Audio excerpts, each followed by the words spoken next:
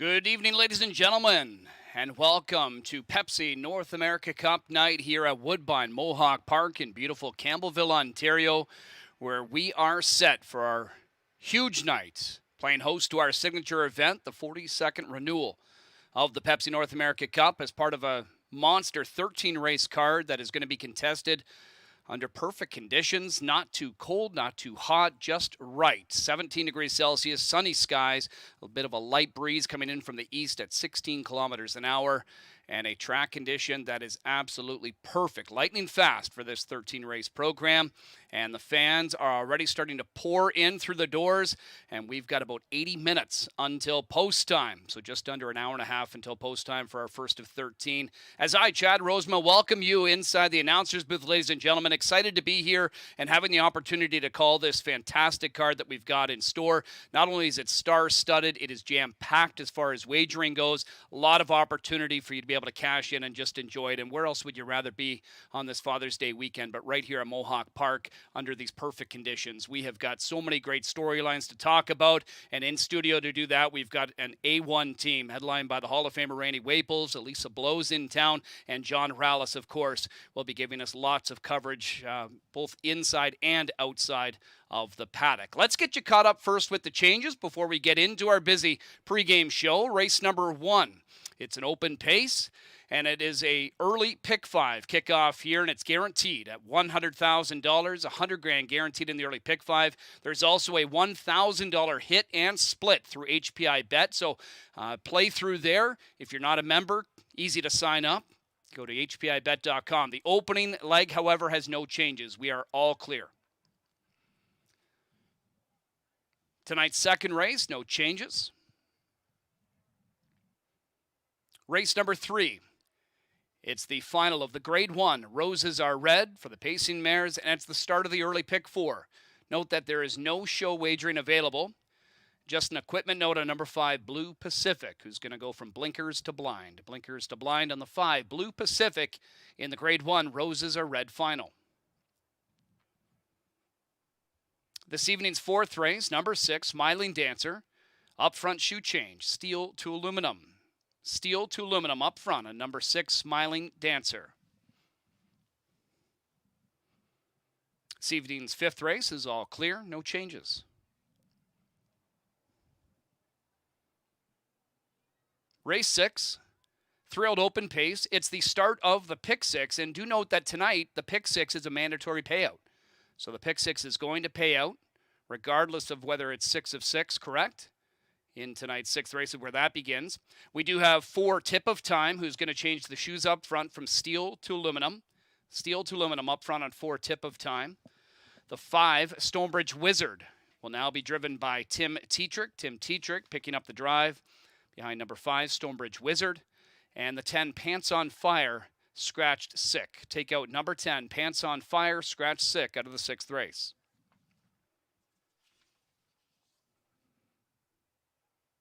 Race 7, it's the Armbro Flight Final Grade 2 event. Kickstarts the All Stakes, pick 5, guaranteed at $100,000. The 10, Choquet, scratched sick. Take out number 10, Choquet, vet scratched sick out of race number 7, the Grade 2 Armbro Flight Final. 8th race, Mohawk Gold Cup Invitational, Grade 3 event. No changes, we're all clear. This evening's 9th race, start of the late pick 5. It is the Grade 2 Good Times Final. No changes in the Grade 2 Good Times Final, race 9. 10th on the program, the final of the Fan Hanover Grade 1 event for the Thrill Pacing Fillies. Kicks off tonight's late pick 4. There's no show wagering. Scratch of 3, Chantilly, due to sickness. Unfortunate scratch of our reigning horse of the year, number 3, Chantilly, taken out sick. Also eligible 11, Duration, does not draw in. She is scratched as well. Race 11, the main event. It's the Grade 1, 42nd edition, Pepsi North America Cup. Number 6, Captain Optimistic. We'll get a shoe change around, going lighter from steel to aluminum, all around shoe change on the 6, Captain Optimistic. Also eligible 11, Pants on Fire, does not draw in. That one is scratched. Race 12, no changes. Race 13, it's the jackpot, high five, mandatory payout. Seeding the pool is a carryover of $421,607.93. There'll be a ton of new money wagered with just a low 15% takeout and all of that new money. Just a shoe change on 11 HP Liz Shadow, part of this 12-horse field, goes from the second tier up front, going flip-flops to steel. Flip-flops to steel up front on the 11 HP Liz Shadow in race 13, that jackpot high five mandatory payout. Any additional changes we'll pass along. You can always catch up with those on the ticker. Check your HPI account as well on the website for any additional changes. Enjoy the night. It's going to be an awesome one. Seems like we were just talking about it a few months ago, but it is now here. Pepsi North America Cup 2025 edition coming your way in under an hour and a half when the card gets underway. Let's learn more about it as we go downstairs to studio with Randy, Elisa, and John. Enjoy, everyone. Frugal Gorman, Jake Lobel. And down the $1 million stretch. Staff director is going to get it off. Here we are. Yankee Cruiser. Driving off winner in Cup 24. Celebration time. Captain Treacherous rushes up on the far outside. Deep stretch battle. A-line is steamrolling for Miller on the far outside now. With $1 million on the line, here comes Nijinsky breathing fire. Drawn clear. Nijinsky hauls home the Pepsi North America Cup in 1:48.1, a perfect second over Tripp, and Rob parlays it into a $1 million score.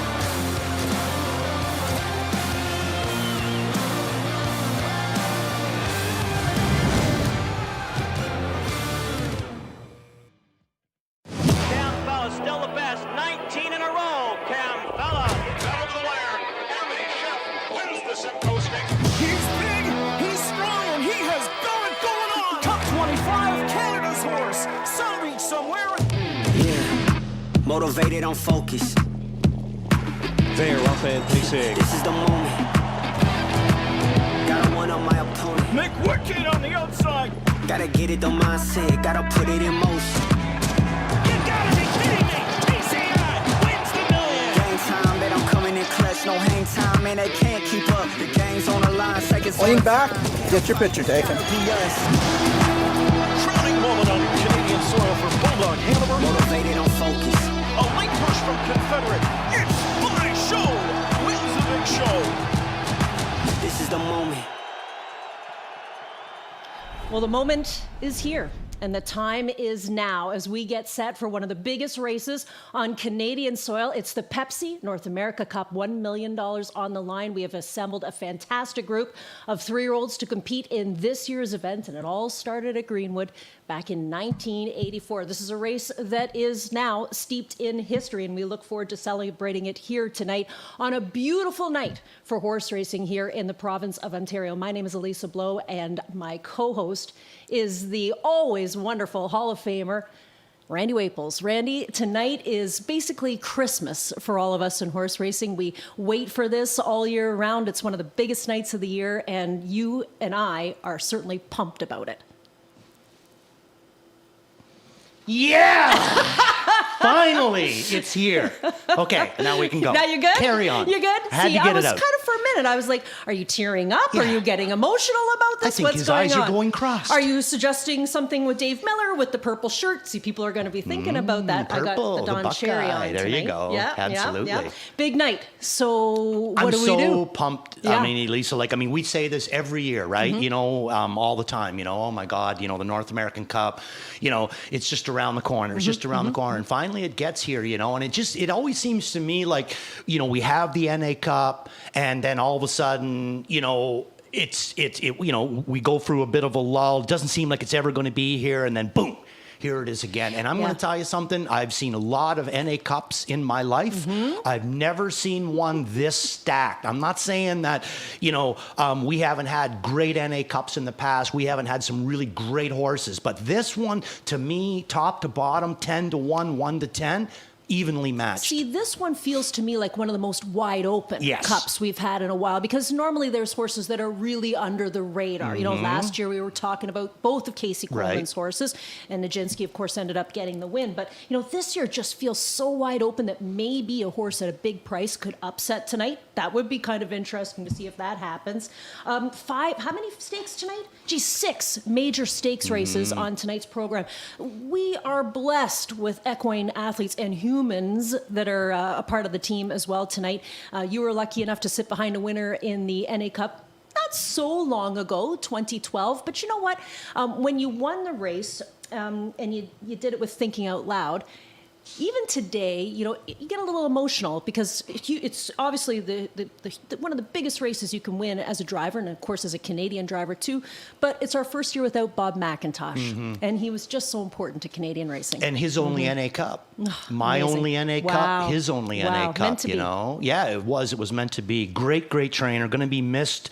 But, you know, there's a guy that's actually been baby racing a few horses that worked for Mr. McIntosh for quite a few years. His name's Jeff Williams. You might want to take a look at him. He's got some 2-year-olds Yep. coming out, and they look really, really good. Yes, so the legacy will continue, I think right? so. I think so, yeah. I Always mean, there'll always, anybody that worked with Bob, drove for Bob or whatever, they'll always talk about Bob. And as long as you're talking about somebody, they'll never be forgotten.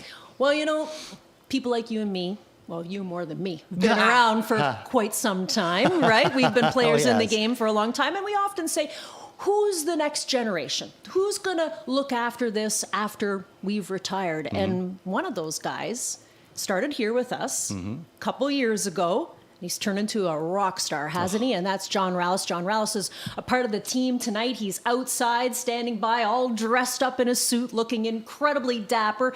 John, welcome back. And again, another beautiful night for horse racing. We couldn't ask for better weather. No, and thanks. It's great to be here, guys. 2023, I was standing in this very same spot with you two both on set, and we got a chance to work our first Pepsi North America Cup together. So to get this opportunity tonight to work again as a team together is going to be a great moment, and I'm really looking forward to it, as we all are. But as for the weather, we were expecting maybe a little bit of rain earlier on in the week. It's held off. We're in store for a beautiful night, and I hope the racing, shows that as well.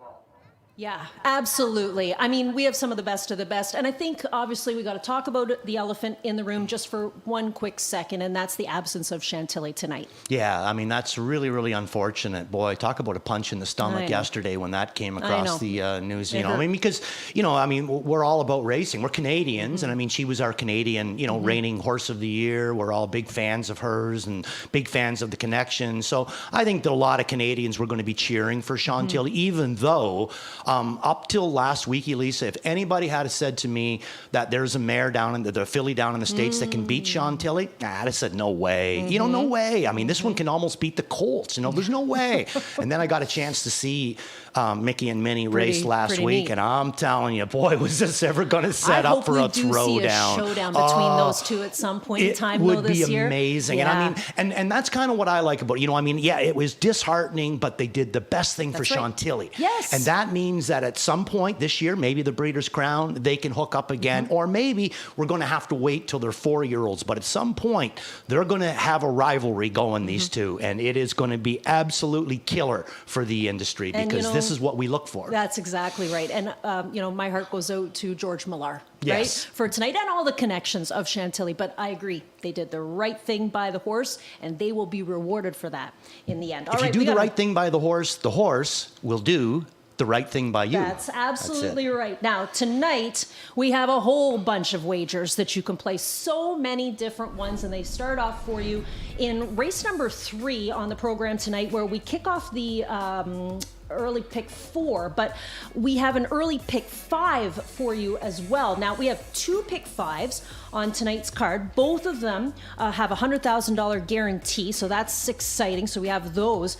But of course, the mandatory payout for the pick 6 comes up on tonight's program as well. But a lot of people are talking about this jackpot high 5, like $421,000. You and I have worked a lot of mandatory payouts for the jackpot high five. I don't know if I've seen one this big. I can't remember one being this high. They let this one run for quite a while. So this was meant to come out on NA Cup night. Exactly, because you guys freeze it, Yeah, right? that's and right. wait. But I mean, talk about a build-up. So that'll go as race number 13, and they don't make it easy for you because we look at $50,000 claimers. But if you're new to the racetrack here, you and I always talk about this. If you're new to the racetrack, this is a great bet to play with friends, people who are here. Everybody throw a couple of bucks in. Everybody puts in a few horses that they like, and you might get lucky and get it. Sometimes it's numbers. Sometimes it's just the name. The name strikes you, and you throw that in. And like I said, anything can happen in one of those mandatories. I don't think there's any real skewed logic to it. No. And sometimes it could just be a quick pick. That's it. Exactly. We've seen those win before. All right, buddy. We have a lot to cover. We got a lot to cover. So let's get into the meat and potatoes of tonight's program. Okay, we'll start things off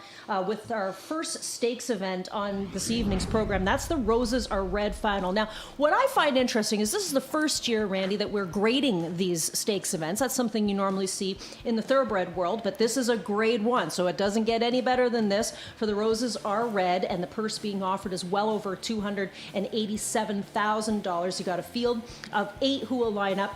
Big story here with Twin B Joe Fresh in town for Chris Ryder. I got to go out there and see Chris Ryder because I actually have a little connection to him vis-a-vis the thoroughbred world, because they actually have a horse that my parents bred that's been racing for them, for the Riders, and doing some winning. Isn't that interesting? Yes. What, in New Jersey? Down in the States, I think at Penn. Nice. So now all of a sudden we're all connected because Facebook is an amazing thing, isn't it, Randy? But he's got Twin B Joe Fresh in here, Dexter Dunn in to compete.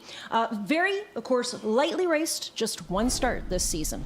Yeah. Nice little tune-up in the qualifier, though, right? Last quarter in 25-4. That's enough to tune you right up. Let's take a look at that one. Yeah. Twin B Joe Fresh, I mean, an absolute... She's been the talk of she has been the talk herself her entire career. But it seemed like, at one point, maybe Sylvia Hanover kind of could get the best of her. But we hadn't seen that at all last year. She definitely was the premier horse. Now, that being said, Sylvia Hanover has now come back and with a win, second start back. And look at that time, almost an identical time as what Twin B Joe Fresh qualified in at the Meadowlands.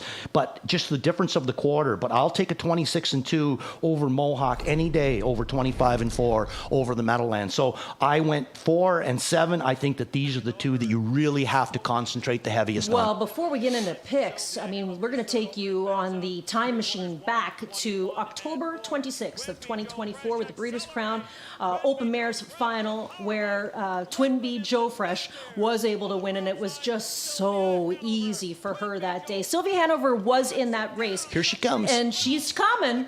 It's a great effort, but this is, I mean, come on. When you lift your hand up and you start pumping before the wire, you're pretty confident that you got the win. So we'll see the matchup again today, but Sylvia Hanover is our local horse, and she's just kind of a cool horse to watch because we're really fortunate we get to see her all the time. She can be so lazy, can't she? And especially when she goes to warm up. If you don't know her, you're going to think that's a plow horse out there on the racetrack, but it's Sylvia. Before we talk a little bit more about her, how about what Twin B Joe Fresh has been able to accomplish? Like, look at the list of accomplishments that she's had. Now, she is the defending champion of this race. She's an O'Brien Award winner.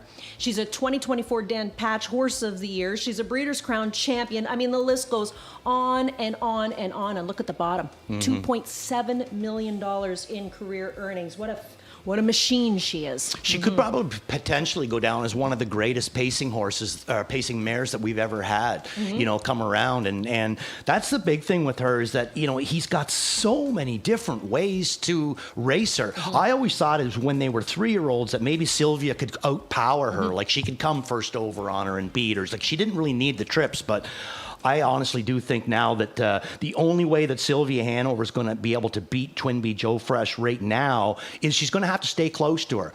Stay very, very close. If she has to come a long ways, I don't think she's going to be able to track her down. So I think that placement behind the gate is imperative today for Bob McClure if he wants to get the job done with Sylvia. Now, that being said, like I said, I mean, he can do everything right, and maybe it's not going to be enough. Maybe Twin B Joe Fresh is just going to be that much again this this year? We're going to be finding out in about an hour or so, but really, really stacked bunch in here as well. And we got a couple of horses down on the inside, I think, Elisa, that could, if anything happened that maybe Twinbee and Sylvia, maybe they didn't show up with their A games, I think the one or two could also come up with big efforts in here as well. And we also got to remember, too, in race number 3, there's no show wagering. All right, yes. So the other interesting thing just to mention quickly is that Sylvia Hanover did win that preferred. She did win her preferred back on June the 7th. So we actually have that replay to show, too, because this just gives you a little taste of when she starts to reel horses in. And that's just kind of her style. Like I said, she's a little lackadaisical, very lackadaisical, when she goes out to warm up. When she turns around, she knows it's all systems go. But she's this kind of a horse. She's a bit of a nail biter. She is, but you know something, Elisa? I think she's come back stronger this year. You know what I mean? And I'll tell you the reason why is last year, 17 starts, 3 wins. She's had 2 starts this year, already a win under her belt. She only needs 2 more to actually duplicate what she did last year. And this is what I like about her. She's winning already, only the 2nd start back. I mean, again, Bobby has to, he works hard on her. He's wheel discing, he's yelling, he's making her pace on, but she never quits. That's the whole thing. If somebody quits, she's not gonna. She's just gonna keep coming at you and at you and at you. So really, really good throwdown in race number 3. Sean Stacey, of course, the conditioner of Sylvia Hanover, our local hero. Race number 3 on the program tonight. We'll kick off the pick 4. We offer all sorts of different wagers for you here. Exacta, try, super, double, pick 3, swinger. Don't forget about that one either, Randy. And all of us taking a look at the 4 in this race. Now, okay, let me just be clear. I didn't pass along selections for tonight because I'm not here all the time. Yeah, no, I get that. And somebody would have to get bumped off of the board. And I don't think that's fair, for our regular people that are here. It's very kind of you. But I'm going to tell you something. I'm going to let you know horses I like. Good. Okay? Yeah. And some of them I like that are at pretty good prices. Good. Let us know. So we'll start off our stakes racing in the 3rd race, and then we go on with the program until race number 7, which is where the next stakes event goes. But in between that, you're going to see some pretty neat horses. Jabberwocky, one of our local favorites, will compete. We'll see Silver Walls, we'll see what he can do after racing in London. Just some really neat horses on the program in between. But race number 7 is the Armbro Flight. Now, this is listed now as a Grade 2 event. The race for fillies and mares, 3-year-olds and up, with a field now of 9. That 10 horse has been scratched. That is a vet scratch from this race. So the Armbro Flight goes for a purse of over $210,000. The race kicks off the $100,000 all stakes guaranteed pick 5. So something really important to mention there. Now we have a few replays to talk about with some of these gals. We're going to start first with the horses that are coming out of the elimination wins. Now, what's interesting about this is if you try to look them up on YouTube, they're hard to find because this was the day that you guys had the 4 o'clock post time. Oh, right, yeah. And then you came back with your later post time. So off card A, you will find the replays for the eliminations for the Armbro Flight, and this is the race for Dial Square. Yeah, big effort here, and James McDonald picking Dial Square up tonight. Aki Svansved was listed on Dial Square. It's his horse, and he's going to elect to go to her next door neighbor, Call Me Goo. So James filled the vacancy, and boy, what a pickup!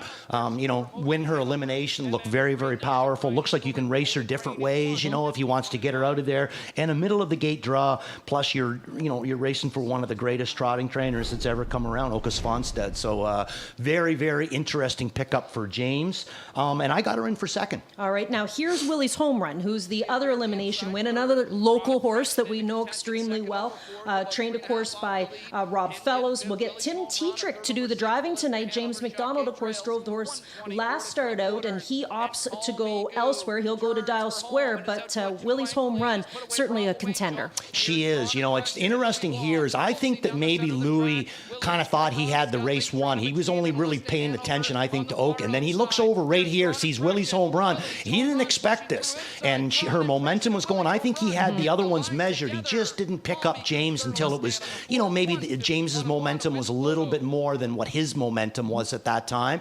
So I think it was, Willie, she deserved that race. She deserved the win. She deserved the mark of 51. She's done great things, just short of $1 million in her career, But I'm not 100% sure if that just wasn't a fantastic James McDonald drive, and I don't know if they're going to be able to repeat it. Well, so again, I think that Louis maybe just kind of got caught napping a little wee bit. All right. Here's the throwdown, though, okay? Now, they're calling this the Scandinavian Smackdown. Sounds like a move for the old WWE wrestling, doesn't it? And we've brought that up before. We've talked about the pile driver. We've talked about a few different moves over our time here commentating on the races. But Swanstead versus Engblom, and just what we've assembled actually are just their North America wins alone. Because if we got into what they were doing in Sweden, I mean, it would just be huge. But look at what they've done just in North America alone. $65 million in earnings for the Svanstead barn and the England barn, with $30 million in career earnings. It's unbelievable. It is. I mean, what a career, you know what I mean? Both guys doing very, very well over here. And I mean, NA wins, it's very, very close. But Oka's got the huge on the money, $65 million. Well, now in the ring, though, Randy, is the Giant versus the Specialist. The Giant being Ron Burke. Look at the wins. Wow. Look at the wins. That's amazing, Okay. And then, of course, Luke Blais, who is the Matra de determination, right? I don't even know if I said it right, but I think I could be close. The maître of determination, the master. Yeah, the one that the 15,000 wins is absolutely unbelievable on Ronnie Burke, but I really got to move down to that earnings at $367 million. I mean, if this guy keeps going the way that he is, he legitimately could end his career with $500 million in earnings. Wow. Like, that is amazing. I know it's a lot to ask, but it's doable. I'm going to ask him if I can borrow 20. I think we'll be, and I don't, could you buy 20, us a coffee? 20 million, I mean. Yeah. One more to take a look at. And what would a fight be like without the underdog? And the underdog, of course, is the trainer of our own Willie's Home Run, earnings of $7.9 million, 536 wins, and that's Kyle Fellows. Yeah, if you ever wanted to build your product around a young, very well-spoken, very intelligent trainer, this is the guy that you'd want to go. Comes from a great racing family, learn from the bottom up. Much, the same that a lot of the greats do, was doing stalls before he ever learned to jog one. And now his career, he's really starting to show, what he's capable of, and Woodbine Mohawk Park's leading trainer last year. So we'll have that trainer showdown for you as race number 7 on the program. That's the Armbro Flight Final, $210,000 on the line, and lots of different selections in here. Randy, of course, going to draw an impression. The other determination horse that Luke Blais sends out. John Rallis going to Call Me Goo for the Svanstead outfit. And, of course, we'll see Garnet, Ghislaine, and the Morning Line all going towards Dial Square, coming in off of that victory in the Elim. What about the money that Call Me Goo put away last year? $730,000. I know.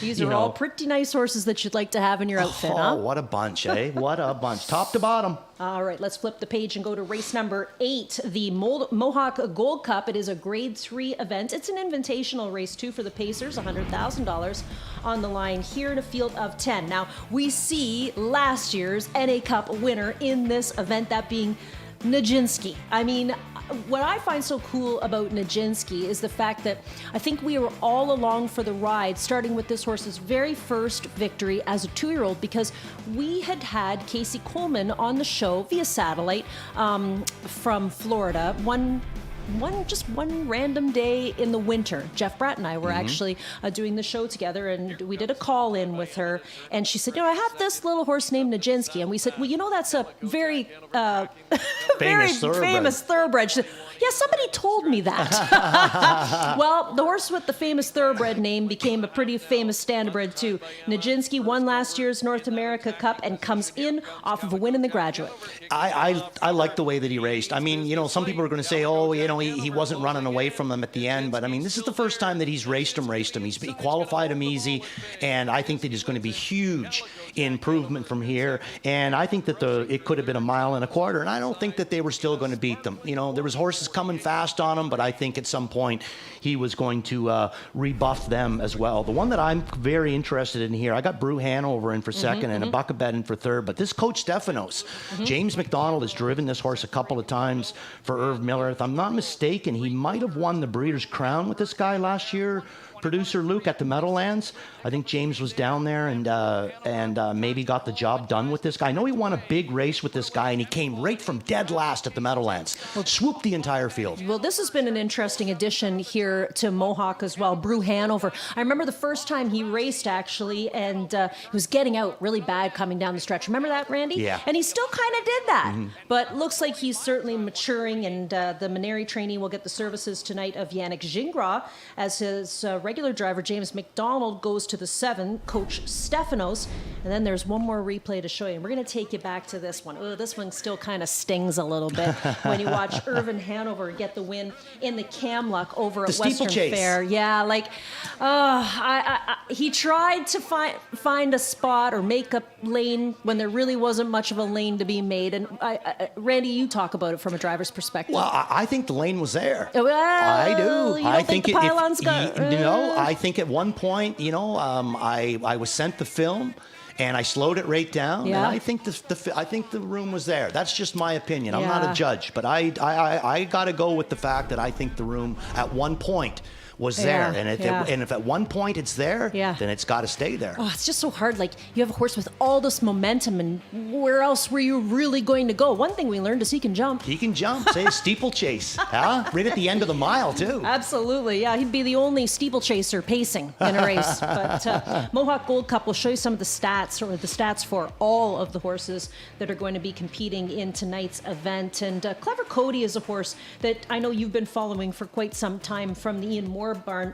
Hasn't managed to win yet this season, Randy, but last year he was a 5-time winner, and I kind of feel like he was a bad luck horse, right? Just when something could go wrong, it seemed to happen to Clever Cody. Yeah, it seems that way, but I think he's kind of came back. Like, I'm not using him tonight, but I think he's come back a little bit strong this year, like a little bit better, because I noticed that Louis was really trying to stay with him as much as he can. Now he ends up in against Nijinsky.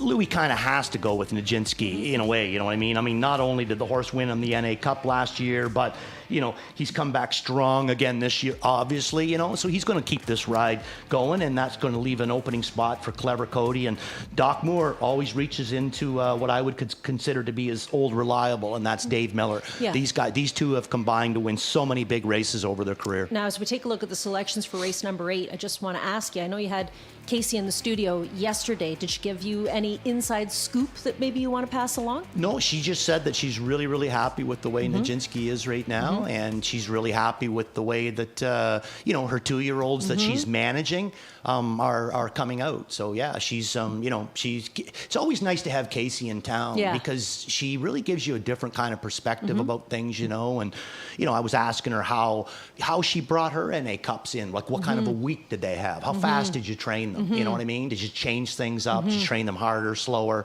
Not at all. And she was really, she was very open. Very forthcoming, I find, very forthcoming, with her. and that's really the way honest. Casey is. You know why? You know what? That's really going to serve her well when she's an agent buying horses for people, because that's what people want is honesty. Tell me honestly what you think about the horse. Don't blow smoke. Just tell me what you think. No. One thing about her, she does have an honesty valve. All right, let's go to race number 8 on the program tonight. This is the Good Times final. And, tonight's Good Times is maybe a little sentimental for Mr. Bax, because he is going into the Hall of Fame this year. Very deservingly. Yeah. And I mean, I think he was up for it a few times, too. So we'll have to congratulate him. And if you see him here on track, make sure you congratulate him. You don't get the ring till after, right, Randy? Yeah, the day that you're there. People always ask me, are you a Hall of Famer the minute they announce you're in the Hall of Fame, or are you a Hall of Famer the night they induct you? What do you think? I mean, you're a Hall of Famer. Yeah, I don't know. I just know I was pretty excited to get that phone call. I'll tell you that. You want to show us the ring a little? Oh, no, Come no, on. this is a different one. Oh, this you didn't is, wear it tonight? No, didn't wear the Hall of Fame ring there tonight there, I didn't, I just decided to throw old silver on instead, just in case something happens later on tonight. Yes, I don't know. exactly. Okay, so yeah. the Good Times final for a purse of well over $220,000 in a field of 9 trotters in this event, and some of them are Hambo eligible, so that's interesting too. We have a couple of horses, obviously, coming out of the Elims that we want to spotlight. The first one being Galen Urso. Now, this is one that Doug McNair is going to drive for his dad, Greg. Huge opportunity in the family to get a big win for Brad Grant, who also happens to be going into the Hall of Fame as well. So look at this. It's a whole bunch of Hall of Famers in here. Yeah, very interesting here, Elisa. You can see his lines before this last start there where he was elimination winner. The goal before that, little bit wanting as far as I'm concerned anyway. Went off his favorite, but just didn't really do a whole lot in there. This night, Greg sends in a whole bunch of changes on this guy, Elisa. He changed his shoes, changed his bridle, and look at the way that he's racing tonight with all these changes brought in. He wasn't sleeping tonight. He had big movement on the end of it, but I can't say I love the way that the 2-horse, who I think could come up with a huge upset in here tonight, and I'm going to use him in for third, is LMC Wagon Wheel, is what I took from that race. Galen Urso, LMC Wagon Wheel, very impressive. Should mention that these replays are also from that card A, that early card that we had. So Emoticon Legacy is the other winner to highlight. This is another Luke Blais and Determination horse. Of course, you get Louis Waugh. He's really their go-to driver. Yes. This is the route I'm actually going to go. I've loved this horse last year. I love the way that he's going to race in this one as well. Now, that being said, I would be remiss on not mentioning Landing on Time, who finished second to Galen Urso. Also going to stay with James and really looks good. And this could be another Xeron getting one ready for the Hambletonian sort of a thing. So interesting there. But boy, Emoticon Legacy, I mean, he just, to me, I'm going to look at it as a jogburger. I bet the whole Xeron crew is here tonight, right? I would imagine. I feel like every NA Cup is when they have their family reunion. Everybody comes into town, right? Yeah, it seems like it. And they live everywhere. Exactly. They live all over the world. Yeah, pretty cool. So we'll be watching for those 2 horses in the final. But here's something else I want you to keep your eye on. These are some horses in the Good Times tonight that are eligible for the Hambletonian, and that takes place on August the 2nd at the Meadowlands. So there's 5 horses that you'll see this evening: Gap Chronos, Galen Urso, Emoticon Legacy, Landing on Time, and Blank, who are all eligible for the Hambo. So it's a stepping stone. We could call the Good Times a stepping stone to the Hambo. Yeah, absolutely. Definitely a stepping stone. A lot of these horses, that have raced in the Good Times have gone on and raced well in the Hambletonian. Well, Kismet comes to mind, yeah, of course. There's one. And here's a look at the field once again and just what they've been able to do in their career so far. But you talking about the 5, LMC Wagon Wheel is your top selection from the Baillargeon outfit with Tyler. No, in for third. In for third. Yeah, You're gonna use that I'm going right back to Luke Blais. All right. This is 2 for me. But your brother has a horse in this race. I was just going to say, sentimentally, I'm kind of hoping for the 7-horse Wild Turkey Hanover. But, this is a big step up for him, too. He's been down into the Good Times, or into the non-winners of 2. He exits non-winners of 2 with a win, goes his first start in against the Good Times, where he's got to face all these Bearcats, and it was a good one. I'm really happy with the last 3 quarters that he put up. That was a big last 3 quarters. He just kept cutting better and better, drops his time down to 53. I think he could come up with a big mile, but I think he's going to have to come up with a big mile. Well, I think your brother's due for another good one, yes, right? Because we've seen him with a few that are hit and miss lately. It's nice for him to get a good one in the barn, so we'll be cheering for that one as well in race number 9. The 10th race is the Fan Hanover. No-show wagering available for you in the Fan Hanover. Of course, we have that major scratch. Yesterday, I don't know how many people sent text messages to me, probably to you, Randy, to our producer Luke, to John Rouse saying Chantilly's out. It was like it was breaking news, you know? Some people were texting me, and I think that they were hoping that I was going to say, no, she's not. You know what I mean? It was like, you know, it's just is a bad she dream. really out? You know what I mean? It was just such a crushing thing. Yeah, and you know, and I was thinking too, at one point in time, so there were a lot of other people, this horse could have been in the Cup. That's another possibility. And then how devastating it would be if they got there and then they had to scratch. And then so, have to scratch. You know what my mother says? Everything happens for a reason. Yes, yeah, for sure. I mean, it's absolutely. It's one race, Elise. It's a great race. Yep. But it's one race. Yep, we're going to see her dance a few dances. That's right. But Mickey and Minnie, it's her turn to put the ears on tonight and see if she can get the win for Chris Ryder. Dexter Dunn, of course, this is a great driver-trainer combination. And here's a pretty neat filly. Oh, watch this thing explode. I'll tell you, you know, like I was saying to you earlier, you know, I mean, if you'd asked me last year if there's a filly that could beat Chantilly, I'd have said no. You'd ask me this year if there's a 3-year-old filly out there that can beat Chantilly, I say no. And then I watched this one, and then my goodness, I mean, the body, if the body language on the horse isn't enough for you, look at the pilot behind it there, just sitting there, shoulders back, tight line. And I mean, she's not going to get up there and just win by a nose. She's going to overpower these horses, you know. So she's going to be so incredibly tough to beat in here tonight, but they're all beatable. Do you know what I noticed about her? She's got a kind of a distinct style. Like when you watch the replays, she kind of carries her head, like she buries her head a little bit. And she's just got, to me, she carries a little bit of swagger. I like that. She looks like a filly with a lot of confidence. Now, we are going to show you this one. This is Chantilly. But the other reason we're keeping it in the loop is because the second and third place finishers are back here tonight. Yeah, they, you know, raced good in against her. I mean, what more can you ask from horses? But both of them put up good efforts. Last Martini finished second in there. I thought West Winds, who I'm going to throw in this race in for third, I thought she was incredibly good. You're going to see Timmy Tetrick coming on the outside with her. I thought she raced a good effort, and you know, I think Tim could come up with another big effort with her. And coming out of the Noel Daly barn just doesn't get much better than that. Yeah, so, you know, it's an interesting event now. Just because this horse kind of lays over doesn't necessarily mean that she wins the race, you know, by miles. It's a horse race. Anything can happen. If she is looking good, then we're going to be watching the time, of course, because that's going to be exciting to see as well. Have you seen her in person? Did you go out and meet her yet? Yes, I did. Yeah? And she's What'd you think? Stunning. Yeah. Stunning. That's what I mean. Like, I mean, it just, when I seen her last week, I'm thinking, wow, is she ever good luck? She still can't beat this other one. Then I watched her race, and it's like, whoa. Yeah, eventually we'll see a showdown between these two fillies, and we're looking forward to it. But tonight it is Mickey and Minnie who will be the feature in the Fan Hanover. At least she's the horse to beat for a purse of $390,000. Wow. Okay, well, that gets us through the first 10 on the evening's program. Guess what we're going to talk about after the commercial break? Tell me. We're going to talk about the NA Cup. But first, a quick commercial. I'm going to stick around. Check it out. Introducing the new and improved taste of Pepsi Zero Sugar. Now more delicious. Zero never tasted so good. Try it now. Quick commercial. I mean, quick commercial. Now, I'm a little parched. You? Yes, absolutely. Shall we? Shall we? Yes. Partake? Yeah, so well, you know me. You don't have we to, didn't. You don't have to ask me twice for Pepsi. Glad you didn't shake mine, because I thought you could do that. And then you have to do the smile. Oh, yes. It is a choice of a new generation.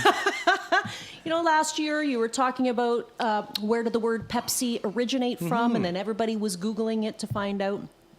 Now we know what that means. Do we really want to get into that again this year? Maybe Pepsi does.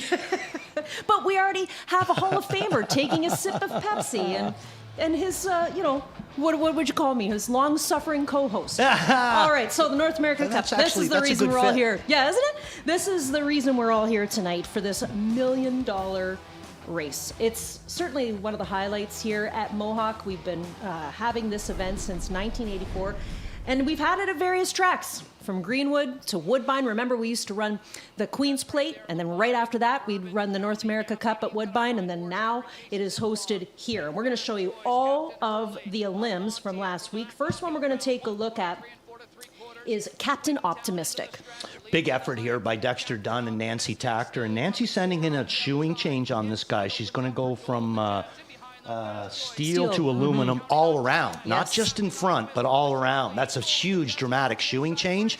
Could really make this guy a lot quicker, but I don't know how much quicker he needs to be. He come first up and just absolutely drilled that bunch in there. So Captain Optimistic coming in here and picks up our winningest post position, Elisa, the 6 hole. All right, this one got my heart pumping. Watching this light up my world last week, this was a great race because there was so much action in it, and it's set up for this deep closing effort. You know, another thing, too, is I'll tell you something there. Chad Rosema, boy, he made this race exciting, too. This was an exciting call that he put on as well there. Well done, Chad, but you're not going to see this too often. I think even when I watched the replay with James McDonald, the interview that he did with Jeff Porchak, he was actually almost vibrating himself, you know what I mean? That he, you know, I think he thought that the horse had that ability, but just he's never done that with him before. You don't often see a horse sitting last in the NA Cup elimination and then just sweep right around the whole field. So Tony Beaton,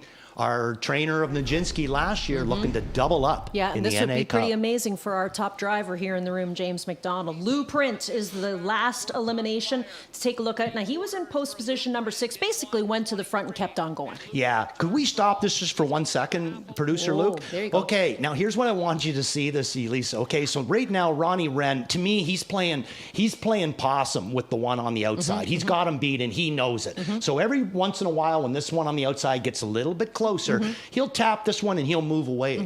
At no time does he see Miller come off of his back. Now watch when he sees Miller and realizes the momentum I saw that Miller too. has. Yeah, here, you know, like I said, he's got Jason beat. He just gives him little taps, looks over, got him beat, shut him down, whip back. All good, all good. Now watch when he sees Dave coming. Right there. Whoa! You know, and I mean, if he doesn't start this horse up, you know, all he's over beat. again. He's I know, beat. I And know. on the run out, you know, he's still moving fast. And this is what Miller and Moore do when they get together. It's so funny. I was watching that race last week live. Of course, we're all watching the eliminations, and I'm thinking to myself, he doesn't see this horse coming. No. And you know what? I got to tell you something. I really like Prince Hal Hanover's chances tonight. I think it could be a purple evening tonight. But this is something really cool. And you see This this is so time, cool. you know, from time to time on various sports shows when they take the replays and they overlay them, right?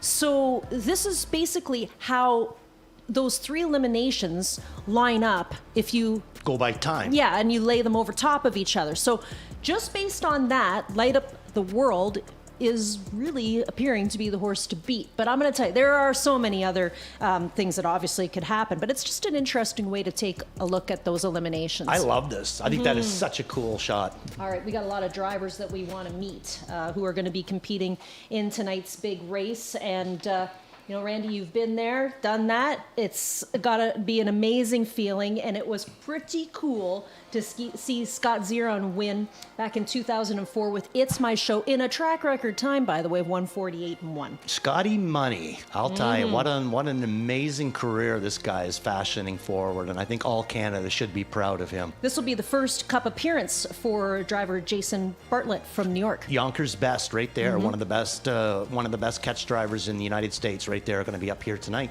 Of course, one of our home team is with a Louis smile. Roy. Yep, and we know that he won last year with Nijinsky. It was pretty awesome to watch him win that, and he's had quite a few Cup appearances. Some of the lightest hands that I've ever seen on a driver. Big smile there. That must have been after he won the race. Ronnie Wren Jr. in from Chagrin Falls, Ohio. It's his very first Cup appearance. You know something, this is one of the first times that I got to see him drive up close, and I absolutely loved it, because I kind of find he drives a little bit like a horseman. Here's our local hero. He even has his own action figure.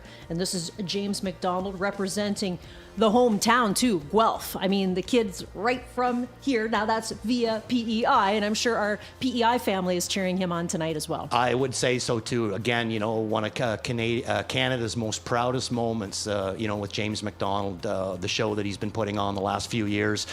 We're up to 4-time Canadian Pretty Driver amazing. of the Year. Amazing career. Well, here's one of the biggest drivers in the world here to join us tonight, and this is Dexter Dunn, $90 million in North American earnings, 2024 USA Driver of the Year. He is in from New Jersey. but that's via New Zealand. You know, there's one of my favorite movies was a Paul Newman movie called Cool Hand Luke. I would call this guy Cool Hand Dexter. Never gets shooken, never, you know, and never is in a bad spot or anything like that. He just really, really knows his craft. Now, even though Yannick Gingras is an American now, he's based out of New Jersey, we're going to claim him as one of our own because he was born in Quebec. Yeah, definitely. You know, really, really bright light for Canadian racing. This guy can do everything that he can do on the track, and he's one of the few drivers that can actually come in talking to a microphone and is really, really good at that as well. So really, really big time.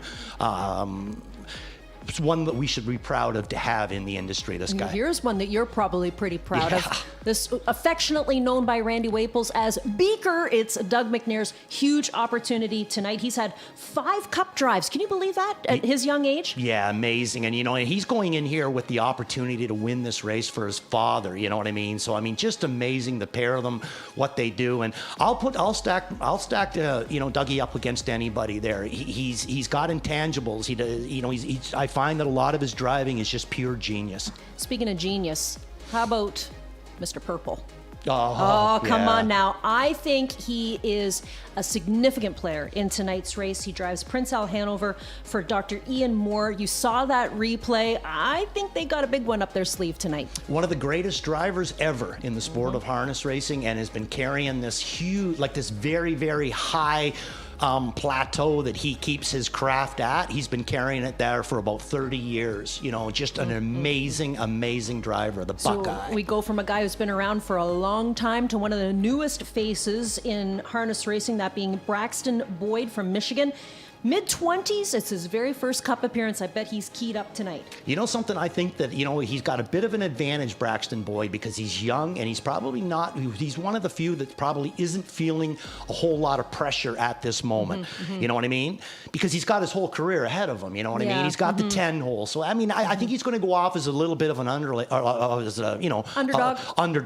But two things. Number one, I watched him drive a horse called Van Diemen Blue Chip there and he's fearless, this kid. And then I watched him drive Madden Oaks, the horse that he has in this race. Again, a fearless drive as well. So what he's going to do out of the 10 hole, who knows? But this guy's going to have a long, long career in the sport. And again, another driver that is exciting. He makes things happen. So we've met our drivers. Now let's meet the trainers, okay? Yes. Because we have some veterans and some people with their very first Cup starters tonight, including this guy here. That's Jared Bako coming in from New York. Now, we will claim as a Canadian as well because he's from Ontario. This is his very first Cup starter tonight. Yeah, he learned the craft from his father, Laurie Bako, one of my favorites. One time, Laurie was training for the Copus family, I think, as a matter of fact. But Jared Bako, you know, hardworking kind of a guy, recently gone down to the States, but back up here to win the NA Cup for Canada. 2 young guns. You got Hunter Oakes in this race as well. This will be his very first Cup starter. And then we get to some legends. Dr. Ian Moore recently installed into the Horse Racing Hall of Fame. He is a legend up here, the trainer of some pretty amazing horses, and he has 2 entries tonight. One of the sharpest horsemen I've ever been around in my life. Now, Ronnie Burke, I would have to say that definitely one of the sharpest horsemen as well, and also one of the most hardest working individuals that I've ever saw. And of course, Ron Burke won in 2014 with JK End of an Era. We got a few more to take a look at. Another home team guy, and that's Tony Beaton from Waterdown, Ontario. Now, he came to Ontario via Nova Scotia, so I'm sure a lot of people will be watching in Truro today to see how he does, and we know what he did last year. He won the Cup. One of the nicest people I've ever met, and one of the most talented as well. Just a superior human being, and I mean, best of luck tonight, Tony. As for that lady beside you, wow, what a career she's fashioning. Yep, talk about girl power. She's had 6 Cup starters. She has won it. She won it with Captain Crunch back in 2019, and she also won in 2020, so back-to-back Cup wins. That time she won with Tall Dark Stranger. Here's Greg McNair, a familiar face around this paddock. I've drove a few for him. I think that picture was taken after one of the times I drove for him because he looks a little bit angry right there. But, you know, a crack shot. A lot of people, you got to understand, you know, this horse is not far away. You got to pay attention to this horse because between him and Dougie, I think that this horse could come up with a huge effort tonight. I saw, actually, when I was walking around the grandstand area, it looks like we're going to have a lot of people here from the London Knights. They're going to be here to cheer on Crack Shot this evening. Part owner Dale Hunter. There you go. And then Cameron Capone, he is the trainer of Madden Oaks and first Cup starter for him tonight as well. Obviously, you can see by his earnings and his wins, he's just starting his career. But his dad, Mark Capone, one of the top trainer for for a very long time. I met Cameron Capone when I was down in White Birch in New Jersey working for Determination. What a character this guy is! Yeah, he's just so much fun to be around. He's always happy and bubbly. Kind of reminds you of Dan. Our man Dan here, Chewy.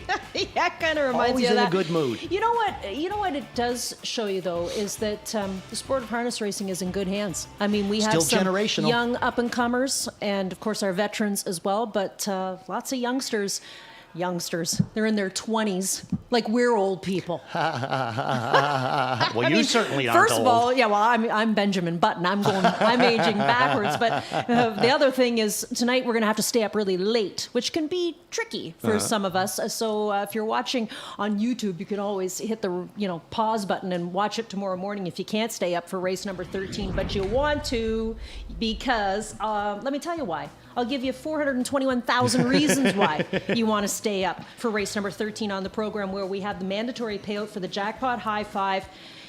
It's a $50,000 claimer, and they give us 12, which means we got trailers in this race. Favoritism has been given to the 6. That's Dragon on the Beach for James McDonald and Dave Maneri, and you're going to key this horse in your ticket tonight. I think this is a huge drop down for him, coming from the horses that he's raced in the past, and moving into this class. It took a mark 48-3 over our circuit last season. Has already won in 50. You'll see his last start here was the winning effort, but that was back on May the 31st. So, I honestly think, Elisa, that there's a reason why he's in this 50,000 claimer. You know what I mean? Like, I don't think that they're putting him in here to keep him. I think they're putting him in here, and thinking that, at some point somebody's going to grab him and move on with him. But I do think he's the class of the field. I'm willing to support him. It's called marketing aggressively. Yes, that's the way I like to put it. And this is a horse that a lot of people are going to be using. But guess what? John Rollis has passed along a ticket as well, and he likes to go long shot shopping once in a blue moon. He's going to use the 1 on top, and that's order 1 to go, 5-1 morning line. John, take us through your ticket. Yeah, I know that the 6 horse is going to be tough to beat here, Dragon on the Beach, but I'm going to try order 1 to go, fresh off the claim here for new trainer Gary Murner. We know that this guy likes to do his best work late in the mile, and with 12 horses and, in typical high five fashion, there's going to be some speed to chase in this group. So I think there's going to be a lot of speed, especially early on, and hopefully driver Jason Bartlett, who's going to stick around till the finale here and sit behind this guy. Hopefully he can work out a pretty nice trip. You know what? Maybe he's going to get a little bit more aggressive with them too. Bartlett typically has an aggressive nature when he wants to sit behind horses, and I think that maybe this guy could be spotted in a nice spot early, and I think that he might be able to pick them off late. So I'm going to take a stand with order 1 to go on my ticket. So that's a look at John's ticket. You've seen Randy's ticket, and now you're going to see Mark McKelvey's ticket.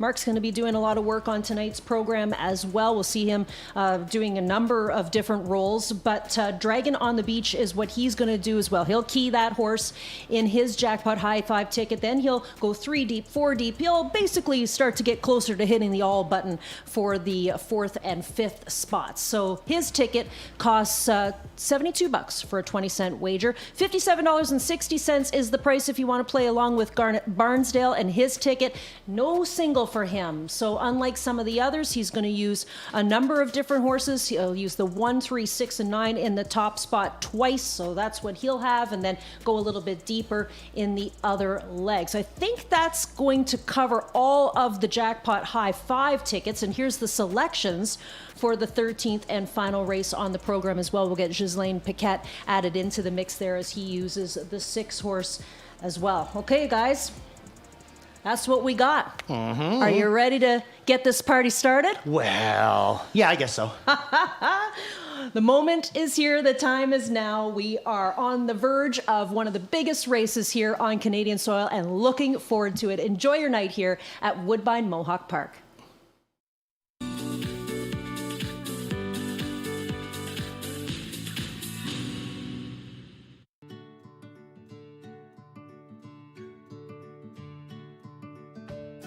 Hello and welcome to the Milton District Hospital. We've been caring for this community since 1959. Come on in, let me show you around your hospital. The baby business in Milton is booming. Last year, we welcomed 1,568 babies. With all the growth in our family population, we're so pleased to share that we opened 4 new pediatric beds to care for our littlest patients when they need us most. A first for Milton, which we're so excited about. Welcome to the Magna International Diagnostic Imaging Department. Right here at the Milton District Hospital, we performed more than 94,000 diagnostic imaging exams in the last year alone. Here at the Orlando Emergency Department, our outstanding physicians cared for more than 57,000 patients last year. This remarkable care is only possible because of the generous support of our community. At Milton District Hospital Foundation, we raise the necessary funds to buy essential medical equipment that enables our physicians and our medical staff to provide the high-quality care and compassionate care for all those who walk through our doors. Philanthropy is vital to the hospital. All of the funds raised support the purchase of necessary medical equipment, which is not funded by the government. Your generosity makes a difference.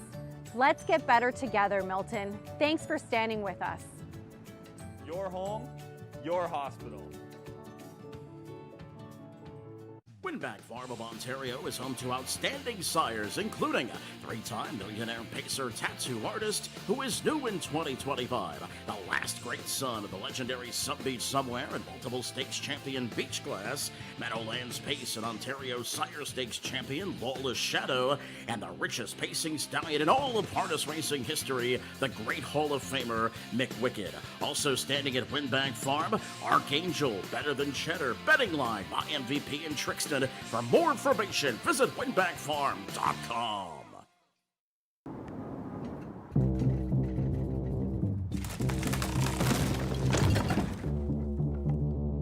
If I cut my hair, hope I grow it long. Back tight like the way before. If I wear it straight, will they like me more? Like those girls on front covers. I don't want no struggles, I don't want no fears. I don't want no struggles, I don't want no fears. Got time to feed myself and soul. Time to feed myself and soul.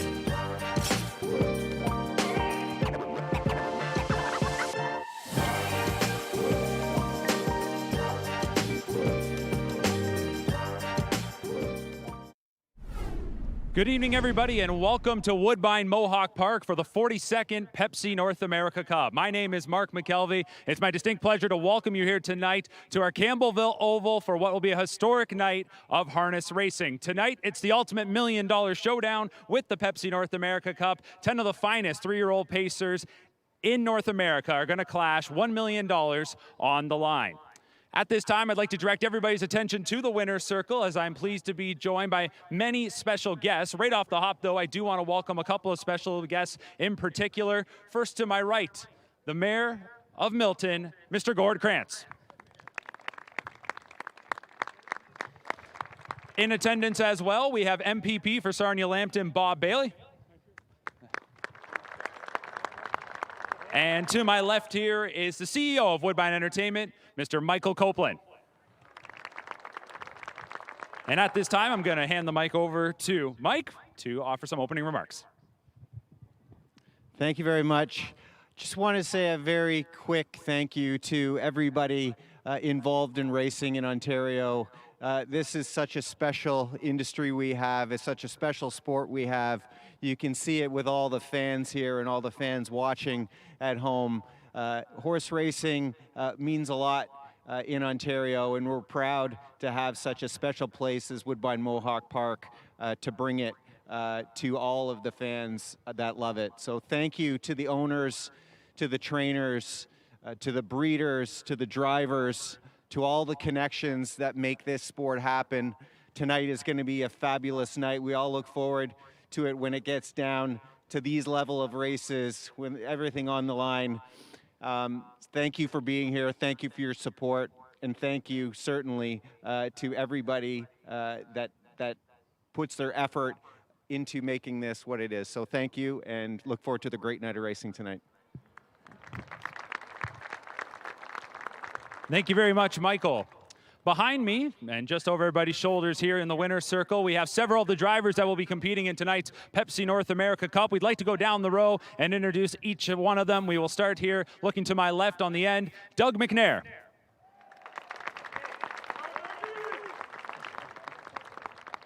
Doug will be driving Crackshot. Next up, driving Captain Optimistic, Dexter Dunn. Driving Madden Oaks, Braxton Boyd. The driver of Swingtown, Yannick Gingras. Driving Joel and the Jets, Louis Philippois. Sitting behind Light Up the World, James McDonald. And driving Dandy Ideal, Jason Bartlett. Also in the race tonight, Scott Zeron will drive Fast Choice, and Ronnie Wren Jr. will be driving Blueprint. At this time, I want to call attention to those to my right. With us tonight are representatives of the Ontario Standardbred Adoption Society. Woodbine Entertainment is committed to the care and the well-being of our equine athletes, and we continue to show that commitment by tonight making a donation of $20,000 to the Ontario Standardbred Adoption Society as we continue to push for rehoming, finding those forever homes for our standardbred racehorses. I will slide out now, have Joanne Colville, along with those reps from OSAS, join our Woodbine executives and our special guests for a special check presentation. Once again, $20,000 to the Ontario Standardbred Adoption Society.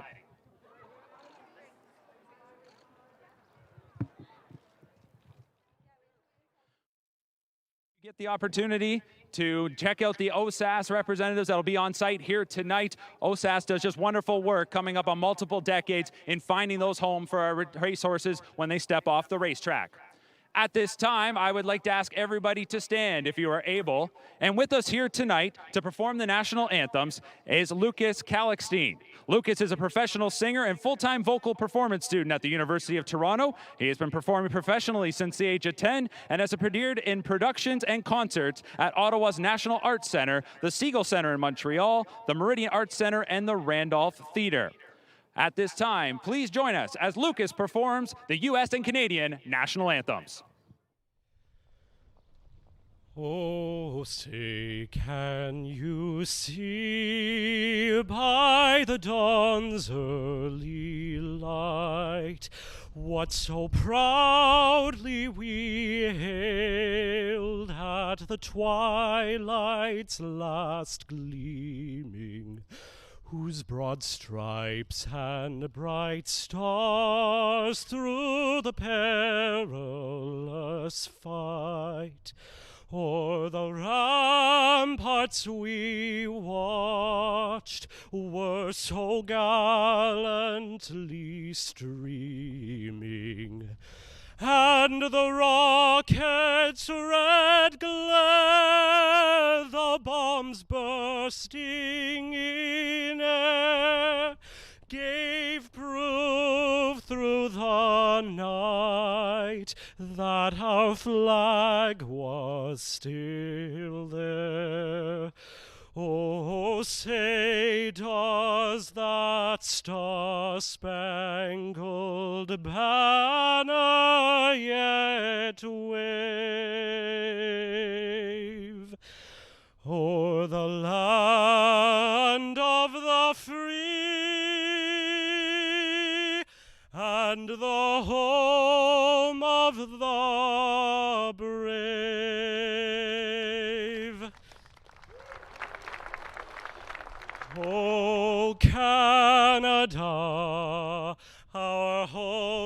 native land.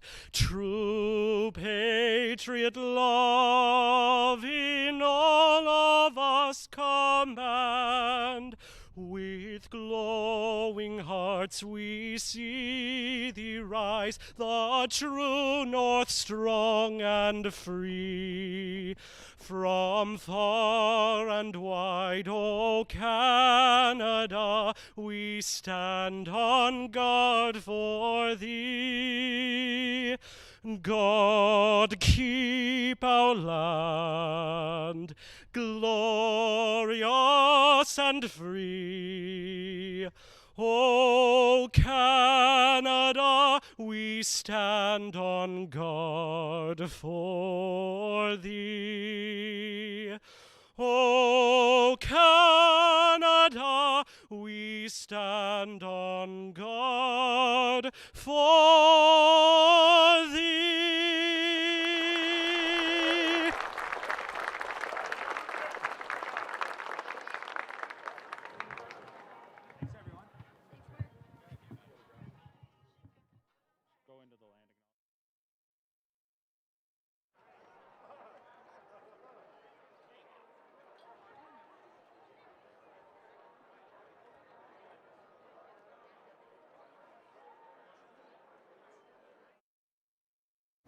Hello everyone, my name is Judy Ann Lang, a team member of Woodbine Entertainment.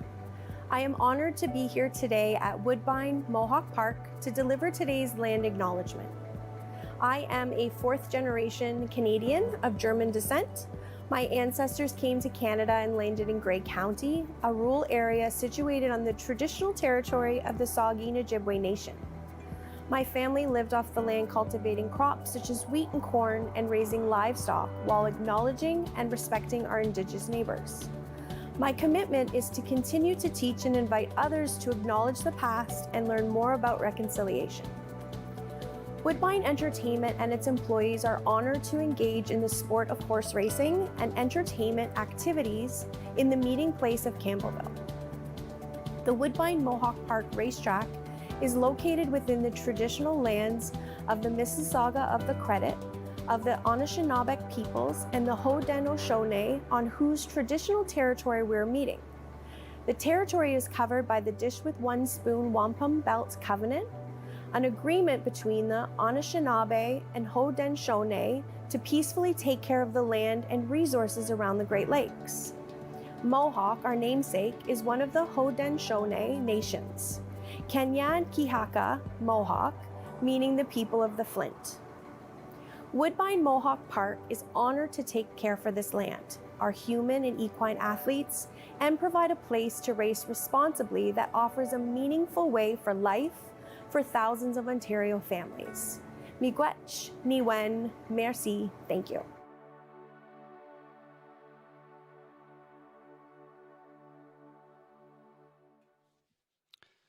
Inside 10 minutes to post time for the first of 13 on this terrific Saturday NA Cup program. Let's go through another run of changes as there has been some additional ones added along. Race number 1 to kick off the early pick 5 guaranteed at $100,000. The 8 Storm Shadow make the driver Todd McCarthy. Todd McCarthy driving 8 Storm Shadow in the Saturday opener. Race number 2, no changes.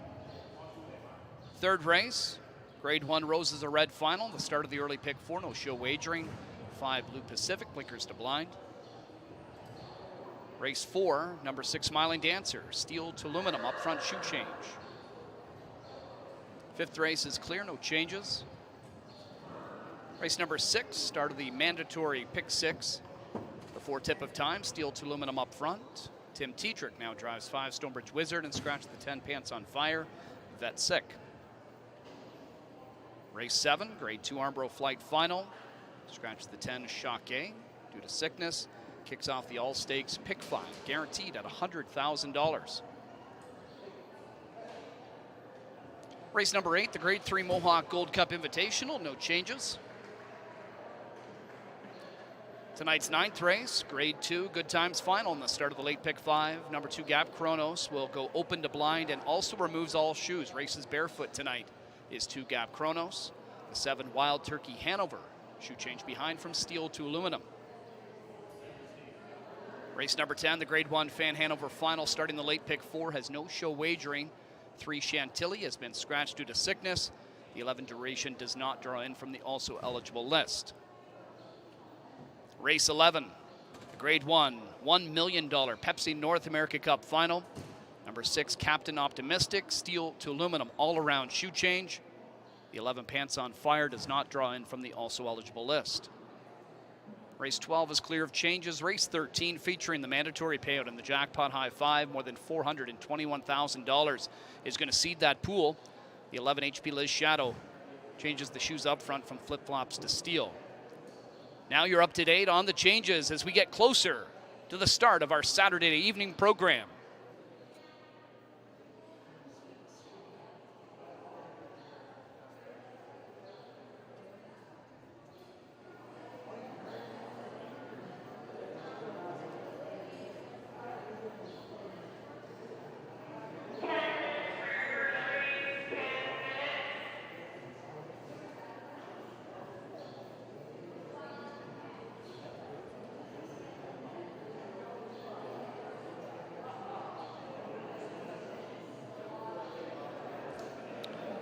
Additionally, ladies and gentlemen, we've got a scratch now to pass along in tonight's 7th race.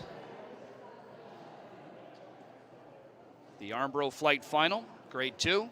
An additional scratch along with the 10 Choquet.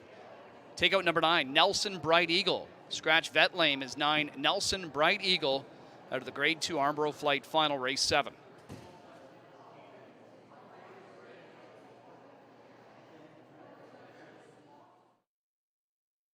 Winback Farm of Ontario is home to outstanding sires, including three-time millionaire pacer tattoo artist who is new in 2025, the last great son of the legendary Sub Beach Somewhere and multiple stakes champion Beachglass, Meadowlands Pace and Ontario Sire Stakes champion Lawless Shadow, and the richest pacing stallion in all of harness racing history, the great Hall of Famer Mick Wicked.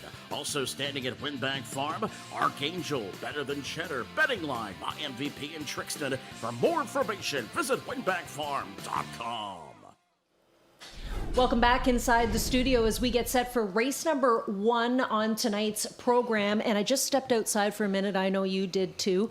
This is the kind of weather that we hope for for a night like tonight. Like, to me, it's perfect racing weather because it's not too hot for the horses, not too cold. As Goldilocks says, it's just right. Yeah, and there's a little bit of a breeze, so it's going to keep the bugs away and, you know, kind of cool them down a little bit, you know. I mean, nothing better than when you're hot walking out and getting a little bit of breeze. So I agree with you. I think that tonight, you know, is set up for some real serious racing. Now, we did get a late driver change in race number 1 on the program, and that comes with the 8 Storm Shadow, the Moore trainee. The driver will now be Todd McCarthy, but Dave Miller, don't worry, he's coming.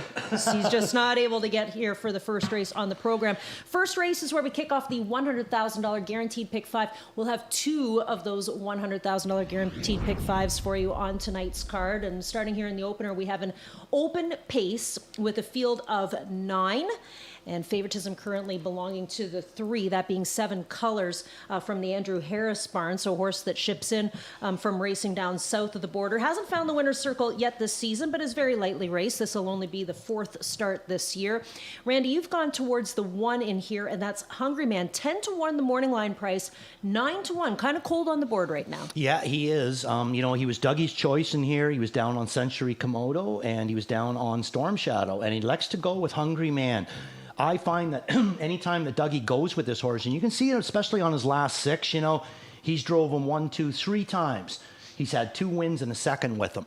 He seems to really get along good with him. He was his choice in this race. I always kind of consider him to be a bit of a dangerous kind of a horse. So I'm going to go price shopping right off the bat, Elisa, try to start this night off with a bang. And Hungry Man is going to be my all in, or no, actually he's my worth a look play tonight. Oh, yes. I guess we didn't show plays of the day for tonight that we normally put up, but we'll pass those along to you as the night goes on.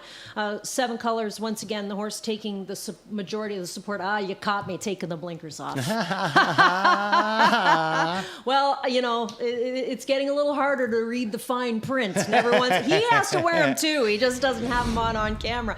We have the plays of the day to pass along for you as well. Plays of the night, I should say. And we'll start off first with the Hall of Famer. And like you said, your worth a look play is Hungry Man in the opener on the program. You want to go through your other selections? Yeah, you know, so I got in race number 5, my beat the favorite is going to be codename Cigar Box for Cullen. And in the race number 7 is going to be my Waples Watch, and that's Drawn Impression. I think that maybe Louis got caught just a little napping last week.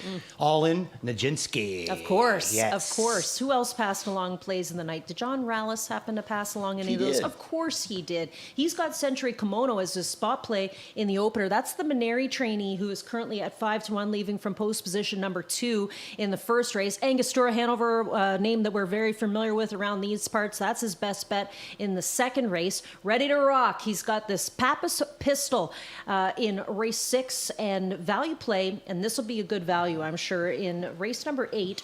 Let me just Mohawk look that Gold one Cup. up.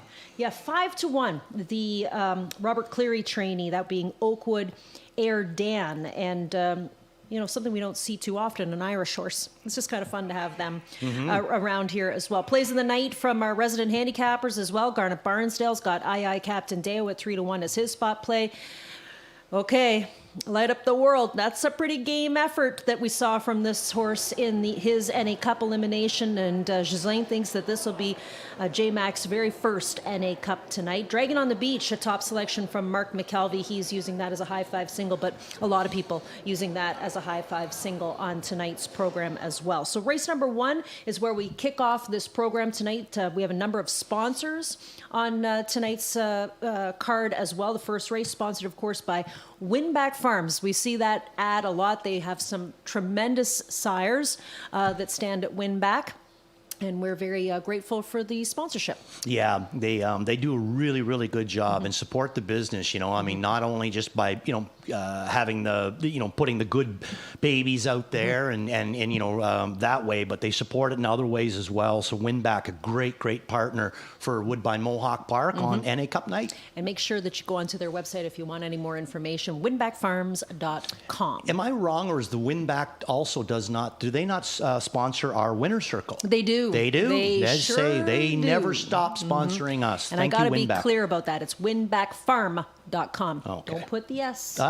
on you go. the end. That might take you somewhere else. You never know. So race number 1, Pacers to kick off the card. We will meet this field as they head out onto the track for post-parade. And I haven't heard anything in the paddock yet about taking them out onto the track yet. No. But we'll probably have a slight drag. Yeah, I would have to think so. But we can probably fill a little time with a few more of of the way to kind of go in here as well. Well, we have a ticket to pass along here as well. One other thing we want to pass along. Did you put in a pick 5 ticket? Yes. I think yes, you I did. And it starts here in this race. But first we're going to use John. So we'll put up John Rallis's early pick 5 ticket for you so you can maybe play along if you'd like. He'll single, and he likes to do this. Because, look at that. It's the beginning of the night. You don't want to, have all the big bet early, right? But you want a bet that's going to cash so you can play with our money instead of yours for the rest of the day. He'll single the 2, Century Komodo, in this spot. Then he'll single the 6 in race number 2, second half of the early double, that being Angostura Hanover. He'll single the 4 in race number 3, Twin Bee Joe Fresh, a likely single for a lot of people in the early pick 5. In the 4th race on the program, he'll go 3 deep using the 5 Silver Walls. I'm excited to see this horse tonight. The 6 Smiling Dancer, and the 10 Bruno No. And then in the 5th race, he'll go 4 deep with the 2, 5, 7, and the 9. And here is the Hall of Famers ticket for the early pick 5. Take us through it. Yeah, I only single in race number 3. That's going to be the 4-horse Twin Bee Joe Fresh. Twin Bee Joe Fresh. I looked at that as the free square. The rest of them, I don't go nearly as skinny as John there. So I'm trying to keep myself in the game.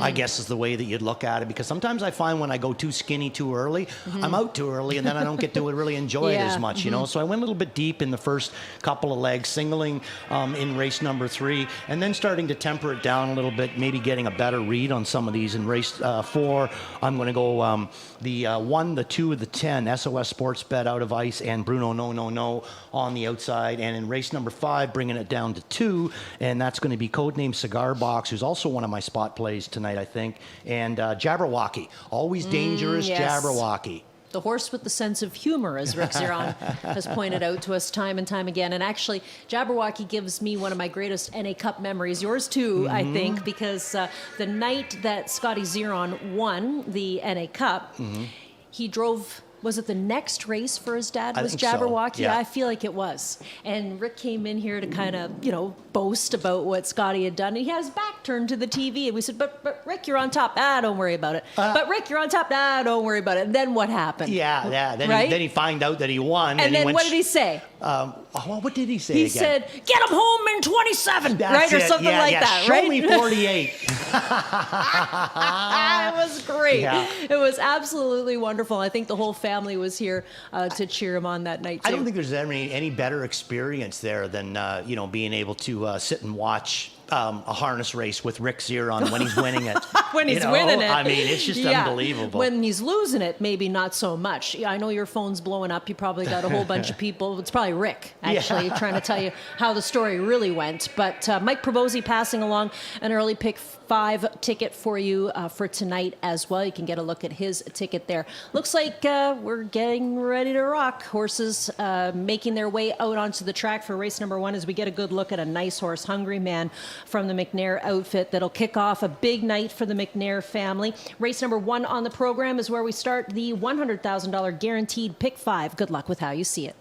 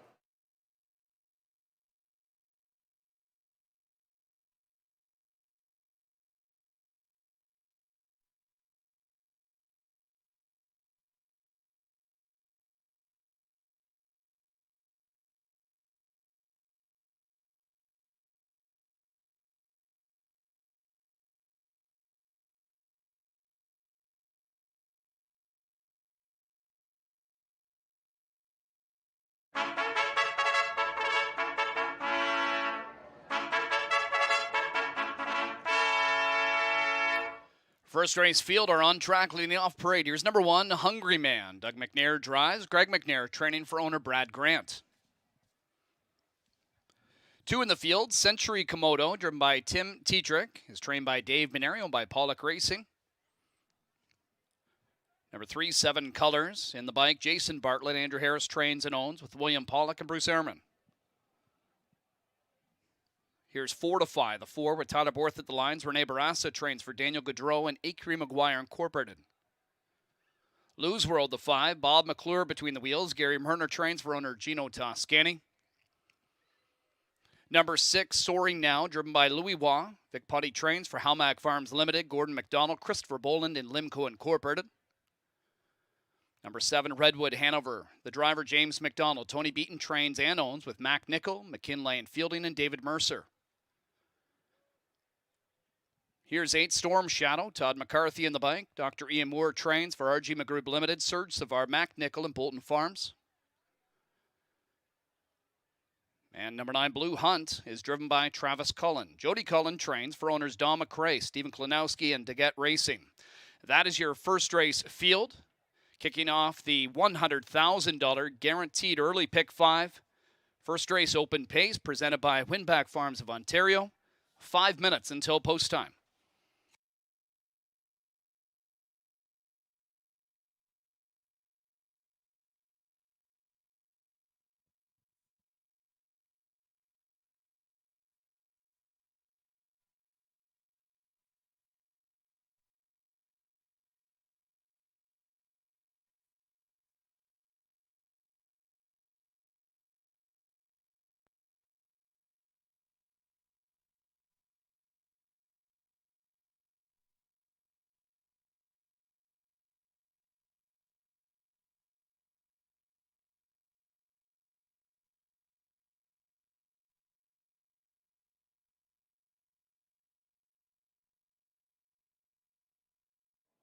All right, here standing alongside trainer Dave Maneri, who sends out a few starters on this Saturday night card. We're going to start off here in the opener, Dave. Century Komodo. He hasn't hit the board in 4 straight, but he's racing better than his lines up here.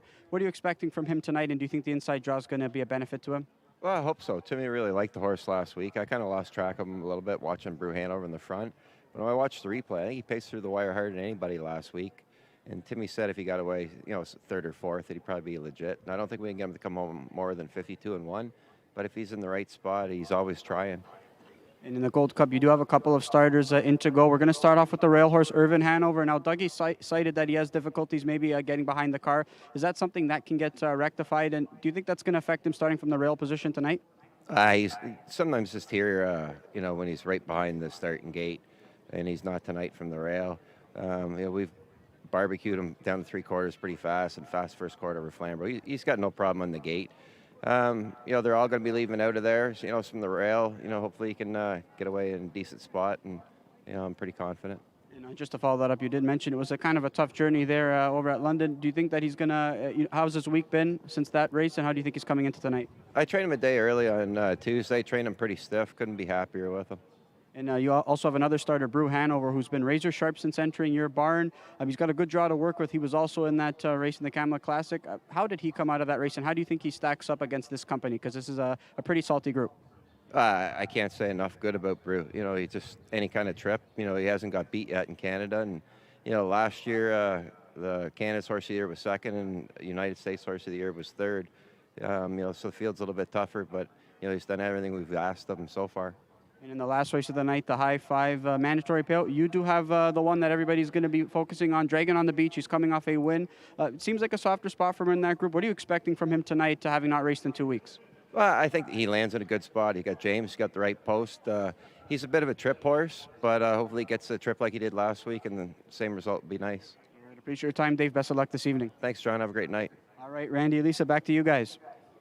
Yeah, Dave's got a really busy evening tonight, and he starts it off, here, obviously, in the opener with the 2-horse Century Komodo, and it's always great to start off a big night with your first horse that you send out going into the winner's circle. Taking a look at this horse a little more closely, though. 5-1. Public's not too sure about this horse. They've got the 3 at 8-5. They got the 6 soaring now bet down to 9-5. This is a Vic Putty trainee who was 5th last start in the preferred, but had rattled off a number of preferred victories since coming up from the States. Him and Louis were doing real well together. Louis elects to go to, I don't think Louis was here last week. That's why he didn't drive, and Jody picked him up.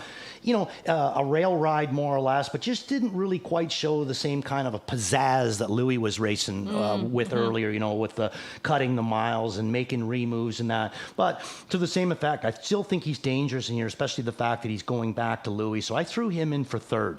What do you think about the chances? And I know it's not exactly the greatest post position, but one of our real top conditioners here, year in, year out, is Jody Cullen. She's enjoyed a really good campaign so far this season. She sends out Blue Hunt in this race, and he's got some back class. Oh, definitely has a lot of back class too, as well. And had a great campaign last year, winning 47-4 over our surface. So he's definitely good here. But biggest thing that I think that he's going to really it could get him into some trouble is this outside post position. There's just so much speed on the inside of him. I don't know if he can get him out of there and find a spot. I don't know if he can get him out of there and create a spot. Not really sure what Travis is going to do in here, but definitely I agree. A horse that could, get the job done at a big price. Now, maybe for those of you who don't regularly play Woodbine or Mohawk, Tyler Borth, a local name here who's doing very well too. Absolutely, yeah. Definitely talk about, the sport carrying on. That's what we're getting, young driver like him. Well, this is a great night tonight for Mr. Chad Rosema. Chad, good luck with all your calls tonight, and enjoy the evening. You're in for a real treat. Yeah, we all are. Appreciate that. We've got a great crowd. It'll continue to grow here as we get closer and closer, obviously, to the big moment. But it's a great card that starts with this open pace, presented by Winback Farms of Ontario. 2025 Pepsi North America Cup card set to get underway. Here they come. And they're off and pacing. And trying to leave out of there from the outside, Blue Hunt flashes early speed from the 9-hole. Also driving out is going to be Fortify. Going with that one will be 7 Colors from the rail. Hungry Man, and behind them as well is Soaring Now. Then back to Century Komodo, who's 6th, heading to the opening turn. He'll be followed by Lose World. Then to the outside, Storm Shadow and Redwood Hanover into that opening turn. Still battling up front here. Blue Hunt parked and driving forward, 25-3. Opening quarter, Blue Hunt at big odds. Now leads them into the backstretch over Fortify. 7 Colors with a seat 3rd. 4-5 favorite Soaring Now. About 5 off the early lead from 4th. He's 2 in front of Hungry Man, the 5th one. Then it is Century Komodo getting on the move early here for T-Trick. Back to Lose World to the inside. Outside is Storm Shadow. Yet to see the pylons. Redwood Hanover is the trailer. Blue Hunt and Travis Cullen will lead them up to the half over Fortify. 7 Colors and Bartlett first up out of 3rd. 54-3 down to the half. 2nd over Soaring Now, working out a nice trip. Inside, locked up 5th, Hungry Man. 3rd over Century Komodo. Pinned in is Lose World. 4th over Storm Shadow. Trailer continues to be Redwood Hanover. Here's 7 Colors continuing to move well on the outside and getting by leader Blue Hunt. 7 Colors and Bartlett take over, heading to 3/4. They cross over, open up a quick 2. Plugs are now out. 3/4 in 1:21-4, and they turn for home, and it's 7 Colors with a 2-length jump. Soaring Now down the center of the track. Blue Hunt trying to battle. In behind them is Century Komodo. Nobody really live from the back just yet. 7 Colors still leading it by 2.5. Soaring Now is responding to some wah urging. He's closing. Century Komodo as well. Here's Soaring Now on the outside. Century Komodo to fend off. Soaring Now gets the win. It's Soaring Now to take the open over Century Komodo and 7 Colors in 1:48-4.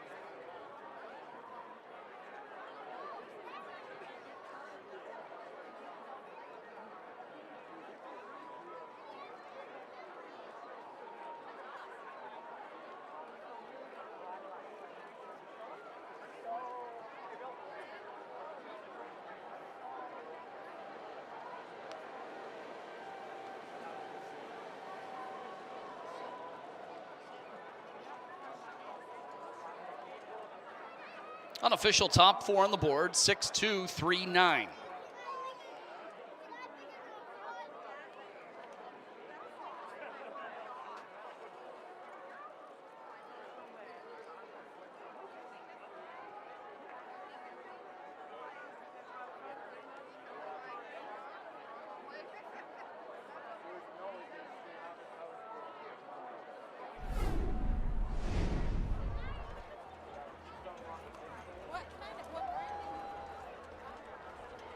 Coming back in front of us, first race winner on this NA Cup program, capturing the $40,000 open pace. Number 6, Soaring Now, 6-year-old bay horse by JKN de Venera.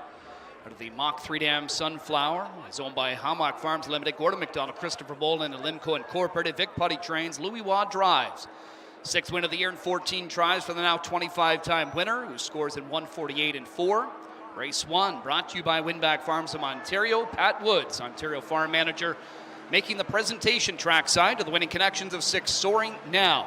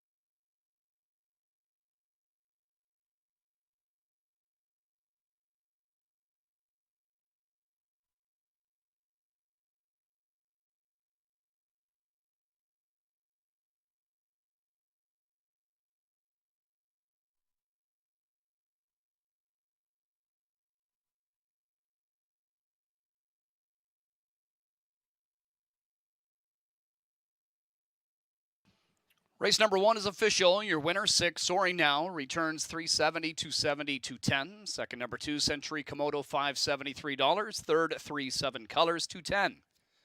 $2 Exacta, $23.90. The dollar Trifecta, $26.90. Dollar Superfecta, $177.05. Tonight's early pick 5. Pool was nearly $190,000.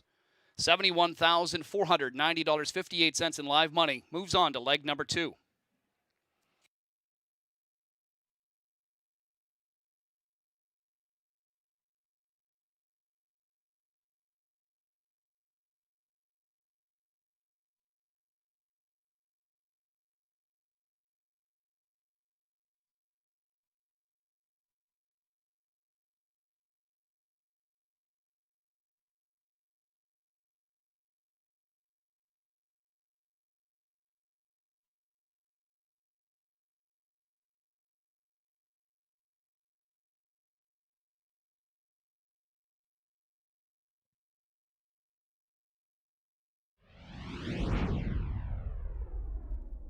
$25 Pepsi North America Cup cards set to get underway. Here they come. And they're off and pacing. And trying to leave out of there from the outside. Blue Hunt flashes early speed from the 9 hole. Also driving out is going to be Fortify. Going with that one will be 7 Colors from the rail. Hungry Man. And behind them as well is Soaring Now. Then back to Century Komodo, who's 6th, heading to the opening turn. He'll be followed by Lose World. Then to the outside, Storm Shadow and Redwood Hanover into that opening turn. Still battling up front here. Blue Hunt parked and driving forward 25-3. Opening quarter, Blue Hunt at big odds. Now leads them into the backstretch over Fortify. 7 Colors with a seat 3rd. 4-5 favorite Soaring Now. About 5 off the early lead from 4th. He's 2 in front of Hungry Man, the 5th one. Then it is Century Komodo getting on the move early here for T-Trick. Back to Lose World to the inside. Outside is Storm Shadow. Yet to see the pylons. Redwood Hanover is the trailer. Blue Hunt and Travis Cullen will lead them up to the half over Fortify. 7 Colors and Bartlett first up out of 3rd. 54-3 down to the half. Second over Soaring Now, working out a nice trip. Inside, locked up 5th, Hungry Man. 3rd over Century Komodo. Pinned in is Lose World. 4th over Storm Shadow. Trailer continues to be Redwood Hanover. Here's 7 Colors continuing to move well on the outside and getting by leader Blue Hunt. 7 Colors and Bartlett take over, heading to 3/4. They cross over, open up a quick 2. Plugs are now out. 3/4 in 1:21-4, and they turn for home, and it's 7 Colors with a 2-length jump. Soaring Now down the center of the track. Blue Hunt trying to battle. In behind them is Century Komodo. Nobody really live from the back just yet. 7 Colors still leading it by 2.5. Soaring Now is responding to some wah urging. He's closing. Century Komodo as well. Here's Soaring Now on the outside. Century Komodo to fend off. Soaring Now gets the win. It's Soaring Now to take the open over Century Komodo and 7 Colors in 1:48-4.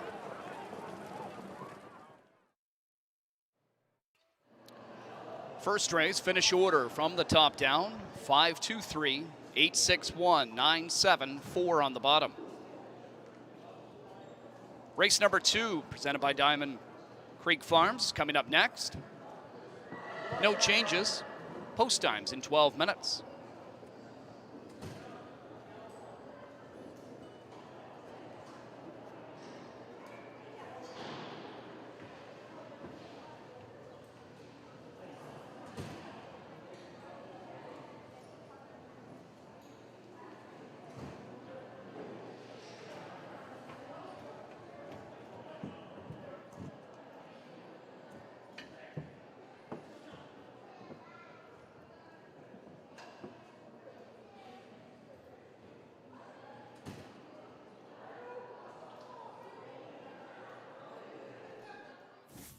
This is the tale of Father Patrick, the standard bearer of a proud lineage, with a legacy of victory and glory all his own. His legend continues to grow. Father Patrick in control. He does it again. He wins by 2.5 lengths. Father Patrick with a Breeders' Crown. Be a part of the legend of Father Patrick, now at Diamond Creek Farm. And our thanks to Diamond Creek. They really are or cut above. Actually, you know what's kind of interesting? We want to thank them as one of our sponsors for tonight. They are sponsoring the second race. Diamond Creek, I have driven past it many, many times. It's actually right around the corner from where my parents live in Paris, Kentucky. Beautiful, absolutely stunning facility, but everything in Kentucky is, right? But our thanks to them for sponsoring race number 2, second half of the early double. Just a quick look back at Soaring Now from race number 1 on the program tonight. Great finish there in that race. Yeah, I thought Seven Colors, when, Jason got him to clear, I thought that was pretty well over, but, Louis just kept coming with Soaring Now.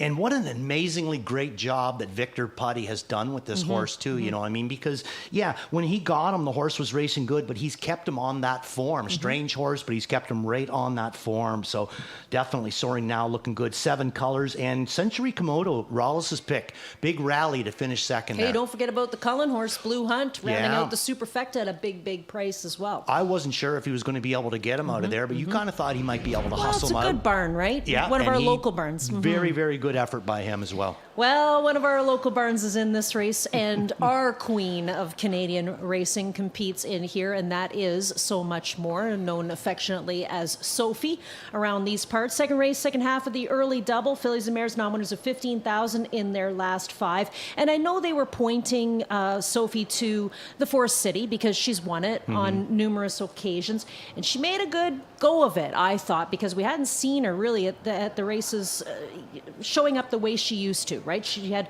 that qualifier at Western Fair back on May the 15th. She tried the preferred class here. It's just a bit tough for her now at her age of 9 years old, but she dug in and gave us that good old Sophie performance in the Forest City, finishing 3rd. Yeah, I'm going to use her in here. I got her in for 3rd. John's got her in for 3rd, and Garnett's going to put her right up on top. So I like the way that she looks in here. It's interesting, Elisa, we were talking to Tyler Borth because he was down in London and qualified her that day. And he was actually telling us that they found out that she was being nailed too close and her feet were killing her. Really? And then he said that he qualified her. He said she was a different horse. So then her next start is the preferred, which is pretty tough to come out, Then she goes down to the Forest City, makes a great, showing down there, finishing 3rd. And now she's back here again in a class that I think she can go. I'm not putting her up on top, but I do have her in for 3rd. And I think she could. Yeah, I think she could come up with a big effort. That's interesting because, as you know, anytime I'm here working and she's racing, I always go to visit her and bring her a treat. Tonight she got a lucky apple before the race. But one thing I noticed, because I see her so much, is she does have really small feet. And most times in the winter, Don will say, especially on a night when the track is, a little sloppy or has a little give to it, that she's going to enjoy it because it's not going to sting her feet that much. So that's interesting that you found out that bit of information. Hey, I'm always rooting for her, but there's some other good ones in this race. Are you a little disappointed in what you've seen so far from Sorcia Sealster? I think we were expecting big things. At times I have been, but I still think that it's there, and that's where I'm going to go in here tonight there. I'm going to put her right up on top. I really think that there is a lot that she brings to the plate. I'm not sure if she's at 100% right now, but I think she's good enough to beat this class, and I'm, hoping that with McClure coming back to drive her, she'd be good to go. Well, I'll tell you what. If Chief's Dream Girl makes a big move down the stretch like she does, we're going to hear about it, because our outriders, of course, Joanne Colville and her daughter Emma Christoforou, are very well connected to Tori, who otherwise is known as Chief's Dream Girl. Let's meet the field for post parade. Race 2 presented by Diamond Creek. Field on track, leading parade. Number 1, So Much More. James McDonald drives. Don Beatson trains and owns with Cole England and Ken Beatson, the birthday boy. Happy birthday, Ken. Number 2, Sorcia Sealster. Bob McClure at the lines. John Pentland trains and owns with RC Molyneux Racing. Peter Charlton, the estate of Archie Leach. 3 in the group, setting a precedent, driven by Doug McNair. Amanda Riley training for Martin Kipfer. Number 4, Chief's Dream Girl, gets Todd Ratchford between the wheels. Jack Boiseyev training for High Stakes Incorporated. Here's One Last Wish, number 5. Louis Watt the lines. Ken Susi trains for Brian and Dr. David Legg. Angostura, Hanover, number 6, driven by Trevor Henry. Kyle Fellows trains for Dr. Peter Johnston and Craig Watkins. 7 in the field, Collusion, Hanover, driven by Tyler Jones. Luke Blade training for Determination.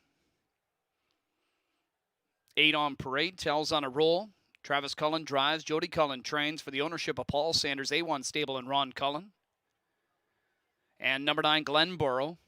Ed Hensley driving for trainer Jody Cullen, Travis Cullen, the owner. That's your field for race 2. To the gate they go in 5 minutes.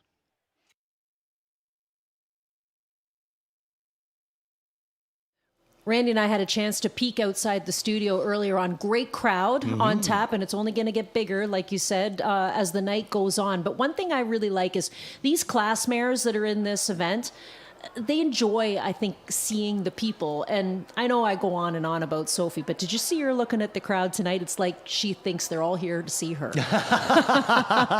Yeah, well, I mean, maybe there's quite a few of them that are. She's got a lot of fans. I definitely travel down the road to see Sophie race. Love the way that now, she there's does some it. horses in here, though, Randy, that warmed up really nice, or scored down, I should say, very, very nicely. Yeah, well, there's a nice group of fillies and mares in here, I know the one time they're the one horse that we looked at setting a precedent. Both of us at the same time. This one, both of us at the same time went whoa, and not hard to tell. Amanda Riley, her horses look so fantastic on the track. And there's Chief's Dream Girl, also at double digits. Always a dangerous horse, but maybe this class she doesn't usually come up with the bigger, those huge efforts that you see in the non-winners of 9,000. When she gets in that class, she is dangerous, but always dangerous because she's got big movement on the end, right? We've seen some good moves in the past from One Last Wish, haven't we? Does she ever look good out there as well? I've never seen her look any better out there right now. And, Louis Waugh usually gets along quite well with her when he does jump up and drive her. It's been a while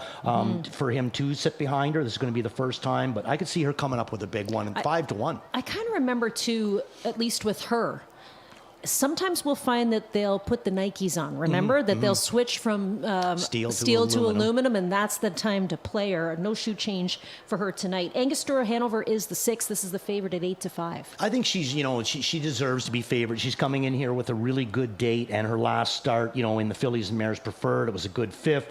Drop her back down one start. She's back in this class, and she's a good winner that time. First over winner to boot, and bet down as well. So I could see her going off with favorite status in here, and I got her in for 2nd. Luke Blay and Determination, they have a busy night. They have Collusion Hanover here in this race, and this one's exiting the Forest City as well. Yeah, I think that she's a player with this bunch, but I'm just not 100% sure if she's on her right date. Hasn't raced since London, and the London race wasn't a great one for her, only 29-2 on the end of it. So to me, it almost looks like her lines, that maybe she was a little bit of sickness, little tie-up issue or something, got a week off, So I think that they're a little bit behind the 8 ball in a field like this. So I'm kind of expecting them to maybe go easy on the 7 horse tonight. Here's a neat mare from the Cullen outfit. The 8 Tells on a Roll. We just saw her, and the 9 Glenboro will round out the field. Also a Cullen horse. So Jody Cullen hasn't exactly got the best post positions tonight. She had the 9 hole with Blue Hunt in race number 1, ended up with a 4th place effort. But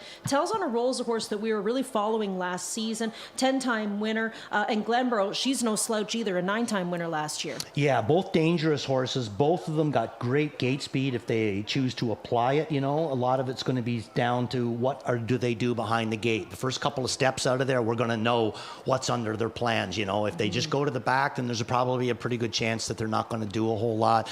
But if one or both come roaring out of there, then I think that, we're looking at a big race from them as well. I got Tells on a Roll in on the bottom of my superfecta. There's some very well turned out fillies and mares here in race number 2 on the program, setting a precedent. Always a well turned out horse from the Riley outfit. I thought Chief's Dream Girl in her Barbie pink was quite flashy as well out on the track. Nice little group of fillies and mares here. Some of these horses are past superstars, past preferred winners. There's a lot of back class in this field, and we'll get ready for race number 2 shortly. Good luck with your selections.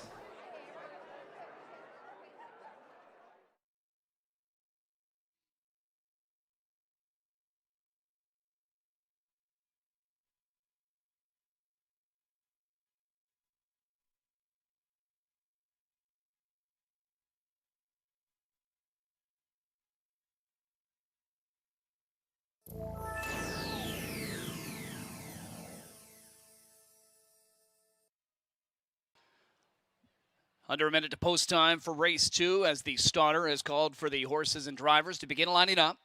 Field of 9 to continue this Star-studded Saturday program. 9-5 favoritism right now to the 6 Angostura Hanover. A winner at this level, 2 back. She's got some big name mares to face off against here this evening, including Millionaire, So Much More from the rail. 9-2 on 8 Tells on a Roll. She got back into the win column in her latest. One Last Wish, working her way back into shape. She's getting some play from the center of the gate now at 9-2 as well. It's post time for race 2.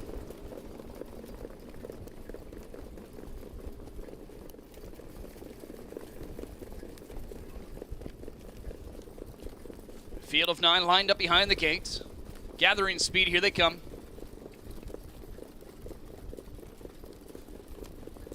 And away they go. They're off and pacing and setting a precedent. Leads out of there quickly from the 3-hole. Now driving from the outside. Collusion Hanover with Angostura Hanover in behind that trio. One Last Wish. Parked out in 5th, Tells on a Roll. Sorcia Sealster 6th to the opening turn. She'll be followed by So Much More. Last pair are going to be Chief's Dream Girl and Glenborough is the early trailer from 9th. Into that opening turn, Henry continues to drive on here with Angostura Hanover. She parks to the quarter, but now makes front ahead of setting a precedent after a 26-2 opening quarter. It's Angostura Hanover to lead them into the backstretch. Setting a precedent in the deuce. Collusion Hanover tracking along from 3rd. One Last Wish, the free-legged Pacers 4th. Followed 5th by Tells on a Roll. Another length and a half to Sorcia Sealster, who's tracked 7th by So Much More. Next to last 8th is Chief's Dream Girl, and the trailer from 9th continues to be Glenborough. Single file as they come up to the half. Angostura Hanover at 4-5. Leads at a length. She gets them halfway home in 56 seconds. Setting a precedent, still in the 2-hole. Collusion Hanover 3rd. Cullen commits first up here with Tells on a Roll. She's now 4th. Under a tight hold and locked in is One Last Wish. 2nd over, McClure getting a sweet trip here with Sorcia Sealster. 3rd over to So Much More. Then Chief's Dream Girl to the inside. Starting up last is Glenborough. They've got just over a quarter of a mile to go, and Angostura Hanover is going to have to pick it up on top. Here's Tells on a Roll, getting closer on the outside. Setting a precedent in the pocket 3rd. 2nd over, ready to strike, is Sorcia Sealster. 125 to 3/4. Should be a sprint here. Angostura Hanover leading at 2. Is put away Tells on a Roll. In the pocket is setting a precedent. Now trying to close down the center of the track. Sorcia Sealster, One Last Wish, angles out as well. Angostura Hanover leading it. Setting a precedent, and Sorcia Sealster chasing, but they're not going to catch Angostura Hanover. She still had 2 lengths to spare. She wins it over Setting a Precedent. Sorcia Sealster and One Last Wish in 1:51 and 2.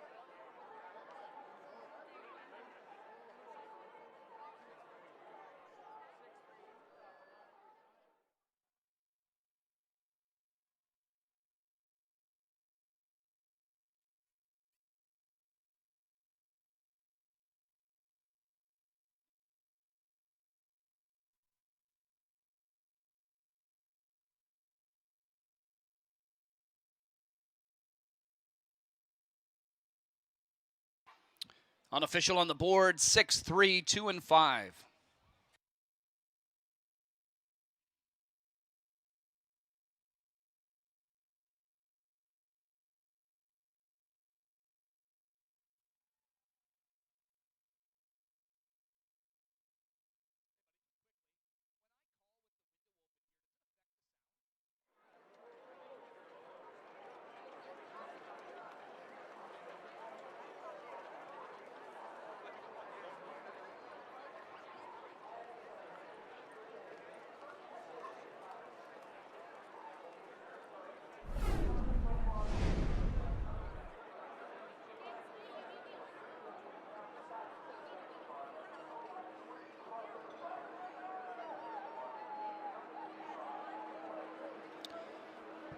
Time to meet the winner of race number 2. She returns in front of us. It's number 6, Angostura Hanover.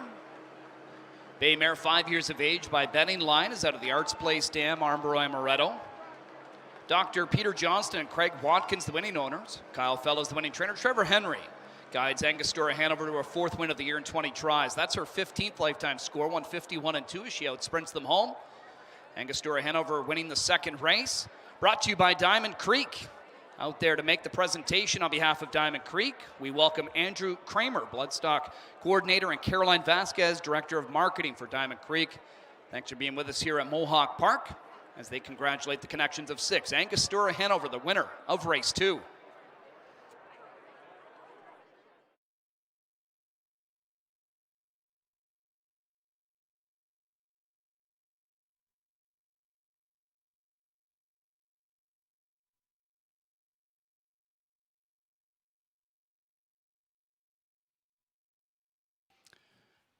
Second race now official. Your winner 6, Angostura Hanover, returning 390, 270, 220.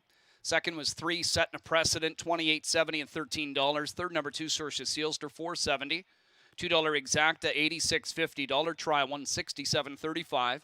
Dollar Super, $547.85. And the $2 early double returns $7.20. Live money update in the early pick 5, $35,544.30. Moves on to the next leg, race 3. That's the Grade 1 Roses Are Red final, and it kicks off tonight's early pick 4.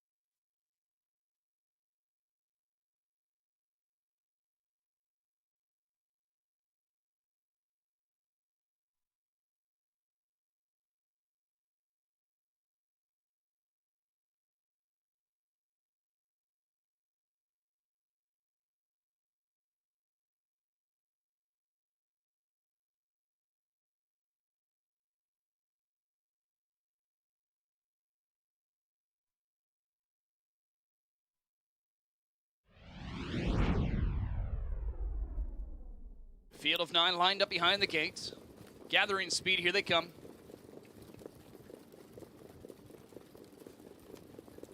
And away they go. They're off and pacing and setting a precedent. Leads out of there quickly from the 3-hole. Now driving from the outside. Collusion Hanover with Angostura Hanover in behind that trio. One Last Wish. Parked out in 5th, Tells on a roll. Sorcia Sealster 6th to the opening turn. She'll be followed by So Much More. Last pair are going to be Chiefs Dream Girl and Glenborough is the early trailer from 9th. Into that opening turn, Henry continues to drive on here with Angostura Hanover. She parks to the quarter, but now makes front ahead of setting a precedent after a 26-2 opening quarter. It's Angostura Hanover to lead them into the backstretch. Setting a precedent in the deuce. Collusion Hanover tracking along from 3rd. One Last Wish, the free-legged Pacers 4th. Followed 5th by Tells on a roll. Another length and a half to Sorcia Sealster, who's tracked 7th by So Much More. Next to last 8th is Chiefs Dream Girl, and the trailer from 9th continues to be Glenborough. Single file as they come up to the half. Angostura Hanover at 4-5. Leads at a length. She gets them halfway home in 56 seconds. Setting a precedent, still in the 2-hole. Collusion Hanover 3rd. Cullen commits first up here with Tells on a roll. She's now 4th. Under a tight hold and locked in is One Last Wish. 2nd over, McClure getting a sweet trip here with Sorcia Sealster. 3rd over to So Much More. Then Chiefs Dream Girl to the inside. Starting up last is Glenborough. They've got just over a quarter of a mile to go, and Angostura Hanover is going to have to pick it up on top. Here's Tells on a roll, getting closer on the outside. Setting a precedent in the pocket 3rd. 2nd over, ready to strike, is Sorcia Sealster. 125 to 3/4. Should be a sprint here. Angostura Hanover leading at 2 is put away. Tells on a roll. In the pocket is setting a precedent. Now trying to close down the center of the track. Sorcia Sealster, One Last Wish, angles out as well. Angostura Hanover leading it. Setting a precedent, and Sorcia Sealster chasing, but they're not going to catch Angostura Hanover. She still had 2 lengths to spare. She wins it over Setting a Precedent. Sorcia Sealster and One Last Wish in 1:51-2. Race 2, finish order, top down, 9-3-2, 8-4-1, 6-5-7 on the bottom. Coming up next, it's race number 3. It's the Grade 1 Roses Are Red final. It's the start of the early pick 4. There's no show wagering available. Number 5, Blue Pacific, switching from blinkers to a blind bridle. 13 minutes until post time.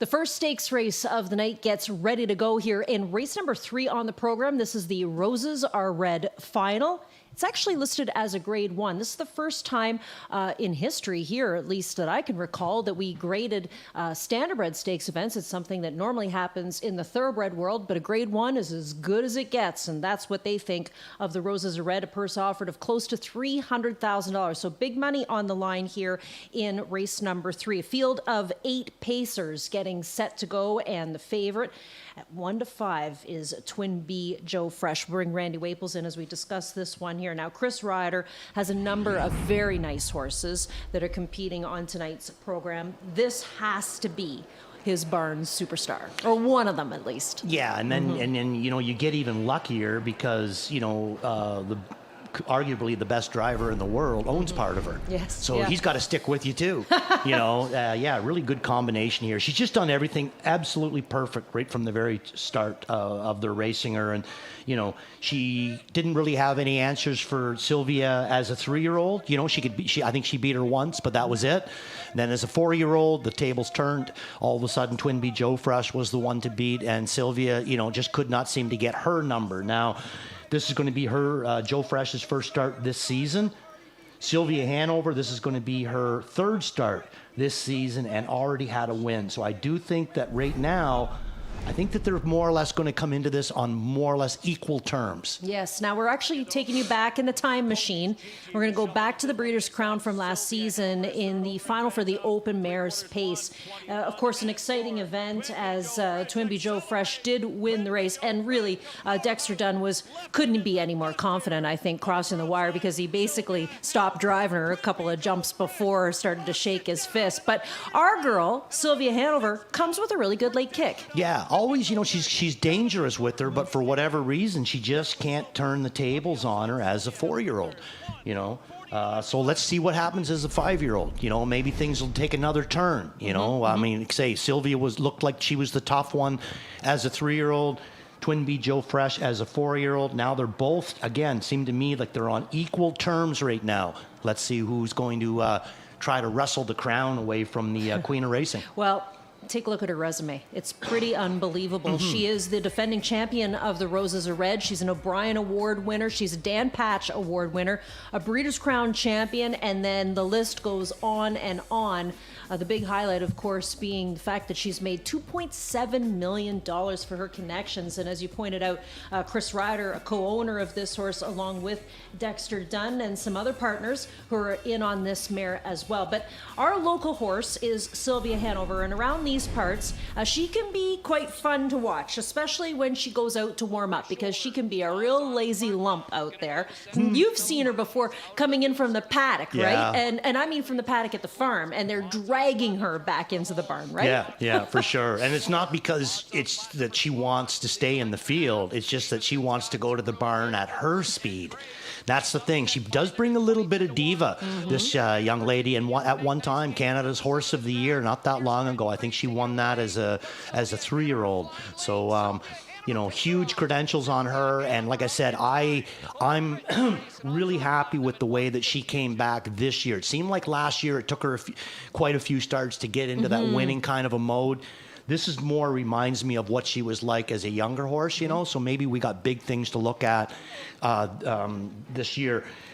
Only just Johnny Rollis is going to put Sylvia down on the bottom there. He's going to throw in the 3-horse RDB Mickey in for second. But other than that, the other cappers, more or less, we're looking at an easy exactor, it seems. Well, the second choice on the board right now is the 7, of course, Sylvia Hanover. But then look at the prices on everybody else. I mean, the third choice, 10-1, is on the 3, and that's RDB Mickey. Now, RDB Mickey comes in off of a qualifier, was second in the qualifier, but hadn't, maybe needed the qualifier as well. Had 5 wins from 6 starts already this season. Jason Bartlett back to do the driving, and he seems to get along quite well with her. Yeah, comes out of a really, really good barn as well, with Per Engblom, training at a 344 this year. 5 for 6. 6 starts this year, 5 times a winner. Yeah, So, all right. definitely looks like she's a playable one in here. Well, no show wagering available for you here in race number 3, but what we do have is a kickoff to the pick 4, and we look forward to that wager as well. Here we go with the fillies and mares getting set to head out onto the track for race number 3, the first of many stakes events on tonight's program. It's the Grade 1, Roses Are Red.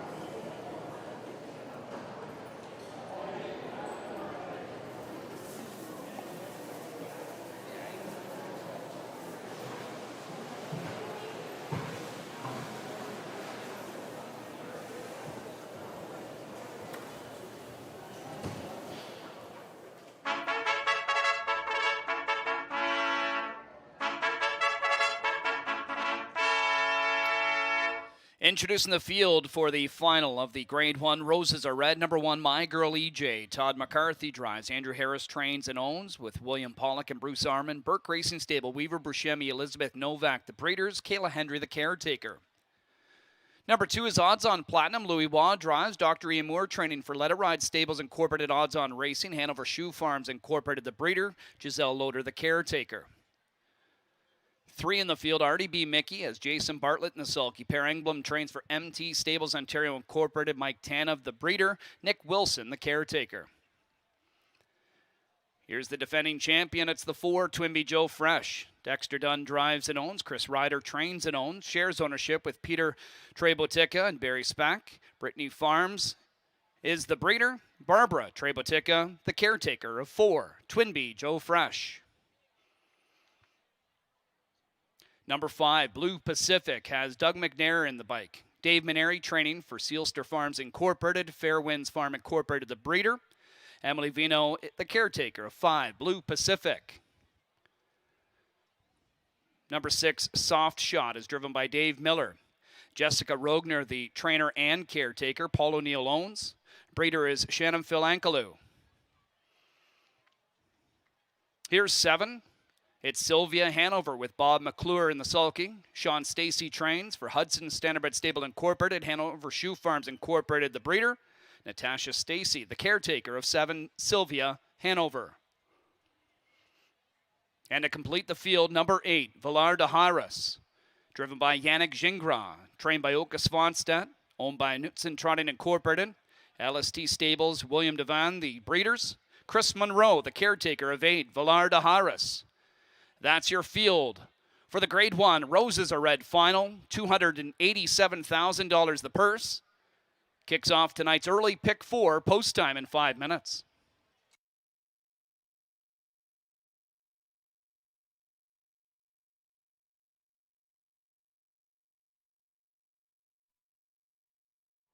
Standing alongside trainer Per Engblom, who sends out a few starters on this Saturday night card. And we're going to start off here in race number 3, RDB Mickey. I mean, she's been exceptional so far this year, Per. I mean, what do you expect from her, especially here on the big track this evening? I hope we can get away good enough to get her like a sit close, but be in a striking spot, turning for home, and we know she got a wicked speed. And obviously in that qualifying effort, she was gaining on Twinbee Joe Fresh. Did that effort kind of late in the mile surprise you whatsoever in that qualifying try? And do you think she can even take a step forward here tonight? No, I mean, she came home 25-2, and that's just amazing. So like, if she can come home good tonight, we'll be close anyway. In the Armbro flight, you send out Bravo Angel. She's been racing well all season long, 5th place effort in the elimination. Have you made any changes throughout her starts this year? Because I know she has made a couple breaks early on. No, not really. We just have to. When I raced her at the Meadowlands, she raced without shoes, and she almost got a little bit too quick for herself. So the shoes are back on now, and it was back on last week too. All right, in the Gold Cup, you do send out Coach's Corner. He's had a solid campaign. He's going to step up and take on tougher company. What are you expecting from him this evening?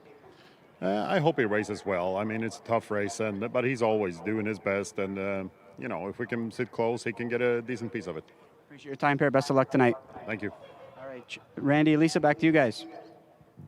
So the Pick 4 kicks off for you here in race number 3 on the program, our first of several stakes events on tonight's card. The Grade 1 Roses Are Red with a field of 8. As we take a closer look at these horses warming up, this is odds on Platinum. Doc Moore with a busy night tonight. Louis Waugh already in the winner's circle.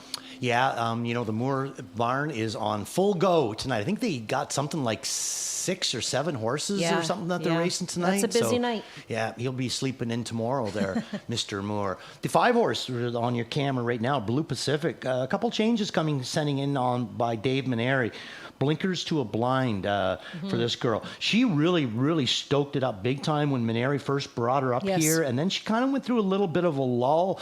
But I thought the last time that she raced here, she showed a little bit of a better pulse. In the fillies and mares, she didn't do any good, but I thought she was a little bit better. Then she kind of took a show on the road for a few starts. Now back here, hopefully Dave Maneri has her ready to go. We get a little bit of a hobble adjustment on this one. No, actually, I think what she was doing, she was picking up that right front foot and having a look at maybe a piece of rock or something that might have got stuck in that shoe. I'm not 100% sure. She was in there with her fingers. So, but now everything's okay. And that can happen. People who maybe aren't involved in horse racing don't understand that a rock in a shoe is does not make for a good experience for horses. So, we got to make sure that those are all cleared out. Now, here's our girl, Sylvia. You saw her coming out onto the track for post-parade, and we had a little giggle because she was just taking her time. Yeah. She still is, though. She just kind of glides along. Look at the lines. A lot of times you get a high-powered horse like this and you get out there at night, they know what to do. They're more like the one that Yannick's driving right here. They got a hold of you. Her, no way. She just does what she wants to do, and that's that. She doesn't really give you an amazing pre-race appearance, but you know what's in there. So amazing that a horse all of a sudden knows when she turns around that it's game time. It's time to go. And we've talked about this before with Sean Stacey, jokingly. We've said it's Sylvia's world and we're just living in it. Seems to be that way. Yeah, morning and at night. Now talk about what you see from the She just looks amazing. She really does. I mean, look at the weight that she's already got on, and that's exactly the way that you want to see a horse. You don't want them to be too skinny when they're starting out their season, because it's going to be a hard, long season for her to go from A to Z, and you need that extra weight starting out, and she looks amazing. I'm actually shocked that she's only at 1-5. I thought for sure she was going to be a 1-9er in here. Well, no show wagering available for you here as we ask you to please get your wagers in quickly. We've got 35 seconds on the clock before race number 3, the Roses Are Red finale. Good luck. Yes, lining up for race number 3, the Grade 1 Roses Are Red final. The age-pacing mares, headlined by 4 Twinbee Joe Fresh, the defending champ. Last year's U.S. Horse of the Year. O'Brien Award winner here as well. The age-pacing mare category. Headlines this group. Past Canadian Horse of the Year, Sylvia Hanover in here as well. They renewed their rivalry. Already beat Mickey, getting some play, making her Canadian debut. Rock solid group of 8. For the Grade 1, Roses Are Red. They're at the top of the stretch. Here they come.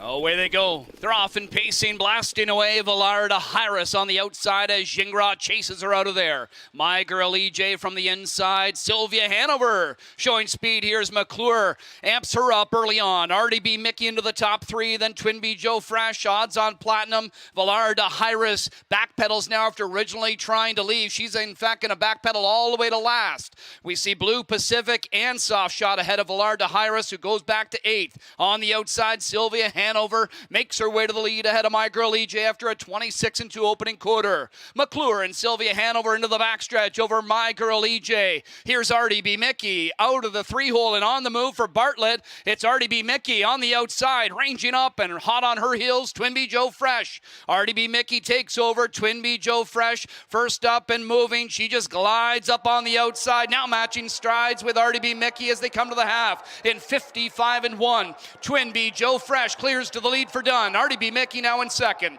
2 more lengths to early leader Sylvia Hanover. My Girl EJ brought to the outside from fourth. Odds on Platinum will follow her, then Blue Pacific 2 in front of Soft Shot and trailer.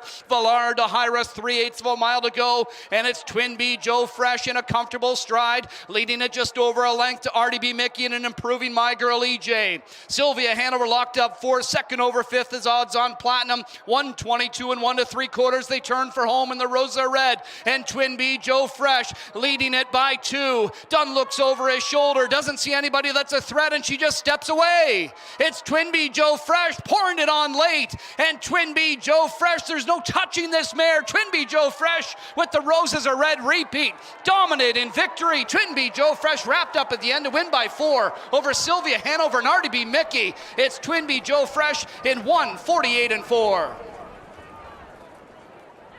A very snappy mile for Twinbee Joe Fresh. She just showed you tonight why she is the queen of pacing. Yeah, she's so handy. He can put her anywhere. He can move her when he wants to move, and there's always power in behind her. Looks to me like the plugs are still in as well. 48-4. I'll take away a good effort by Sylvia Hanover. Lots of moves out there, spent a lot of time on the outside, getting to the front, and then still had some go down here on the inside. She comes up the inside of RDB Mickey and gets the second in there. So again, Sylvia Hanover, just not quite the pizzazz that we're seeing from Twinbee Joe Fresh. But I would say, too, she got herself locked in for a while, too, and didn't have really anywhere to go. But they managed to shake loose and get a second-place effort. RDB Mickey with a good race to finish in the third spot. She did, yeah. Raced very, very well. Multiple moves by her as well. It just seemed like it was more or less these three, and then the rest of them were coming. Dave Miller got a little bit of go on the outside, too, with Soft Shot for Jessica Rogner. But, Twinbee Joe Fresh, she's the story. And she is the repeat winner now of the Roses Are Red final. She won it last year. 1:48-4, like we said, is a pretty fast time, but she's capable of going faster. She's actually been in 1:47-3. That's her life's mark. But Twinbee Joe Fresh continues her winning ways. Dexter Dunn and Chris Ryder have to be incredibly happy with this mare, 5-year-old by Roll with Joe. One more look at the horses as they come down the stretch, and we will catch up with the winning connections.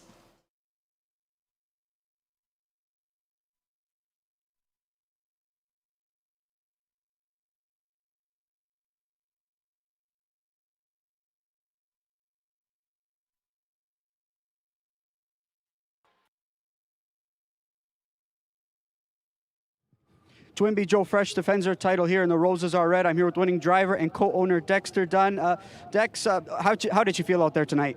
Oh, just like usual, she felt fantastic. Pete and Barb and CJ just, had a spot on, and it was a good mile by. She didn't feel like she was going that fast. She was doing it so easy, but she's just special. In the qualifying effort, RDB Mickey, the mare who was behind you, she was gaining. What did you think of that qualifying performance coming tonight? Was she geared down?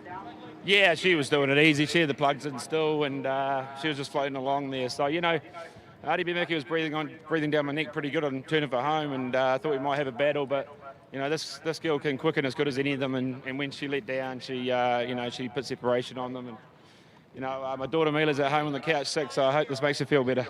All right, and as sharp as she was last year, are you even surprised that she came back even sharper? Yeah, I mean, she's got better every year, Johnny. She's got bigger every year and got better every year. So, and she's done it again this year. So, special ride. Congratulations, Dex. Thank you, mate. The sensational mare, Twinbee Joe Fresh, back in front of us for the second consecutive year. Another Roses Are Red title this year. Something different. It's a Grade 1 event for 5-year-old bay mare by Roll with Joe is out of the Captain Treacherous Dam Fresh Breeze, owned by Chris Ryder, Dexter Dunn, Peter Trey Botica, Barry Spack, Chris the winning trainer, Dexter Dunn the winning driver. Breeders Brittany Farms, Barbara Trey Botica, The winning caretaker, Twinbee Joe Fresh, 2 for 2 to start this year, 32nd lifetime score, 148-4 in the repeat. John Kopis, son of the great Hall of Famer Jack Kopis, who campaigned Roses Are Red. Trackside to make the trophy presentation to the winning connections of 4, Twinbee Joe Fresh, as she repeats. Roses Are Red, final at 148-4.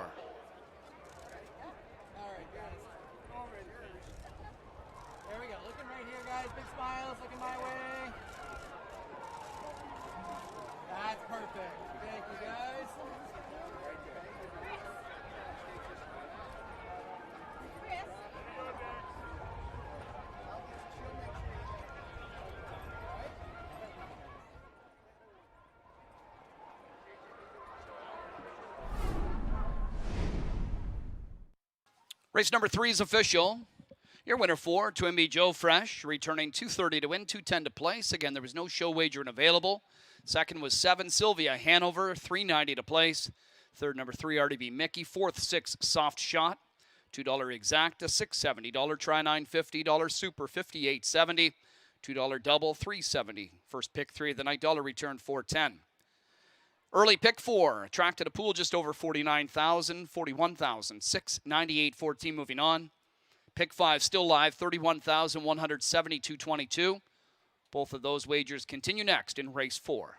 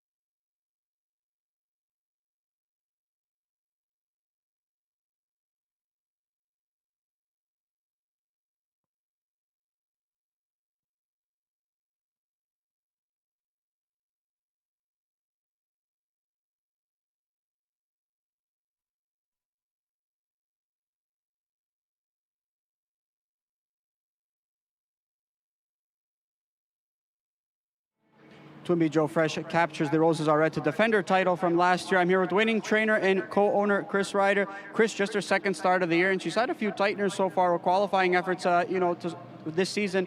I mean, how is it that you can keep her in shape so well? Well, we just do the normal things that we can possibly think of, training and qualifying. But as everybody knows, there haven't been any suitable races for us, so we had no option.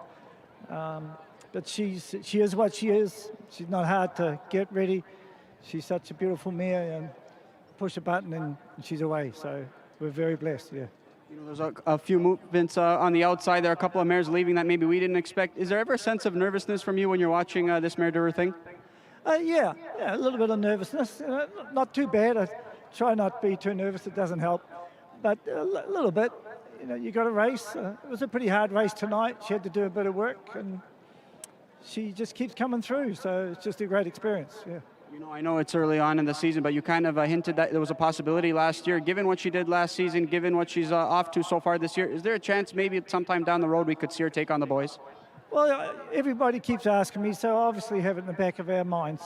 It's a possibility, but it has to suit her, We'll just see if it works out, but I'm not adamant about doing it at all, no. And lastly, obviously, you're very, very vocal about wanting to take home Horse of the Year honors. You've come close a few times. You did so last year with this mare. Is it something that you're looking personally as well to kind of repeat this season? I'd love to do it again, and don't like to talk about it too much because I might do something silly to jinx myself. But we'll definitely give it as good a try as we can, yes. All right, well, it's a pleasure watching her compete. Congratulations, Chris. Enjoy this one. Thanks very much. Enjoy coming here.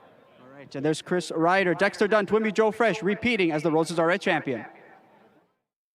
4, fourth. Odds on Platinum will follow her, then Blue Pacific, 2 in front of Soft Shot and Trailer. Vallard to High Rest, 3/8 of a mile to go, and it's Twin B Joe Fresh in a comfortable stride, leading it just over a length to RDB Mickey and an improving My Girl EJ. Sylvia Hanover locked up 4, second over 5th is Odds on Platinum, 1:22 and 1 3/4. They turn for home in the Rosa Red, and Twin B Joe Fresh leading it by 2. Dunn looks over his shoulder, doesn't see anybody that's a threat, and she just steps away. It's Twin B Joe Fresh pouring it on late, and Twin B Joe Fresh, there's no touching this mare. Twin B Joe Fresh with the Roses are Red repeat, dominant in victory. Twin B Joe Fresh wrapped up at the end to win by 4 over Sylvia Hanover and RDB Mickey. It's Twin B Joe Fresh in 1:48 and 4.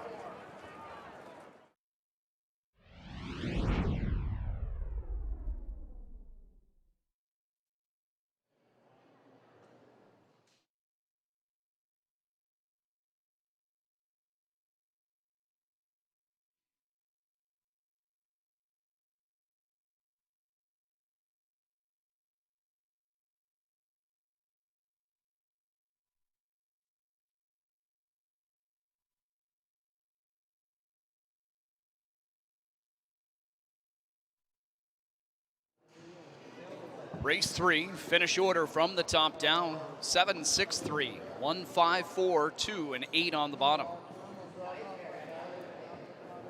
Fourth race coming your way next, where number 6, Smiling Dancer, changes the shoes up front from steel to aluminum. 10 minutes until post time.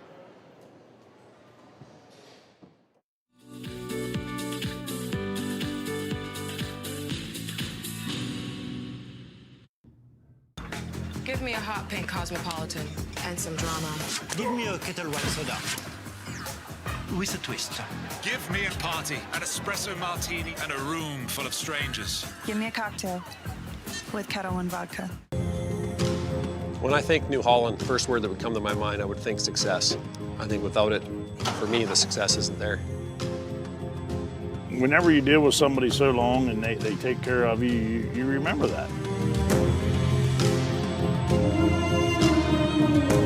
New Holland builds products that will continue to evolve and make the farmer more efficient, that can produce food for the world.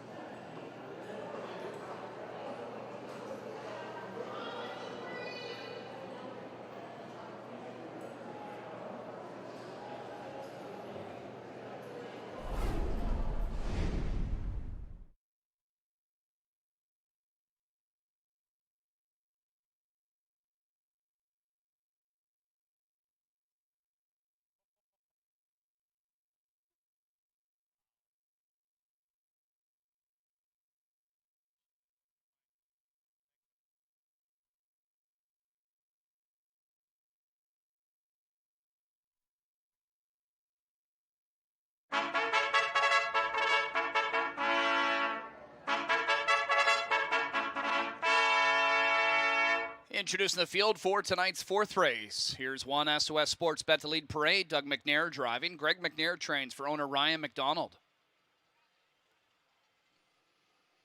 Number 2, Out of Ice, still in the paddock, but we'll introduce him. Jody Jamieson drives. Carl Jamieson trains and owns with George Harrison, the estate of Brian Paquette, 1140545 Ontario Limited.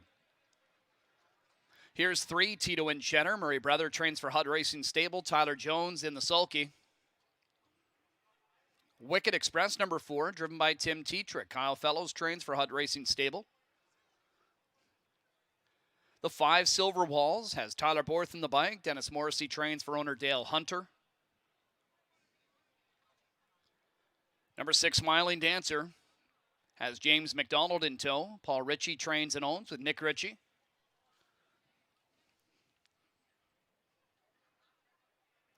Seven in the field, Grin and Win, has Louis Waugh in the bike. Heather Pickett trains and owns with Marilyn and Stephen Gillard.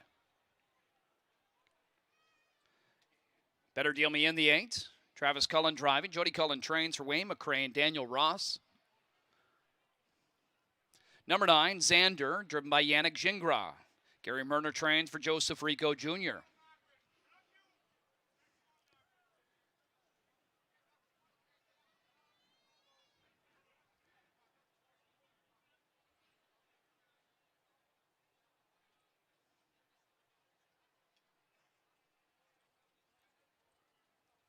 And here now, number 10, Bruno, No, No, No, has Bob McClure to drive. Gabby Sasso trains for Jeff Corsham, Art West Racing Stable, and Tony Arts. That's your field for this evening's fourth race. Group of 10 to the gate in 5 minutes.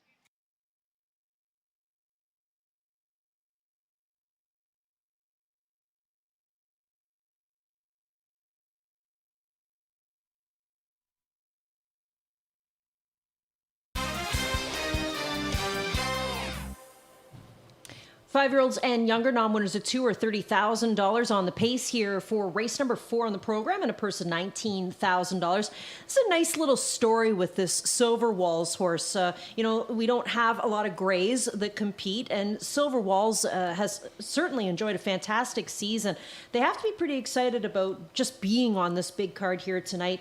6 wins from 7 starts, and he's only been beat once, and it ended up being a second-place effort. Yeah, he doesn't want to get beat. He's got a bit of a unique way of going there. Like he looks like he wears a set of felt knee boots up front, and it looks like he kind of does make use of them. But boy, talk about a will to win. Last week there, I mean, he just would not give in, and he's kind of a really interesting looking, the gray, but beautiful kind of a looking horse too, and good body on him. But I didn't use him. I probably should have, but it was a big mile coming back to the same class, the 10-hole and that, but I'm not 100% sure if we won't see a little bit of a bounce. But That's what I'm going with. There he is, Elisa. Here's the thing, there Randy. When you see him, and you know this as well as I do, there's not a million roans out there that race, right? Grays or roans. In thoroughbreds, you'll see this all the time. We'll have a whole bunch of them on the cart, but not so much in standardbred. And on a night like tonight, when we have so many people, and a lot of people are here maybe for the first time, they kind of fall in love with that color. Oh, yeah. And those gray horses over the years have been huge fan favorites. You think of Admiral's Express, right? One of the first ones that kind of comes to mind.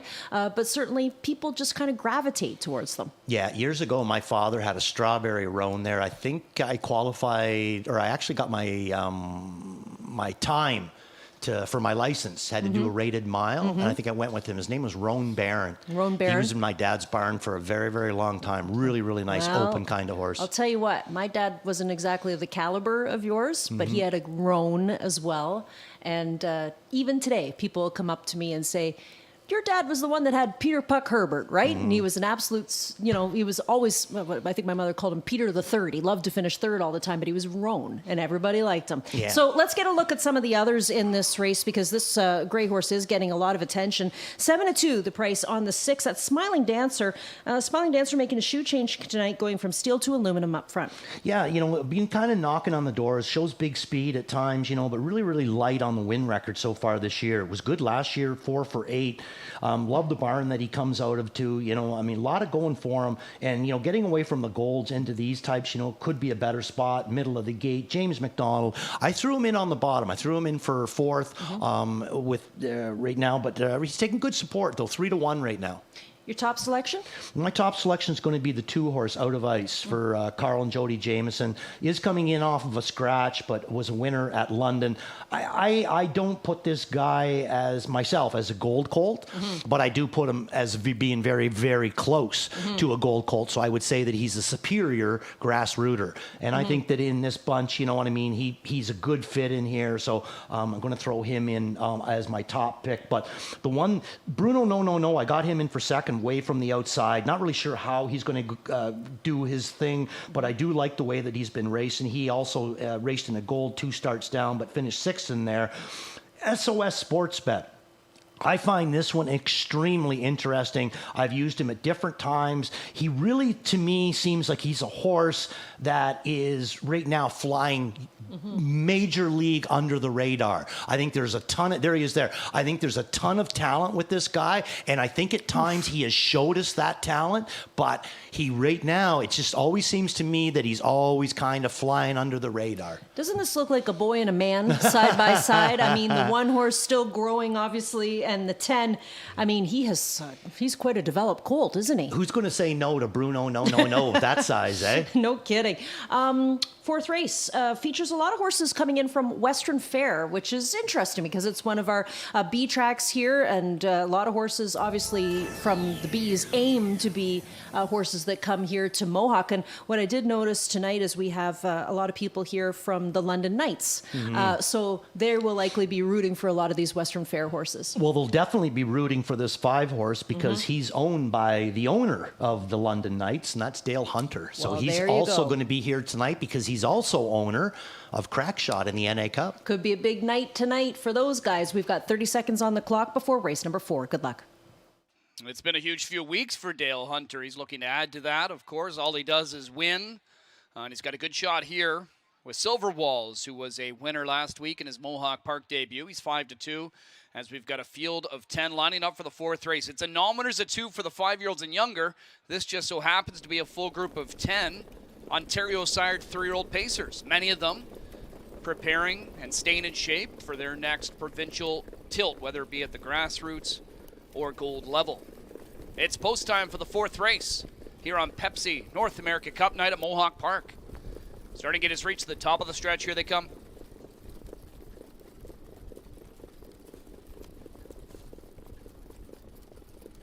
There they go. They're off and pacing. And quickly leaving out of there down the center, we've got Wicked Express along with Silver Walls from the inside. SOS Sports Bet trying to get away well from the rail. Driving out and 4th is Grin and Win for Juan. Behind them now, 5th is going to be Out of Ice. Then it's back to Tito and Cheddar. Bruno No had a 10-hole beginning. He's floated out, looking for a spot right now. Parked in 7th, ahead of Smiling Dancer, who's along the pylons. He's got a pair beat early. Better Deal Me In and Trailer Xander. 26-3 first quarter. Speed supplied early by Silver Walls, who takes him into the backstretch with Wicked Express in the 2-hole. Grin and Win from 3rd. Tracking 4th, SOS Sports Bet, and he's on the move early for McNair. Here's SOS Sports Bet taking over 3rd, soon to be 2nd, and coming after leader Silver Walls as they race up towards the half. It's SOS Sports Bet with a backstretch brush move to the front. He takes over. SOS Sports Bet now calls the shot, gets them to the half in 54-4. Silver Walls in the deuce. Wicked Express now 3rd. Grin and Win 4th. Followed 5th by Out of Ice. 6th one is Tito and Cheddar. Bruno No from 7th ahead of Smiling Dancer. Last pair continue to be Better Deal Me In and Xander. SOS Sports Bet leading a length and a quarter. Here on the outside, a first up Wicked Express is now 2nd in the pocket. 3rd Silver Wall, 2nd over 4th. Grin and Win, good trip for him if he's good enough from this spot. 122 4 3/4. SOS Sports Bet turns for home. He's got a lead of a length and a half on Silver Walls, who reclaims 2nd. Wicked Express starts to back away up the inside. Tito and Cheddar closing down the center. Grin and Win Out of Ice from the back as well. SOS Sports Bet with the lead. Silver Walls on the outside though, poking ahead in front. Grin and Win trying to close out this pair as well. Silver Walls on the outside gets lead late, and Silver Walls repeats. It's Silver Walls with a victory over Grin and Win. SOS Sports Bet and Smiling Dancer in 149-4.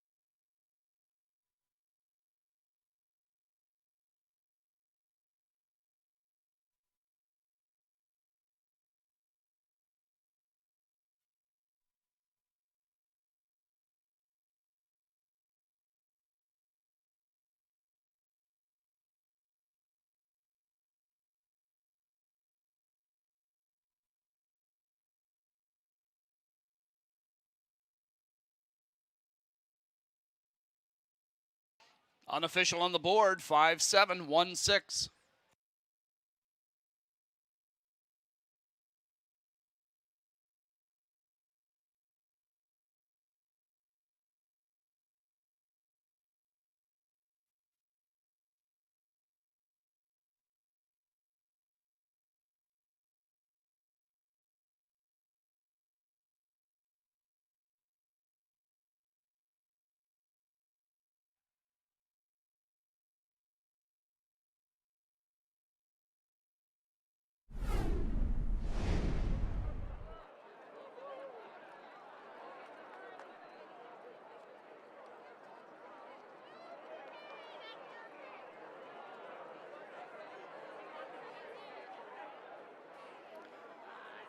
Coming back in front of us, your fourth race winner. If he can find some room in that winner's circle, as we've got a big crowd that continues to grow. As Dale Hunter's Silver Walls returns in front of us, back-to-back wins here at Mohawk Park for the 3-year-old Grey, gelding by Better Than Cheddar out of the Red River Hanover Dam Red Walls. Dale Hunter, the winning owner. Dennis Morrissey, the winning trainer. Tyler Borth guides Silver Walls to his 7th win this season in just 8 opportunities. He's now an 8-time winner overall in his career, and tonight, this 3-year-old shows that he's just continuing to improve. Lifetime best, 149-4 for the 5 Silver Walls.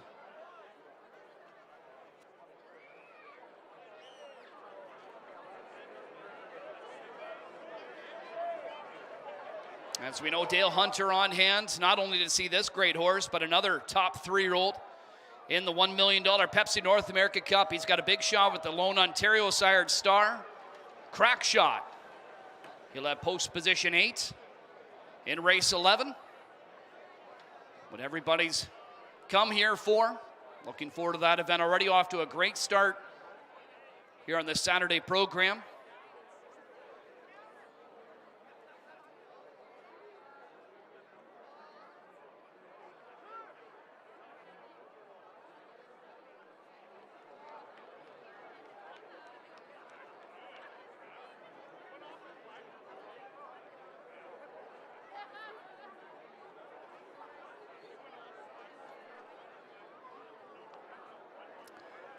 Your 5th race is official. Winner 5, Silver Walls, returning 934, 63, 50. Second, number 7, Grin and Win, 690 and 420. Third was 1, SOS Sports Bet, $4 to show. 52.30 for the $2 exacta. Dollar try, $112.85. Dollar super, $351.40. $2 double, $740. Dollar pick three, $955. Live money updates in the multi-legs. The pick 4, $7,586.23 moves on. Pick 5 set to wrap in the next leg. $5,952.82, still going strong in that wager. Coming up next, race number 5.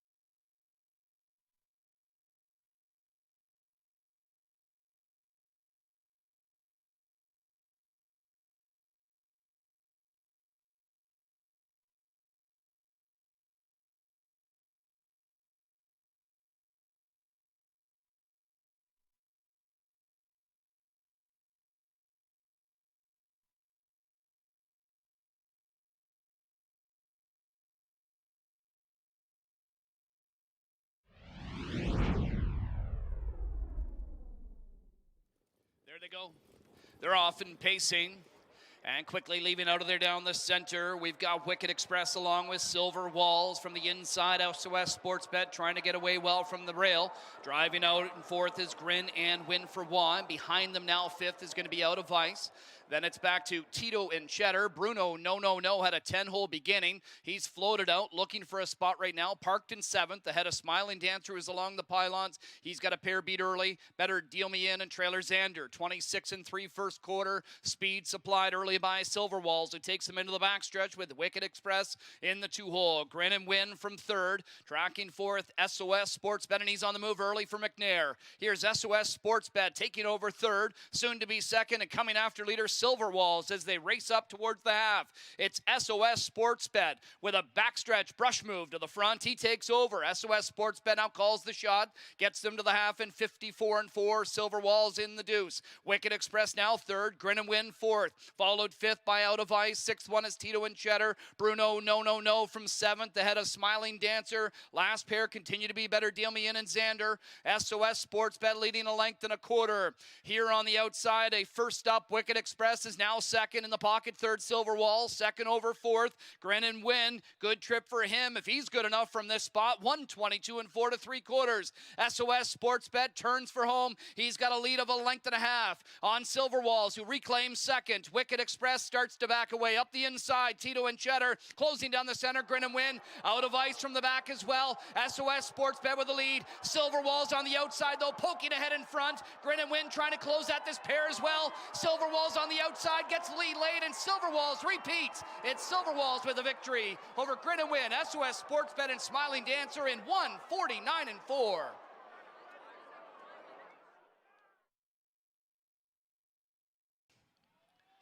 Race 4, finish order from the top down. 3, 5, 6, 8, 1, 4, 2, 9, 10, 7 on the bottom. Race number 5 coming up next to close out the first pick 5 of the night. No program changes, 12 minutes to post time. The Central Ontario Standardbred Association is working with you to ensure a vibrant horse racing community. Shared stories call for a united voice. That's COSA, representing the interests of horse people racing at Ontario racetracks. So whether you're first, last, or somewhere in between, we've got your back. With insurance, benefits, free lifetime memberships, and more. COSA. Follow our stories on social and check out the process at cosaonline.com. And our thanks to the Central Ontario Standardbred Association for sponsoring race number 5 on the evening's program. The 5th race on the card, non-winners of $15,000 in their last 5. But before we get to that, let's go back to the performance of Silver Walls. I mean, first of all, now I understand why the horse was bet down as one of the favorites. He has a huge fan club here to support him tonight. Does he ever, eh? That was one of the biggest winner circle, scenes that I've ever seen. That I've ever seen. Yeah. I think the whole town of London came. I think they did. Yeah, but really, really great effort. I mean, I did not put him in. I thought that maybe we might see a little bit of a bounce. I mean, it was such a huge effort the first start. And then he comes back with a great effort again. So definitely Silver Walls is a horse that, making a big noise right now. He sure tries hard, doesn't he? And everybody was rewarded who backed him. They got $9.30. I mean, that is a really nice return. And he's kind of a cute-looking horse, He's a cool horse. It's one thing to have a grade. It's another one when they're a little stable star as well. So our congratulations go out to the connections. Race number 5 on the program, as mentioned, sponsored by COSA. Non-winners of $15,000 in their last 5 with the field of 10. Now here we find some familiar faces. Horses that we see here all the time. Larceny, Codename Cigar Box, Livin' the Beach Life, Stone Carver. There's so many in here that we know very, very well. And one of our favorites is Jabberwocky, who will compete here for the Rick Zeron outfit. But the favorite is the 7, and that's Gem Quality going out for Doc Moore, a horse coming in out of an effort in against Preferred Company here back on June the 7th. Yeah, he's been, facing some really, really tough company. Had a big effort as a 3-year-old, 289,000 put away in only 16 starts, and 9 times out of those 16 starts he was on the ticket. So definitely a horse that looks good in here. I'm going to throw him in on the bottom of my ticket. The one that I've been kind of waiting for a chance to use this, the 2 horse up on top, and that's where I'm going to go. with codename Cigar Box. Right now he's at 5-2. So there's a few people that kind of like him out here, but he's the route that I'm going to go. But yeah, back to gem quality. You know, a lot to like about this guy. Starting his 4-year-old campaign out, already got a win in 50 at the Meadowlands, and now going to make his 3rd start in Doc Moore's barn. But getting away from those graduate and preferred horses, maybe just a little bit too tough to come into as the starting your 4-year-old year. Well, if you want a reference that might help you out here, it points towards the 6-horse Pacino Hanover, who's been racing at least a few times against Soaring Now. Now, if you go back to race number 1 on the card, we know that Soaring Now was victorious there. So a nice frame of reference for the 6, who currently is at 5-1. Yeah, Jody Collins coming in here with a really nice 1-2 punch, I think. I got Pacino in for 3rd. Travis, the other Jody Cullen horse on top. So I agree with you. I think that both of them, are horses that, you kind of have to use, or at least take a real good look at them. Well, let's talk a little bit more about Jabberwocky, shall we? Because this is a horse that has what I like to refer to as a bit of a sense of humor. I mean, needs to be forwardly placed. We know that. We also know that in the past, he can be plagued with some foot issues here and there as well. But if you put him into the mix of things early, and I mean by putting him, 1, 2, 3, he's got to be in the early mix of things, you'll get a good result out of him. Yeah, for sure. It seems like he's got to be involved, like you said, but I remember, I think one of the last times that he won the Open, so it would be down in, early spring, April, or in that part, Rick Ziron come to me the one day and he said, if Trevor Henry's not here next week, I won't race him. Really? He's that much of a believer that Trevor really gets along very, very well with this horse. And I have a tendency to believe him as well. And, he has been in this class his last couple with a couple of thirds. But the longer they stay in a class that they're comfortable in, the sharper that they get, because they're not killing all their energy just to keep up, So I think that this guy's going to get, as long as he stays in here, he's always going to be dangerous. And I threw him in for 2nd, even from the outside. We're just getting a look at the Pacers as they head out onto the track for post-parade. Here's the 8. This is Lamborghini Lou from the Don Lindsay outfit. A smaller outfit, but they have a lot of quality horses. Yeah, I mean, and he's not exactly a big horse himself. Was really managed well last year by Paul McKenzie. You can see 33 starts, 14 wins, 147,000. Donnie Lindsay picked him up. I think he was a good claim for him, but right now it seems like he's just been in kind of tough territory, and he's getting bad post positions to work with it as well. Okay, horses on the track for race number 5. Let's meet the field.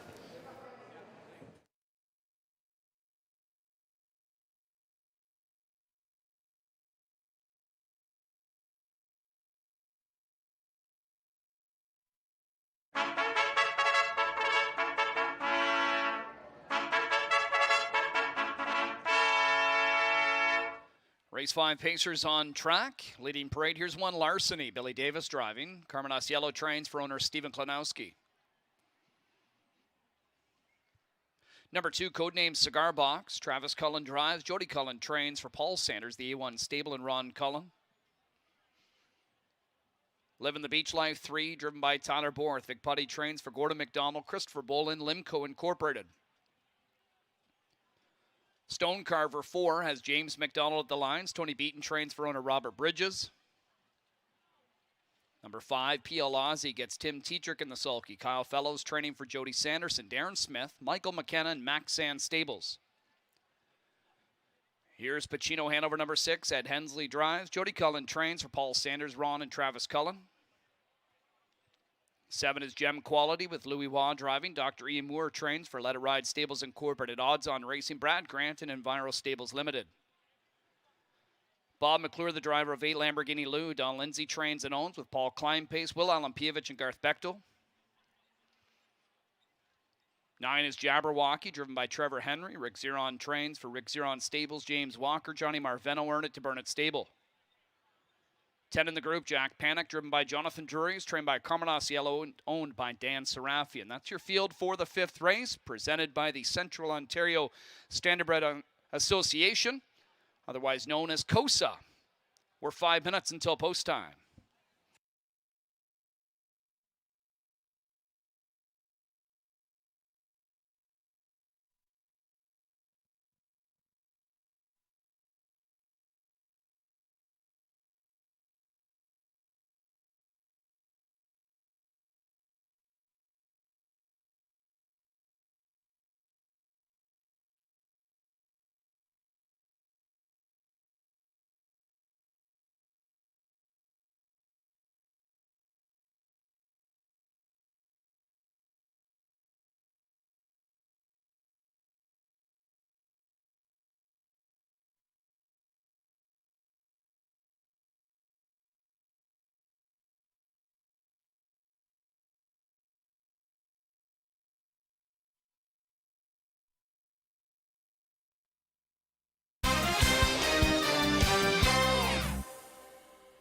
standing alongside Sarah Svanstedt of Team Svanstedt, and we're going to get her thoughts on some of the horses in to go this evening. Before we get on each horse individually, Sarah, I just want to ask you, are all the horses racing with shoes or barefoot tonight? And if so, which ones are going to be without shoes? Gap Kronos is going to race with no shoes. And the other mares are going to be racing with shoes tonight? Correct. Okay, so we'll get to the mares here in race number 7. Then Call Me Goo. She tired a little bit after being aggressively handled. From a fitness standpoint, do you think she needed that start? And how do you think she's going to come into tonight? For sure, she needed that start, and it was a fast first quarter for her to have that in her first start. But she took the race good and have trained the way we want, and everything looks good so far and a good post, so she should do a good performance. Another one who draws well is Dial Square, and she's been razor sharp so far in 2 starts here in North America. I know when Oka got a chance to drive her 2 starts back at the Meadowlands, he said she was a little bit hot. Raced her off the pace last time out. Has she gotten over maybe being a little bit too warm? And if so, have you done anything to tinker with that? Well, her history has been like that back home too, that she can be very grabby. But when you get on the front like that and you have the pace up, it's not that much to do. So I was afraid that she wasn't going to last, but she really fight it. And now when he raced her from behind, she shows she can race from more positions. So that's good. And Gab Kronos, he competed with some nice colts during his freshman campaign. Made the final here in the good times. What did you think of that performance? Do you think he's going to be even sharper here tonight? He should be sharper, but I was a little bit concerned of how he acted up here last week. He was like in a baby race again. He was, his mind was all over the place, and he didn't know what Aki wanted to do. So he's actually going to have close bridle today and see if that can help him to be more focused. So if he can be top 3 in his potential, yes. But if he's ready to be it yet, I don't know. Appreciate your time, Sarah. Best of luck tonight. Thank you very much. All right.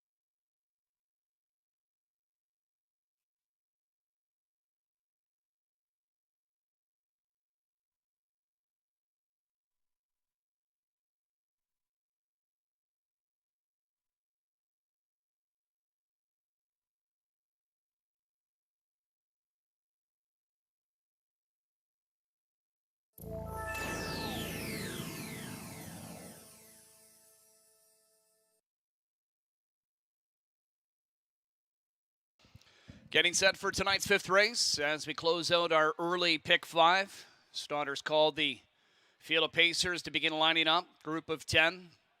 Even money on the 7 Gem Quality. Talented son of Captain Crunch with more than $750,000 on his resume. He's been in Canada the last few weeks, but he's had to tackle not only graduate pacers a couple of weeks ago, but outside of that, it's been preferred top-level talent.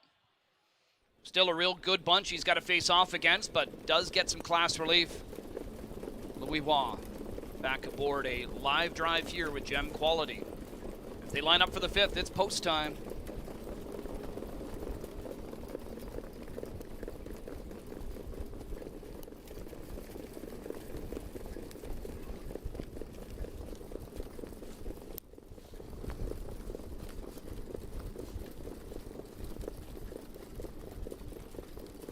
Starting 8 at the top of the stretch, gathers speed. Here they come.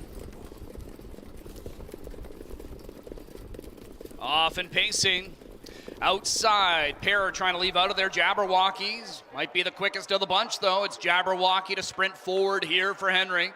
Going out with him inside, Living the Beach Live outside, Gem Quality, codename Cigar Box into the mix. Then Larceny from the pole position is going to get away in the first top half of the field. Jack Panic's going to slide back along the pylons for a spot in 6th. He'll be tracked to the opening turn by Stone Carver. The last 3 are PL Aussie, Pacino, Hanover, early trailer, Lamborghini Lou, 26-3. First quarter speeds applied by Jabberwocky, who takes them into the backstretch with codename Cigar Box on the helmet in 2nd.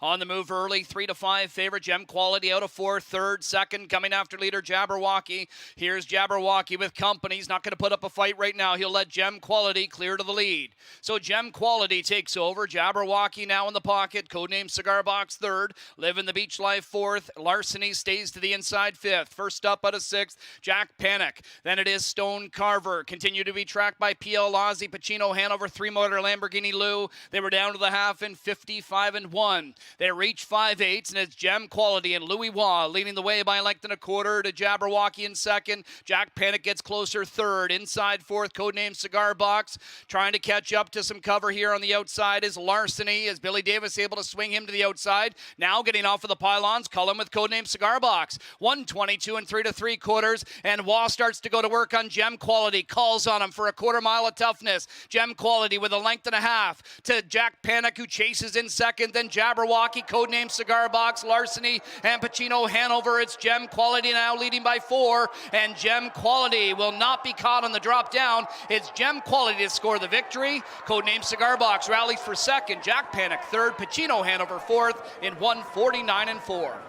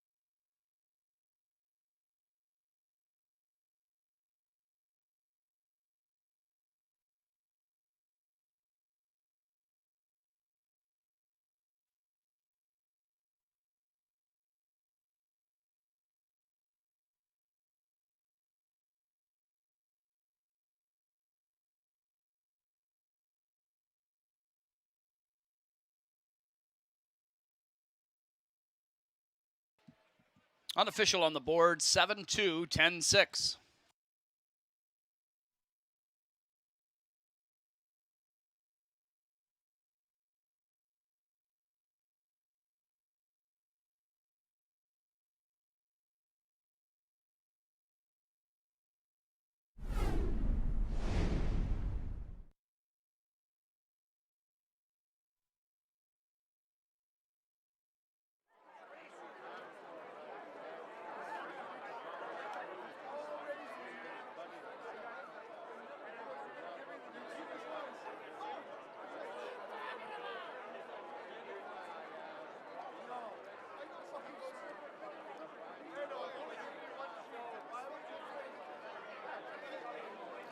And coming back in front of us, your 5th race winner, it's the 7, Gem Quality. Gem Quality, a 4-year-old bay horse by Captain Crunch, is out of the Better's Delight Dam Twinkle. Owned by Let It Ride, Stables Incorporated, Odds on Racing, Brad Grant, and Enviro Stables Limited. Trained to victory by Dr. Ian Moore, driven to victory by Louis Waugh, 2 on the night for Louis. Louis and Doc will try to team up in the main event later tonight with post 3 starter Joel and the Jets in the Pepsi North America Cup, one of 2 possibilities to give Doc his first NA Cup title. Gem Quality, with his 3rd of the year and 7 tries, is now a 10-time winner. Tonight comes away with a lifetime mark, 149-4. Bill O'Donnell, president of COSA, making the presentation to the winning connections of race number 5, 7, Gem Quality.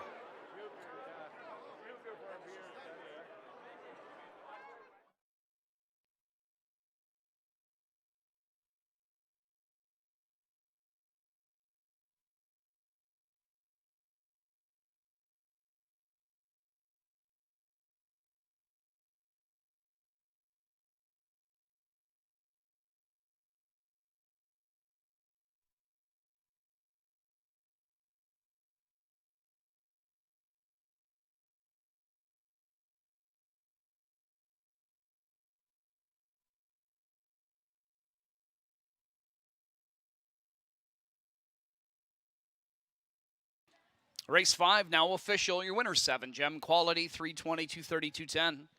Second, the 2, codename Cigar Box, 330 and 290. Third, number 10, Jack Panic, 14.90 to show. $2 Exacta returning $10.60. Try 107 and a quarter.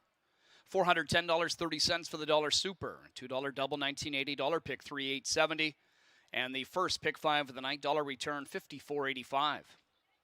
Pick 4 live money heading to the final leg, $3,412.50. Up next is race 6. That starts tonight's pick 6. And this evening it is a mandatory payout.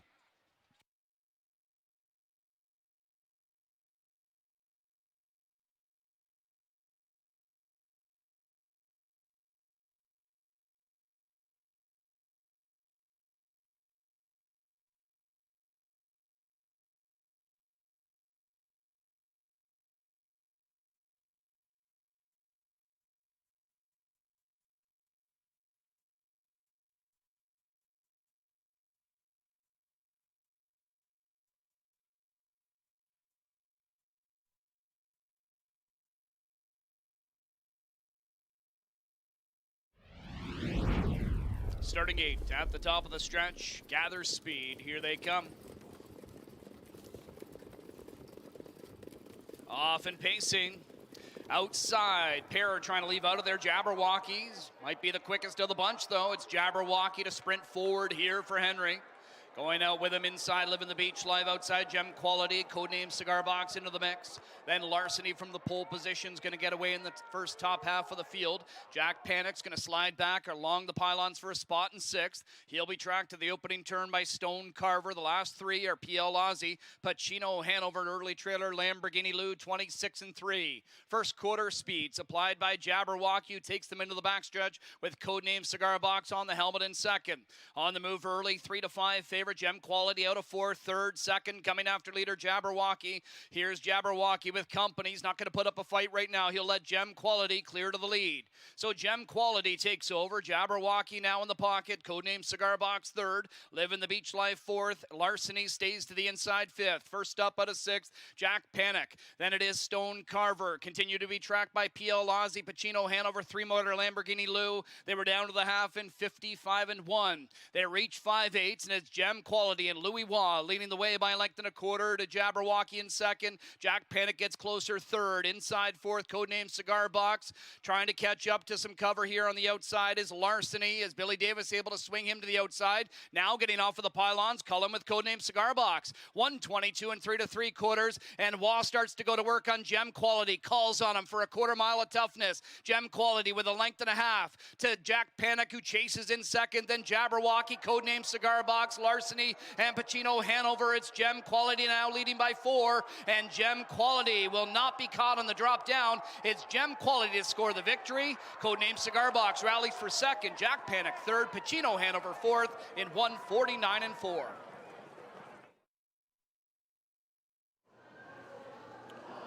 Here's what they all finished in race 5 from the top down: 6-2, 7, 5, 8, 4, 1, 9, 10, 3 on the bottom. 6th race, 3-year-old open pace to start the mandatory pick 6 wagers up next. Number 4, Tip of Time, changes the shoes up front from steel to aluminum. Tim Tetrick driving 5, Stonebridge Wizard, and the 10, Pants on Fire, has been scratched due to sickness. 14 minutes until post time.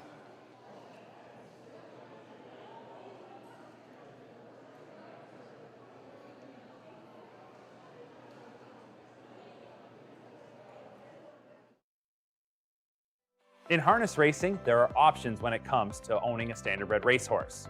You can own the entire horse, or you can share the horse with a few partners, or you can share with a lot of partners in a fractional ownership stable. Whatever option you choose, you'll find the experience of owning a racehorse connects people to horses and to one another in truly remarkable and sometimes unexpected ways. To learn more about standardbred racehorse ownership in Ontario, reach out to connect with someone who can help you get started on your journey. And once again, our thanks go out to Ontario Racing for sponsoring race number 6 on the evening's program. This is a 3-year-old open pace for a purse of $50,000. And really, Randy, this is the last race before we really start to kick into high gear. So race number 6 on the program with a field of 9. There is a scratch from this race. Pants on Fire is a vet scratch. Tim Tetrick is going to drive the 5 Stonebridge Wizard. And right now the favorite at 8-5 is the 6, and that's Aye Captain Deo.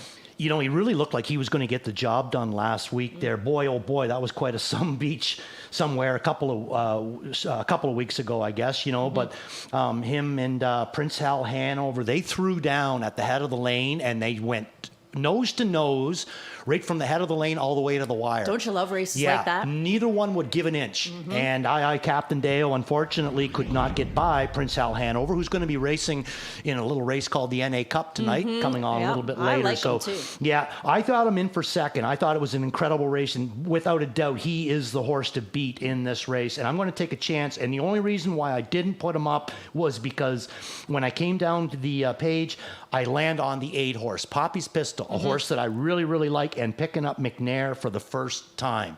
This is the way that I'm going to go. McNair on to Aye Captain Dale. To Pappy's Pisto, yeah. Because, you know, he's only raced now 3 times, so very lightly raced this season. Last year, 14 starts, 4 wins, but bankrolled over $250,000. And speaking of money, race number 6 is also where we kick off the Pick 6, which has a mandatory payout on tonight's card. So it's not just the jackpot high 5 with the mandatory. This has it as well, and you'll see a lot of 8s and 6s on the board. So I'm thinking people who are playing this Pick 6 might look at just narrowing it down to those 2 horses in this leg. Yeah, very well. And like you said, it is a mandatory. It's you know, basically going to come down to who has the most winners, right? And then it will be chopped off. So those are my 2 top selections. Now, I find the 7 horse, I threw him in there as well. And the reason why is because I thought that he was racing good out of Murray Breather stable. He had a couple of wins there. And then just recently he went to Jody Cullen. Now, his first start for Jody Cullen is the NA Cup elimination. Right. Pretty tough. So, you know, I'm going to throw him in on the bottom. I thought it was a good effort that he put up. I've liked what he's done out there before. He's a Captain Treacherous, $130,000 baby out of a Better's Delight mare. So I like him in here as well. And I wouldn't be surprised to see him jump up with a big kind of an effort. And right now, he's taking a bit of play, Elisa. He's 3-1, I think. Well, another horse coming out of the NA Cup of Limbs is the 9, and that's THKC Captain Crunch. THKC Crunch. We've had a few Captain Crunches, yes, over the years.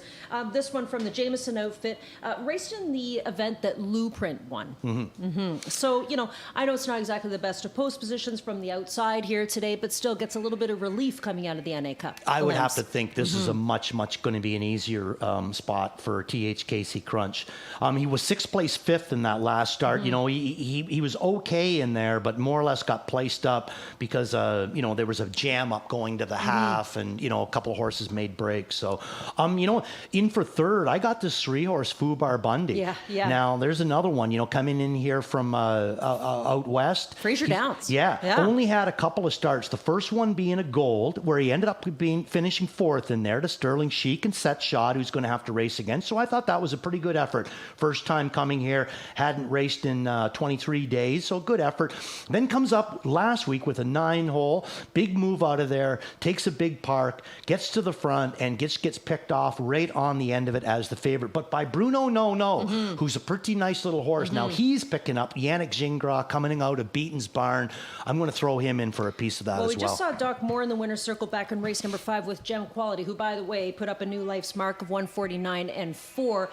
Doc Moore sends out the 2-horse Set Shot. Just talking about that one coming in off the back-to-back 2nd place efforts. He's going to be really, really dangerous horse in here. You know, Doc's got him right on his game right now, so he's going to be dangerous. You know, only 3 for 8 last year as a 2-year-old, but this year he's got 5 starts and 4 times he's been on the ticket. He's going to be tough. Picking up McDonald in here tonight. James could have went with Fubar Bundy. He elects to go to Doc Moore in here, and he drove him his last start. Usually that's an indication that they think he's going to come up with a big effort. So Set Shot, maybe he's going to be able to come back with a big one. And like I said, I think Aye Captain Dale, myself, of all the horses that I've seen in this race, to me, he stands out.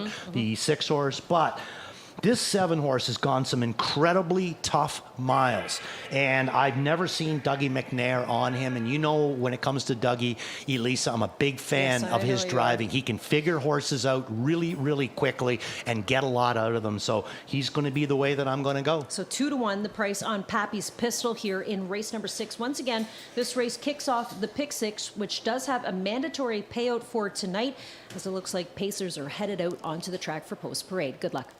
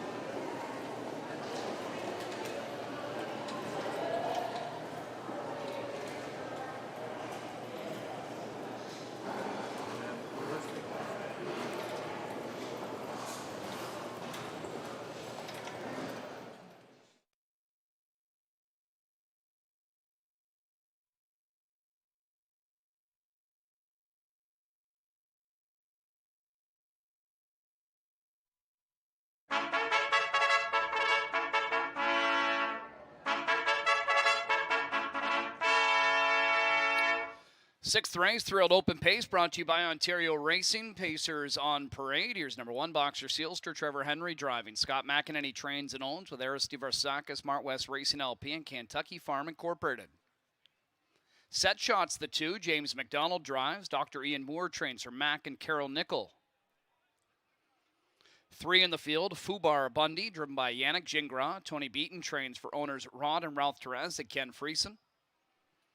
Tip of time, number 4, Louis Waugh at the lines. Dr. Ian Moore trains for Lindsay Jane Whalen, RG McGroup Limited, Stephen Alden O'Brien, and Sean McIsaac. Tim Tetrick catch drives 5, Stonebridge Wizard. Jared Bako trains for David Cryway.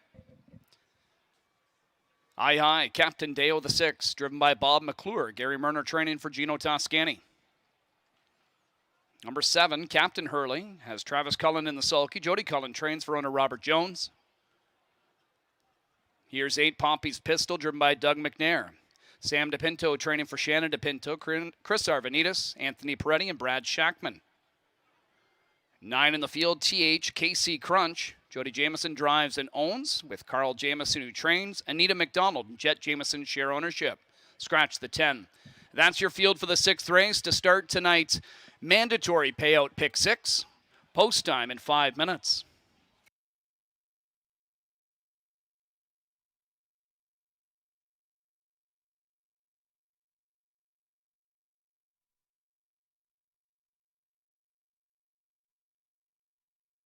Standing alongside trainer Ronnie Burke, who sends out a few starters here on the Saturday night card. We're going to start off in the Ombro flight. Ronnie, MM's Dream. I want your thoughts on her performance in that elimination last time out. You know, I thought she should have been second. I wasn't thrilled with her, but, you know, I thought maybe she needed one more start. That's what I'm hoping, you know, and we'll see if she'll be a little bit better tonight. I think with the target, maybe a little bit more cautious out of the gate, she should be better. And obviously there has been times where you do pull the shoes with this mare in some big spots. Was that something you considered doing today? I know that you're keeping them on today. Yeah, I didn't think the track was quite deep enough for her. She needs it to be a little bit deeper than this. You know, it almost needs to be set up as a trot track for her to take the shoes off. So I decided I'd leave them on. I didn't want to really, you know, she'll cut her feet pretty good when she's barefoot. And in the Pepsi North America Cup, you send out 2 starters. We're going to start off first off with Swingtown. What did you think of his elimination performance last time out? You know, he was the one horse that got stretched hard leaving and still was there at the end. I would have liked him to be a little bit better, but I thought maybe he needed the race. And I did like the fact that he fought back at the wire. It looked like he was going to give up and didn't. You know, he trained back great this week. We trained him on the bigger track, stretched him out, and so I'm happy there. So I think he's going in good. Just to follow up with him, I mean, last year I know that he got hot at times. Has he kind of matured a little bit more? Is he more relaxed when he reaches the front? You know, he's definitely been better this year that way. He's way more controllable. Maybe we got better on training him too. So, you know, I think we're heading in the right direction with him. I would have liked to have been a little bit more inside, but you know what? There's going to be plenty of action in here. Everybody's going to get a shot, I think. In the morning line favorite 7-5 is a Blueprint, a perfect 4-for-4 coming into this lucrative final. A lot of chatter about his elimination, Ronnie, just because it was a small margin of victory. What did you think about that?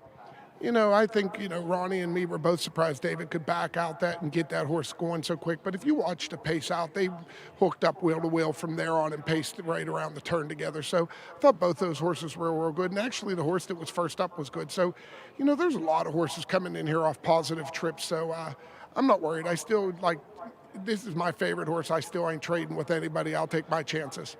Obviously, his wins this year so far, they have been measured victories most of the time. How important is that coming into tonight? And to follow that up, did you make any changes with him coming into tonight at all? No, they've been measured victories by purpose. We haven't wanted to stretch him. That's maybe where we've done a better job with this colt than we've done at other times. We haven't ever had him tired, so, he owes us one tonight, so he better be tired when he gets done tonight. Appreciate your time, Ronnie. Best of luck tonight. Thank you.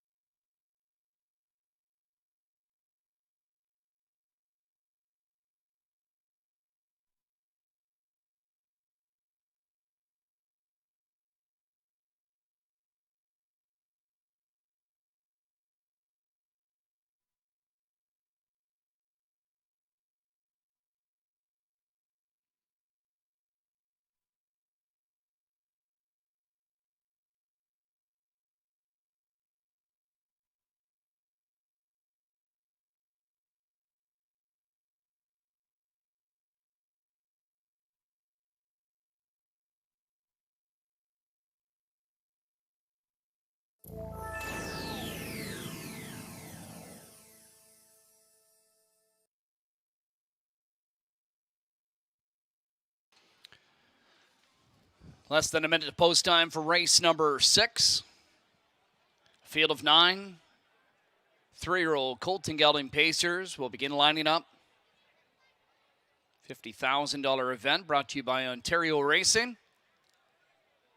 II Captain Deo, son of Captain Treacherous. It's been racing very tough and coming away with some great results. Only 1 defeat in 4 starts this season. And it was his latest narrow defeat to Prince Hal Hanover, one of the top contenders in this year's Pepsi North America Cup. A couple of doors down, Poppy's Pistol. 5th in a trip that just didn't work out in his favor in the NA Cup elimination, but a top talent son of Poppy Rob Hanover for Sam DePinto and company. And 5-1 on 2 set shot. Doc Moore, another talented 3-year-old in his roster. This one a son of Better's Delight. It's post time for race number 6. As we kick off our mandatory payout pick 6 wager. Field of 9 lined up, here they come.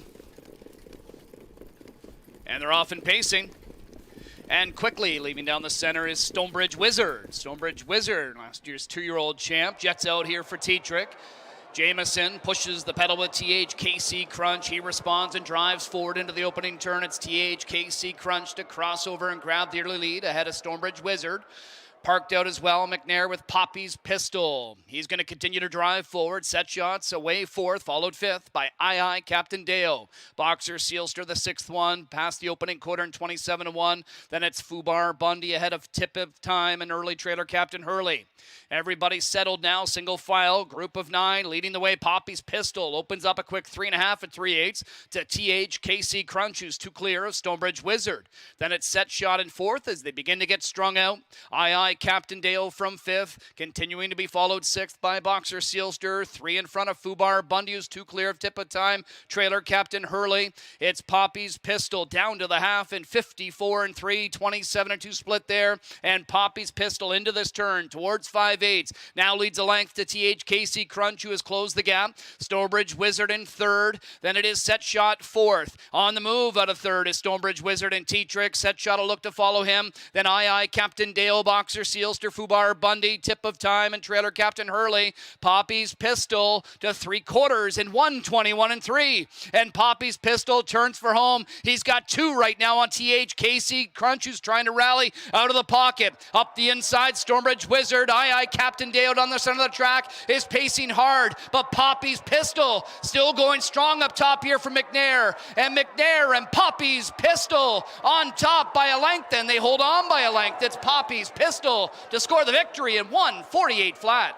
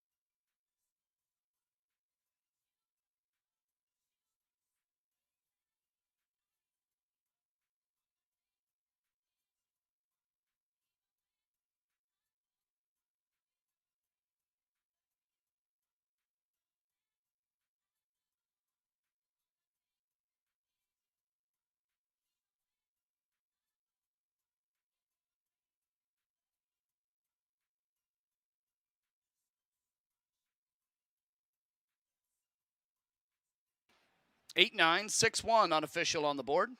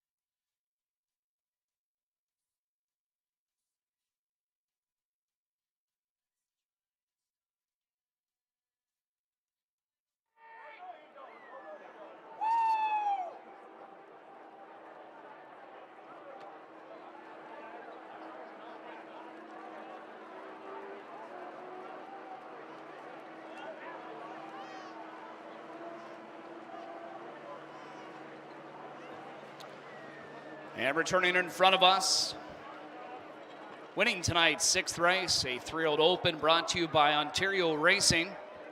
It's number 8, Poppy's Pistol. Through Obey-Colt by Poppy Rob Hanover is out of the Sweet Lou Dam Bang Bang. Owned by Shannon DePinto, Chris Arvaninas, Anthony Peretti, and Brad Shackman. Sam DePinto, the winning trainer. Doug McNair, the winning drive behind Poppy's Pistol, who scores for the first time this season in 3 tries. That's his 5th lifetime score. A new career mark tonight of 1:48. Fastest son so far of Poppy Rob Hanover.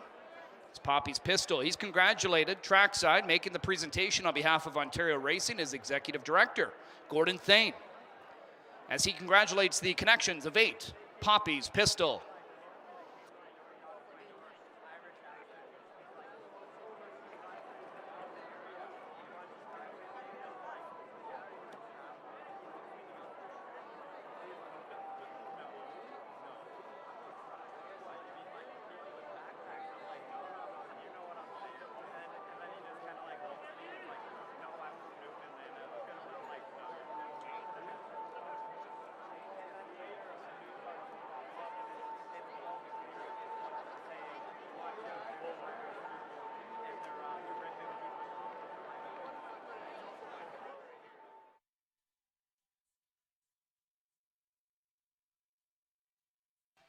Race 6 official, Your winner, 8 Poppy's Pistol, 7:30, 5:20, and 2:30. Second, number 9, THKC Crunch, $31.40 and $6. Third, 6 II Captain Deo, $2.10.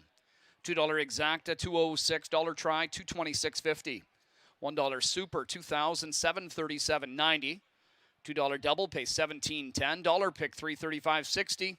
Early Pick 4 wrapped up. $1 payout, $46.85. Tonight's Pick 6 with a mandatory payout attracted a great pool of more than $62,000. $16,325.78 in live money. Heads on to the next leg, race 7.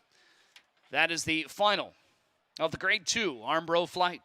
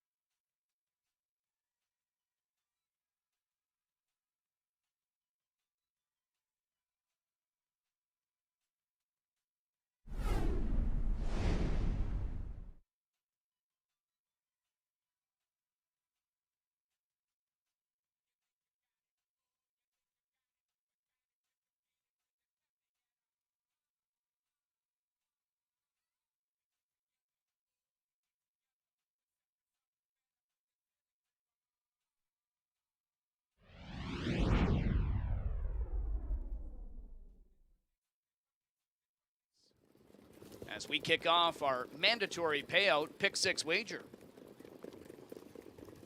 Field of 9 lined up. Here they come. And they're off and pacing. And quickly leaving down the center is Stonebridge Wizard. Stonebridge Wizard, last year's 2-year-old champ, jets out here for Tetrick. Jamison pushes the pedal with THKC Crunch. He responds and drives forward into the opening turn. It's THKC Crunch to cross over and grab the early lead ahead of Stonebridge Wizard. Parked out as well, McNair with Poppy's Pistol. He's going to continue to drive forward. Set shots away 4th, followed 5th by II Captain Deo. Boxer Sealster, the 6th one, past the opening quarter in 27-1. Then it's Fubar Bundy ahead of Tip of Time and early trailer Captain Hurley. Everybody's settled now, single file, group of 9, leading the way. Poppy's Pistol opens up a quick 3.5 and 3/8 to THKC Crunch, who's 2 clear of Stonebridge Wizard. Then it's Set Shot in 4th as they begin to get strung out. II Captain Dale from 5th, continuing to be followed 6th by Boxer Sealster, 3 in front of Fubar Bundy, who's 2 clear of Tip of Time, trailer Captain Hurley. It's Poppy's Pistol down to the half in 54 and 3, 27 and 2 split there, and Poppy's Pistol into this turn towards 5/8. Now leads a length to THKC Crunch, who has closed the gap. Stonebridge Wizard in 3rd. Then it is Set Shot 4th. On the move out of 3rd is Stonebridge Wizard and Tetrick. Set Shot will look to follow him. Then II Captain Dale, Boxer Sealster, Fubar Bundy, Tip of Time, and trailer Captain Hurley. Poppy's Pistol to 3/4 in 1:21 and 3. And Poppy's Pistol turns for home. He's got 2 right now on THKC Crunch, who's trying to rally out of the pocket. Up the inside, Stonebridge Wizard. II Captain Dale down the center of the track is pacing hard, but Poppy's Pistol still going strong up top here for McNair. And McNair and Poppy's Pistol on top by a length, and they hold on by a length. It's Poppy's Pistol to score the victory in 1:48 flat. Race 6, finish order, top down, 4-5-9, 7-6-3, 8-1-2, scratch on the bottom. Race number 7 coming up next. It's the Grade 2 Armbro Flight Final, and it kicks off tonight's all stakes. Pick 5, guaranteed pool, $100,000. Couple of scratches, take out number 9, Nelson Bright Eagle, Vet Lane, and 10, Shake, Vet Sick. Post time in 13 minutes.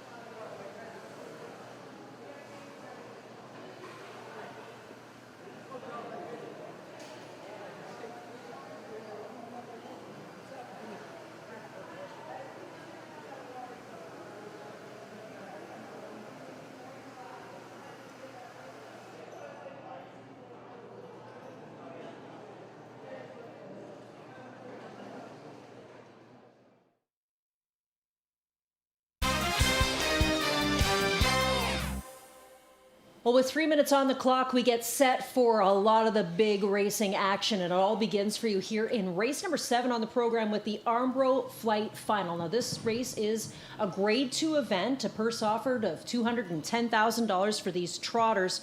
Fillies and mares here, 3-year-olds and older, a couple of scratches. As we have mentioned, the 9 and the 10 will both not go. That gets us down to a field of 8. And Randy, we talked about this race. It kicks off the guaranteed pick 5, so $100,000 all stakes guaranteed pick 5 beginning here in race number 7. We talked about the horses coming in off of the elimination wins, that being Dial Square and Willie's Home Run. Both raced fantastically well. Dial Square, she did more of the work. Willie's Home Run was the victim of a phenomenal James McDonald drive. You know, he never left the fence with her. He basically was getting shuffled out the back, and then he found room. There was a big seam to develop between the horses, and here he comes. You'll see it. I mean, it was just an incredibly good drive to get her in there. Now he, you know, obviously could have come back with Willie's Home Run and could have came back on Nelson Bright Eagle, a Svanstead horse, but instead he's going to jump up on Dial Square, James, and who was a winner the week before. So, you know, it was a tough decision for him, I'm sure. Dial Square, win hers for Aki. Willie's Home Run, win hers for James, but James going to side with Aki on this one. So this is the replay from Dial Square and her race last week. Now, a reminder, if you were trying to find that, it was tough to find on YouTube because it was the A card. Remember, we had a 4 o'clock post time, and then we had a regular 6:35 because we had to make up for a canceled program the day before. Here's a look at the replay from Willie's Home Run. Great closing effort here from this mare. I just like, I think that in a way, maybe Louis didn't sense James with that much go. Maybe Willie was going to beat Drawn Impression anyway, but watch this here. You know, James just looking for some room here now. Just an incredibly good drive. Louis kind of going to work, but I think right at this point, Louis is only interested in Oka. And then all of a sudden you see him look over and he sees James and he's like, uh-oh. And I think that maybe, you know, James had the momentum, gets him by a nose, but on the run out, Louis starting to come back forward again. So I don't know, you know, I'm going to go Drawn Impression in here, but that was a heck of a race by Willie's Home Run. Well, she's not getting a lot of respect on the tote board. Right now she is at 13-1, 2-1 the price on the 5 that we took a look at as well. Dial Square, a horse who's getting a lot of support is the 4, Call Me Goo for the Svanstead outfit. Comes in off of a 3rd place effort in behind Willie's Home Run. This is where you find Aki Svanstead doing the driving as well. Yeah, I mean, he owns part of this one, and I mean, boy, look what a success story she's been for him. You know, mark of 50-4 at the Meadowlands, and $730,000 put away last year. I mean, just incredible, big, solid, good-looking filly. This is going to be a great race in here. I actually, you know, it's funny because of all the horses that are in here, I go 2 Luke Blaze, Drawn Impression and Emoji. I'm using both of those, and then I'm using both of the Oka's horses in the 4 and the 5. Yeah, Drawn Impression certainly has a great opportunity to pick up a big win here tonight. Last year, she made almost $400,000 from just 4 wins from 10 starts. So just putting the finishing touches here on these trotters as they get set to go out for post-parade for race number 7. It's an all-stake guaranteed pick 5 for you with $100,000 offered up as well. Trotters headed out to the track for race number 7.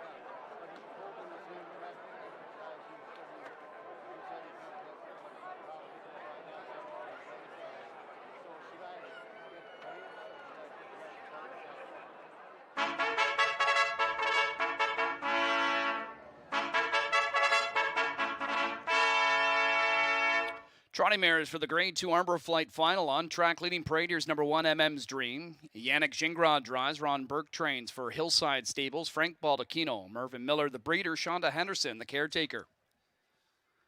2 is Golden Rain with Doug McNair driving. Pair Emblem trains for Emblem Stable, Thomas Lindholm. Thomas Lindholm also the breeder.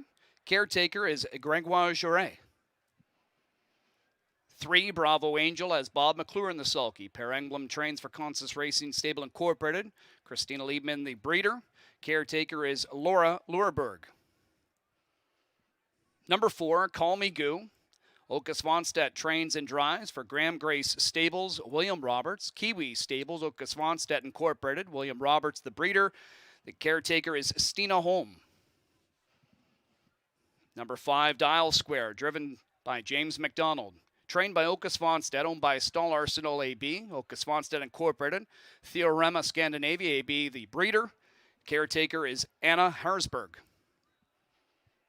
Number 6, Willie's Home Run, is driven by Tim Tetra. Kyle Fellows trains for Dr. Sarah Gatchell, Jake and Reg Higgs, Yolanda Fellows. Reg Higgs, the breeder. Jenny Robinson, the caretaker of 6, Willie's Home Run.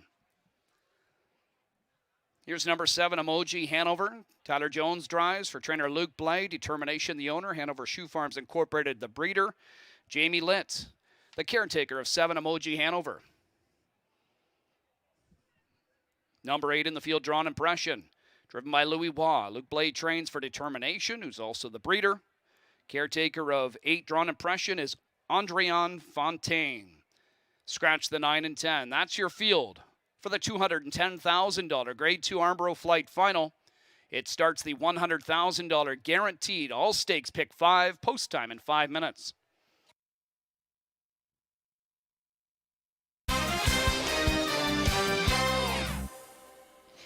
Everyone you look at is so impressive here in this race. I mean, we'll start with a good looker in MM's Dream.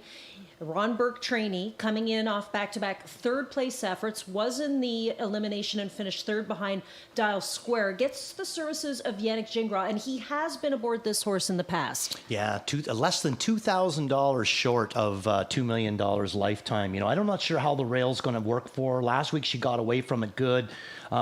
They tried to make him remove with her. You know, maybe she got stung a little bit, but still, overall, she really trotted a good mile. Just a sensational mare, and going to be picking up Yannick Gingras tonight there. I didn't use her in here, but wouldn't be surprised in the least to see her come up with the win. I always love the way that the Swanstedt horses are turned out with the, diamond brow bands and everything. You know,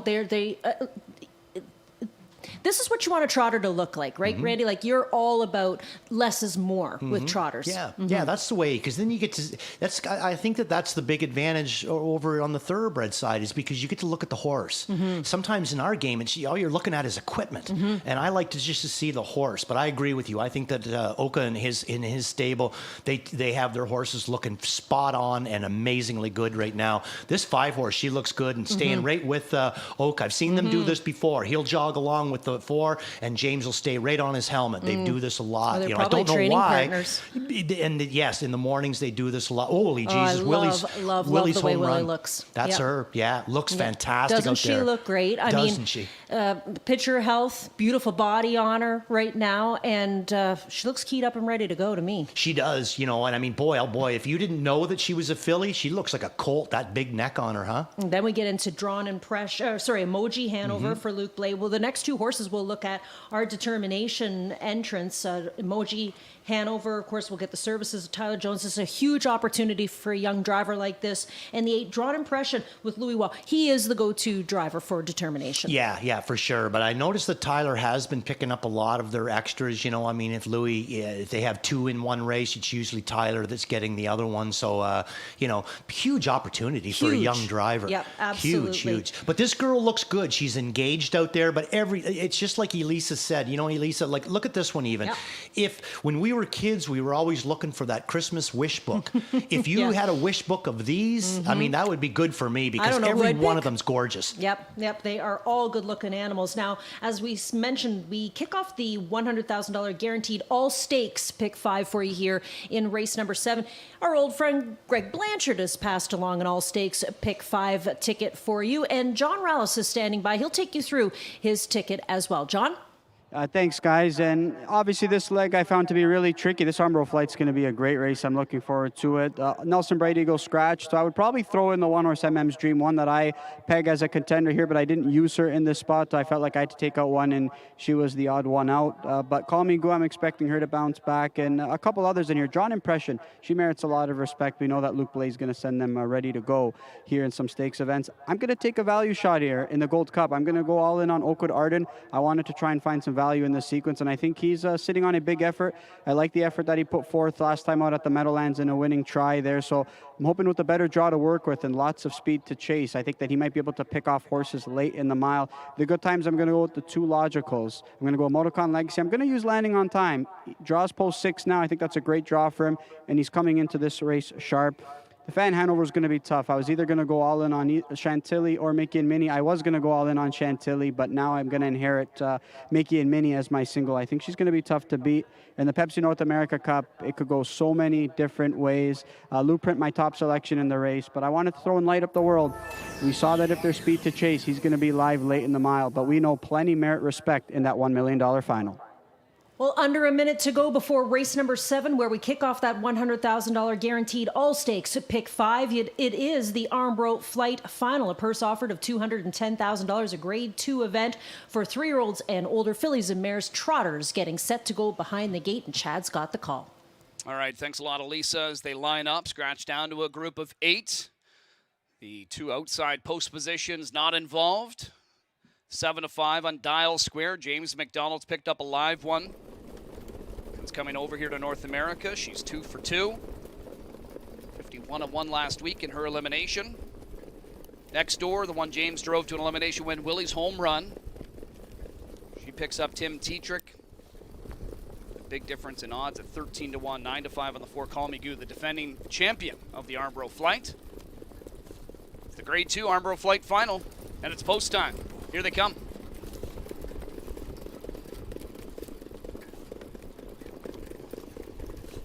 Field of 8 gather speed. And away they go. They're off and trotting. And leaving out of their inside is Bravo Angel. Call Me Goo's going to go out of there with her. From the inside, MM's Dream down the center Dial Square. Driving out as well, Drawn Impression. Then the last 3 in the field. Willie's Home Run to the inside. Golden Rain early trailer is going to be Emoji Hanover. Battling into that opening turn, Gingras on the inside. Looks like he wants to control things with MM's Dream. She gets her wish. It's MM's Dream to take them to the opening panel in a snappy 26-4. Svanstedt ducks down into the deuce with Call Me Goo. Bravo Angel trots 3rd. Drawn Impression 4th. Dial Square off the early speed from 5th as they come up to 3/8. Then it is Willie's Home Run is 2 in front of Golden Rain and trailer Emoji Hanover. Single file group of 8 are chasing early leader MM's Dream, showing the way at 12-1. Call Me Goo races patiently here in the pocket. Bravo Angel 3rd. Drawn Impression angled to the outside. She'll be first up out of 4th. Dial Square is going to work with cover 2nd over, halfway home in just 56 seconds. Advantage MM's Dream. Call Me Goo in 2nd. Drawn Impression on the outside advances 1st over, 3rd inside 4th. Bravo Angel 2nd over, well spotted. Dial Square pace will quicken here though now. 3rd over, Willie's Home Run. Then Golden Rain and trailer starting up Emoji Hanover. They're heading to 3/4, and it's MM's Dream on top by a length. Gingras goes to work on MM's Dream. 1:24 and 2 3/4, and they swing for home in the Armbro Flight, and it's MM's Dream on top. In the pocket, Call Me Goo off cover. Here comes Dial Square unleashed by McDonald, and Dial Square ranges right up on the outside and takes over the lead. MM's Dream tries to battle back. Call Me Goo up the inside. Willie's Home Run down the center, and Bravo Angel. It's Dial Square and Call Me Goo to decide it. Dial Square holds on for the Armbro Flight score. It's Dial Square over Call Me Goo in 151-4. 151-4 is just a few ticks off the best for Dial Square. A very exciting effort here coming down the stretch for driver James McDonald. Oka Swanstedt has to be incredibly happy with the effort. You can see him kind of chatting up here to find out what James had to say after the drive is complete. Yeah, I mean, what a powerful, powerful twosome that those two are. And I mean, just a perfect trip by James there. Never got too crazy or anything, got away in a good spot, was able to follow Louis with drawn impression. And when he pulled the cork, look out. Boy, did she ever trot home fast. And another one I'm taking from this, Elisa, Willie's home run is back. Yes, she's back. She had a great effort to finish in the third place spot for Tim Tetrick, but it's all about the Swansteads as they finish 1-2 in this year's edition of the Armbro Flight.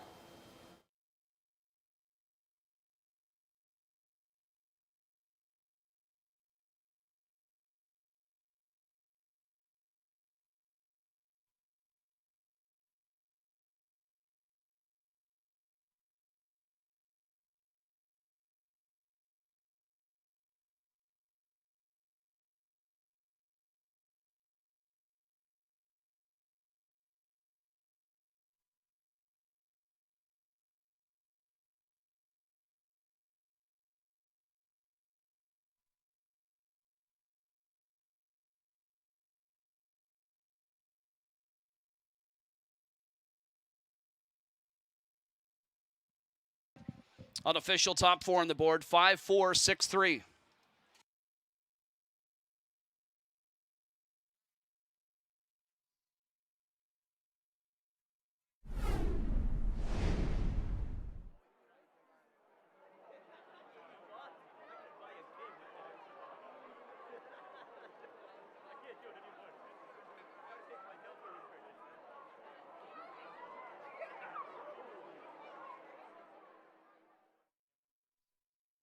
Dial Square captures the Armbro Flight as James McDonald picks up his first victory in this stakes event. James, you picked up the drive here on this mare for the first time. How did you feel out there? Oh, she was just perfect. She was 2 fingers to drive. Aki said her first start she got a little hot, and then last week she was great to drive, and they've done a great job with her because she was just an absolute dream tonight. You drew so well center of the gate. We've seen gate speed from her. We've seen her do it off the pace. For you, what was your game plan going into this race when you saw the draw shook out? I was just kind of go forward a little bit and see how the race looks, and it looked pretty early like Aki and Yannick had got away well, and Louis was kind of floating for position. I was hoping I could get him in front of me and then it would work out the way it did, but sometimes it never works out, and today it did. Obviously you did book off an elimination winner in Willie's home run, and you picked up this mare here with getting the job done. How tough of a decision was that for you? Oh, it's very tough. It's a horse I've driven her whole career, and she's given me so many thrills. So it wasn't an easy decision, and it's not one you ever feel good about. But unfortunately, it happens, and fortunately, I ended up in the winner's circle today. In your first Breeders' Crown, sitting behind an Oka Svanstead trained filly. Your first Armbro Flight, sitting behind an Oka Svanstead trained mare. I mean, how happy are you for you to get the trust from such a top barn in the state? Yeah, he's been one of the greatest trotting trainers in recent history, or in a very long time. So it's just an honor for him to give me the call, and just happy to be along for the ride. All right, congrats, James. Best of luck. Thanks, John.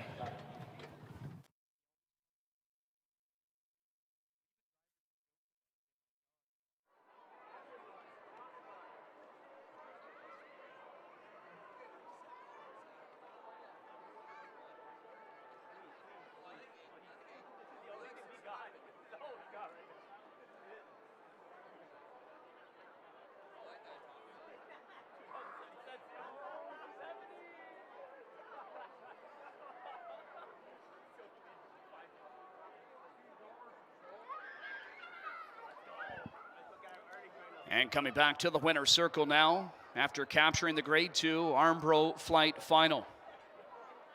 It's number 5, Dial Square. Dial Square, a 5-year-old black mare by Ready Cash, is from the Muscle Hill Dam, Eileen Boko. Bred by Theorema Scandinavia AB, owned by Stall Arsenal AB and Oka Svanstead Incorporated. Oka Svanstead, the winning trainer. James McDonald, the winning driver. Dial Square, a perfect 3 for 3 in 2025. And she's really taken to the racing here in North America. 5th lifetime win, 151-4 for Dial Square. Her caretaker, Anna Harrisberg, very happy. On behalf of the Armstrong family, the late great Charlie Armstrong, who produced the great Armbro Flight, and many others, his daughter Caroline Armstrong, And Ted Arscott on hand to present the winning connections with the trophy for the 2025 Grade 2 Armbro Flight.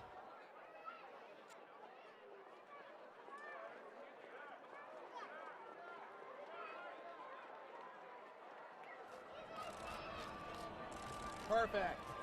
Thank you.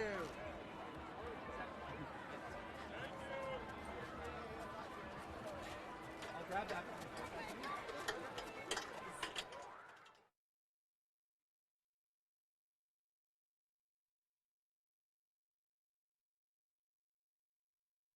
Race number 7 official. Your winner 5, Dial Square, returning 450, 280, 230. Second, number 4, Call Me Goo, 270, 230. Third, 6, Willie's Home Run, 430. $2 Exacta, $8. Dollar Try, 53.40. $1 Super pays $598.90. $2 Double, $14.90. Dollar Pick 3, $16.80. The All Stakes Pick 5 underway with a pool of more than 136,000. 47,981.66 moves on. And the Pick 6 live money update, 5,983.10. Up next, race 8. It's the Mohawk Gold Cup Invitational Grade 3 event.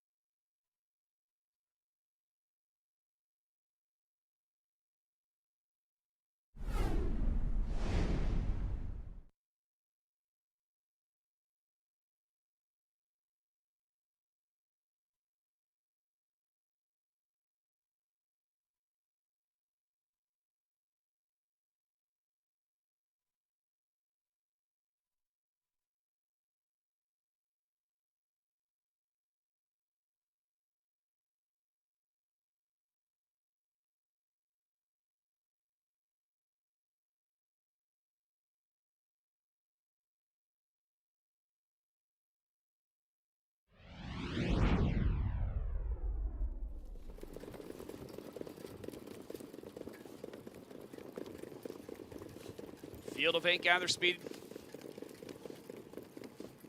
And away they go. They're off and trotting. And leaving out of their inside is Bravo Angel. Call Me Goo's going to go out of there with her. From the inside, MM's Dream down the center, Dial Square, driving out as well, Drawn Impression. Then the last 3 in the field. Willie's Home Run to the inside, Golden Rain early. Trailer's going to be Emoji Hanover.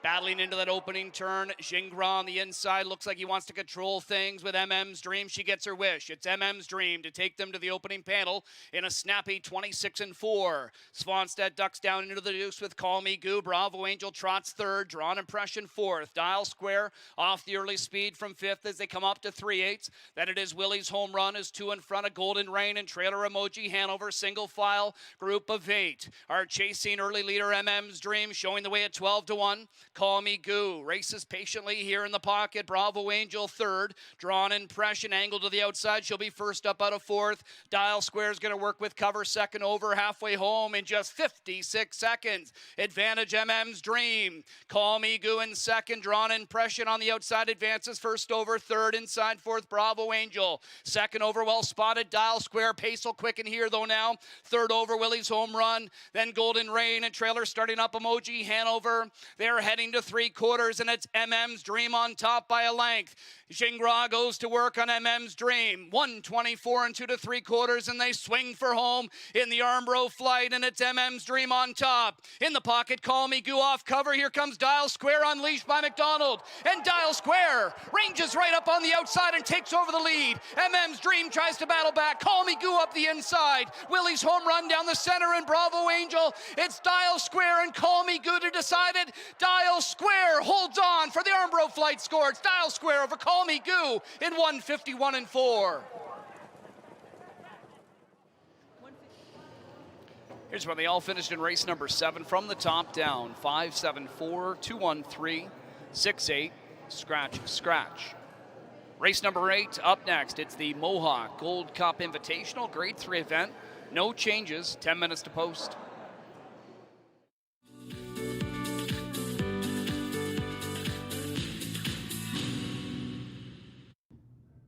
Download the Bet365 app, the only sports book available to bet on today's races, and see why it's never ordinary at Bet365. If whiskey could talk, Johnny Walker Black Label will sing with notes of sweet, smooth coffee, rich fruit, and a touch of smoke. Tastes as good as it sounds.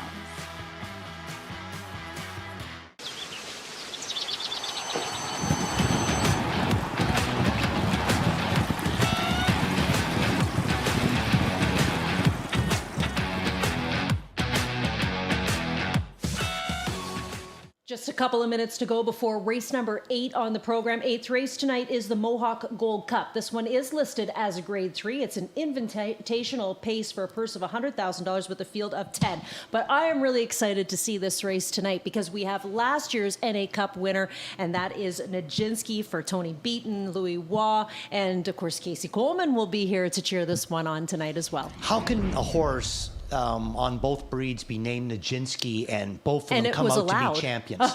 Yeah, like what's the chances of that? No kidding. You know, that would be like somebody calling a standardbred secretariat and they'll both end up, being, what they are. And normally it's the kiss of death. Yeah, right? That's what And I was thought. saying on the pregame show that Jeff Bratt and I were doing a show one winter, and we talked to Casey about all her 2-year-olds, and she said, "Oh, I got this nice one, Nijinsky," and we said, "Well, you're aware that that's a major thoroughbred racehorse?" She goes, "Yeah, somebody told me that." So it's actually kind of a funny story, but yeah, this horse pulled off a huge victory last year in the NA Cup. He made big money last season too, $1.6 million. So he's back at the site where he won the big race 1 year ago today. And I mean, they had so much fun with him last season. It's great to have him back too, Randy, because you'd think, they could have retired him, sent him out to stud, but they're going to let us enjoy him again. Yeah, for sure. Well, I know one person that's going to be really, really happy that they decided to bring him back as a 4-year-old, and that's my father. He's a huge fan of this horse, and the biggest reason why he's such a huge fan of him is the fact that he is so handy. He can race any style. It doesn't seem to matter what it does. Nothing phases the horse, and then he always has this big effort on the end of it. So Nijinsky, just an amazing, amazing career so far, and starting off his 4-year-old year already with a win under his belt. Now, there's some nice horses in this race that we see, week in, week out. Horses like Tarasi, horses like Brew Hanover.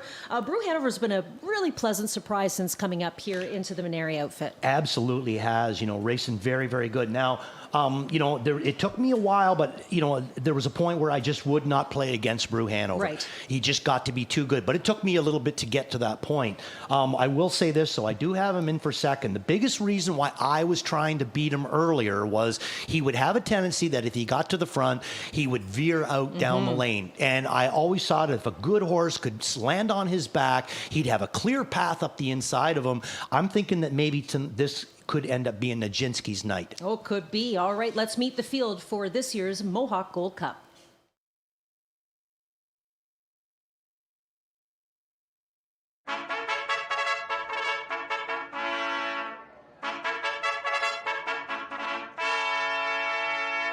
It's the Grade 3 Mohawk Gold Cup Invitational Pace on parade. Leading off, number 1, Irvin Hanover. Doug McNair drives. Dave Mineri trains for Pollock Racing. Glenn Lalonde, the caretaker. 2 is Clever Cody. Dave Miller driving for trainer Dr. Ian Moore. Clever Cody stable owns. Ben Hollingsworth, the caretaker.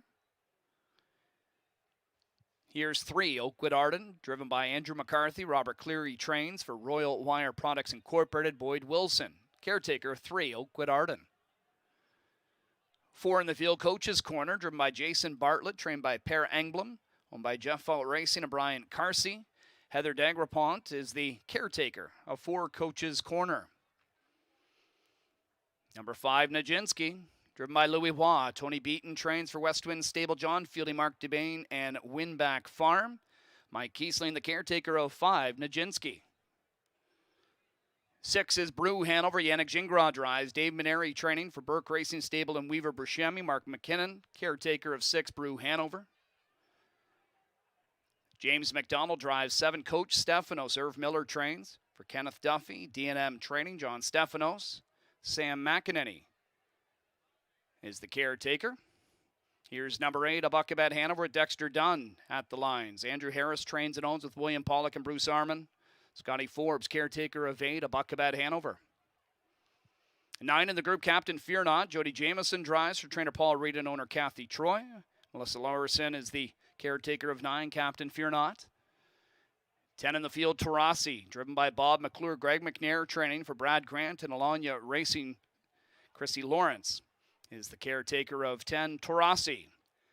That's your field for race 8, grade 3, Mohawk Gold Cup Invitational. Post time in 5 minutes. Getting a look at these Pacers warming up here for race number 8. This is Irvin Hanover. Doug McNair will drive here tonight for Dave Maneri. Great campaign last year, 8 wins, $146,000 in the bank. Lightly raced this season. This will only be the 3rd start. Yeah, no, definitely, all coming into this race. And, some of them are going to need a start. They like I say, they've been lightly raced. Some of the others have a bit of an advantage on them with a few more starts. Horse like Coach's Corner with 9 starts already, or 13 starts with Brew Hanover. Then you go down to the page to say like a horse like a Buckabad Hanover. He's only going to be making his 3rd start so far. Something, Lisa, every time that I think about winning the lottery, if a person was to win a lottery, could you go crazy buying horses here tonight or what? Huh? No kidding, because there are some lookers in this group, right? I mean, we're looking at the 4-horse right now, Coach's Corner, and he's a gelding. But I'm going to tell you something. There's a big difference between the geldings and the horses in this race. Now, this is one of the horses here, Nijinsky, a 4-year-old stud by Better's Delight. Obviously a fantastic horse. He won the big dance last season, and he looks so relaxed out there on the track right now. He does. It's funny. I watched him train for Tony Beaton, probably, I'd say maybe 6 to 8 weeks ago, and he was incredible then. So he's got some fast miles into him before he does this. I think he's fit, ready to go, and ready to rock it. Brew Hanover has a gorgeous shoulder, gorgeous chest on him. Here's the the 7. This is Coach Stefanos. James McDonald looking for back-to-back wins. This is a tell it like it is. Another good-looking animal. This is the one that James was down at the Meadowlands last year, and he was driving this guy for Irv Miller. He got away dead last at the Meadowlands and swooped the field in the Breeders' Crown. So it was funny to me because, James was listed back on Brew Hanover, who right now is, rocking at a cool 9-5. But he elects to go back to Coach Stefanos. This is a stunner. As far as I'm concerned, this is all muscle on this 8-horse of Buckabad Hanover. Dexter Dunn will drive here for Andrew Harris. I know he hasn't had a lot of racing this season, but boy, last year he was a machine. He was the best. Simple as that. Really, really top quality horse here out of a Western Ideal mare. Again, you go back to the longevity of anything that's got Western Ideal on the mare's end. Usually you get soundness and you get a long time of racing. And the funny part about a Buckabad Hanover, all tucked up. I baby raced this one and win her first start at Grand River Raceway. Isn't that fun? Yeah. Well, and they paid good money for this horse, $160,000. Tarasi, the 10, rounds out the field. And, he's a horse that when he came here, he was racing in the preferreds, and he was pretty much unbeatable. He was, what I mean? He's maybe came back to the field a little bit, and the 10 hole certainly isn't going to do him any favors out there tonight. Okay, it's a good group, and there are some lookers. Once again, another look at this Buckabad Hanover. I mean, stunning, absolutely stunning. I'd love to get up close and see him because, it's just all muscle on this one. Irvin Hanover, again, coming in off of a win in the Cam Luck. Now, he was second, and he ended up being bumped up to the win because of the DQ. Yeah, the horse that we learned that can jump. But 8-5 remains the price on the 5 Nijinsky. Final thoughts? Well, my final thoughts are they always say that standardbreds are amazing horses and they can do any kind of a venue.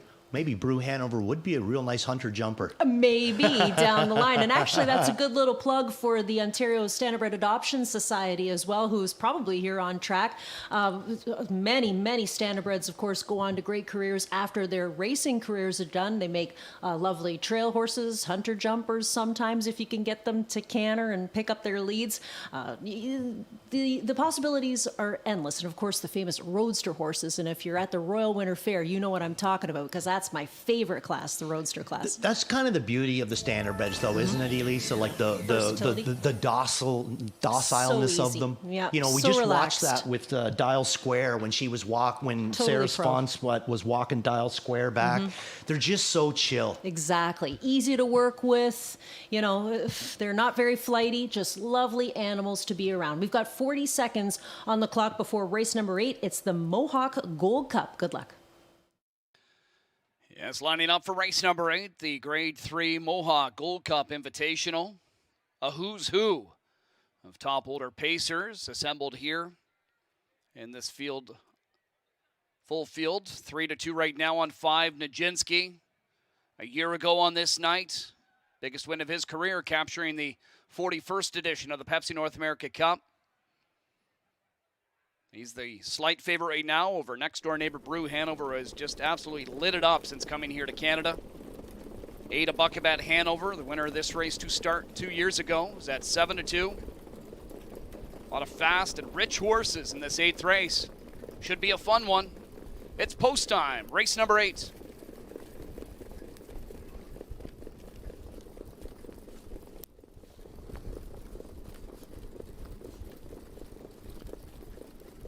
Field of 10 lined up for the Grade 3 Mohawk Gold Cup. And away they go.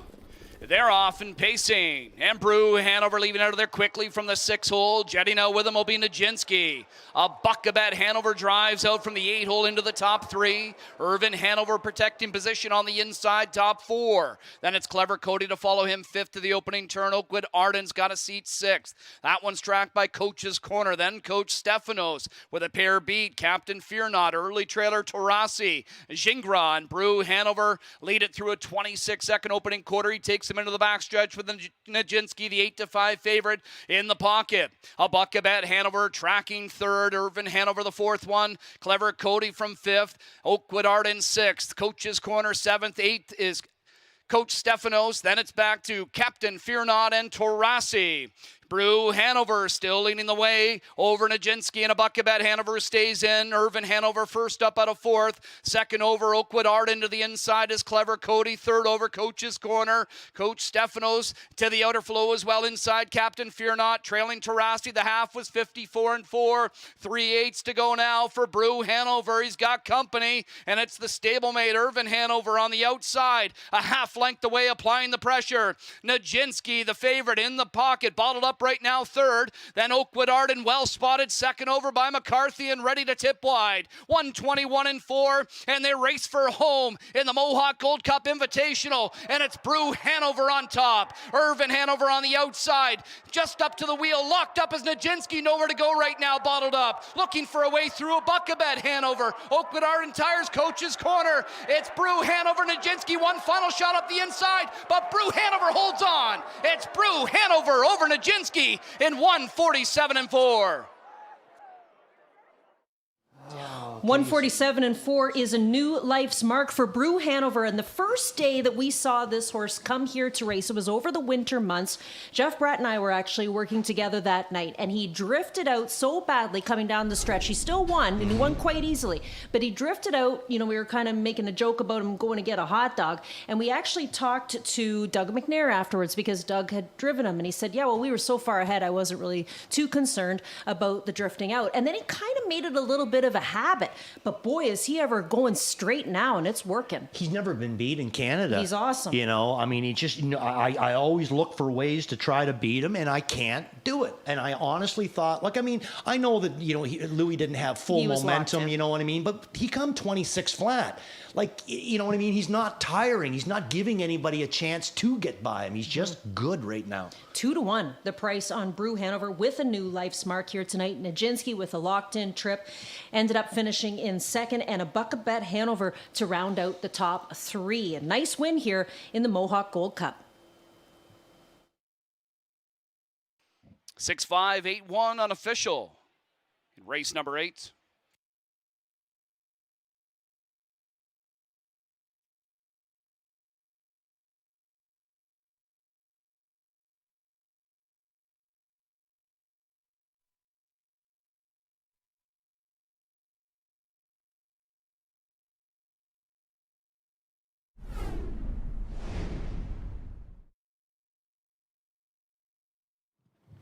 Brew Hanover captures the Gold Cup here. I'm here with winning driver Yannick Gingras. Yannick, you've gotten a chance to sit behind this guy a few times, and you've had success with him, but never against a group like this. How did he feel out there tonight? Yeah, he feels great. He's definitely in career form, that's for sure.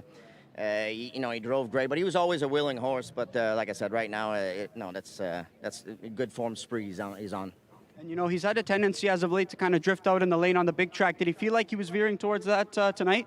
Yeah, a little bit. At the top of the stretch, I knew Nijinsky had pace behind me, so I was hugging the rail pretty good, make sure that he wasn't going to get through. But yeah, he definitely was running out a little bit, but he got the job done. Obviously, Irvin Hanover was coming to your outside, and you did have Nijinsky to your back. How did he feel turning for home, and were you trying to just keep both of them at bay? Yeah, I knew I had the outside of the field beat, so I was just making sure that the other one inside of me wasn't going to get through. But yeah, I felt pretty confident halfway down the stretch. Nice job, Yannick. Thank you very much. Back in front of us, the Win Machine. 6 Brew Hanover, his latest, a Grade 3 Mohawk Gold Cup Invitational he can add to the resume. 5-year-old begeling by Stay Hungry. He's out of the Art Major Dam Blind Ambition. Bred by Hanover Shoe Farms Incorporated, owned by Burke Racing Stable and Weaver Buscemi. Dave Maneri, the winning trainer, Yannick Gingras, guides Brew Hanover to his 11th win of the season in 14 opportunities. 29th career score, his latest, a lifetime best, 147-4, as he captures the Grade 3 Mohawk Gold Cup Invitational trackside.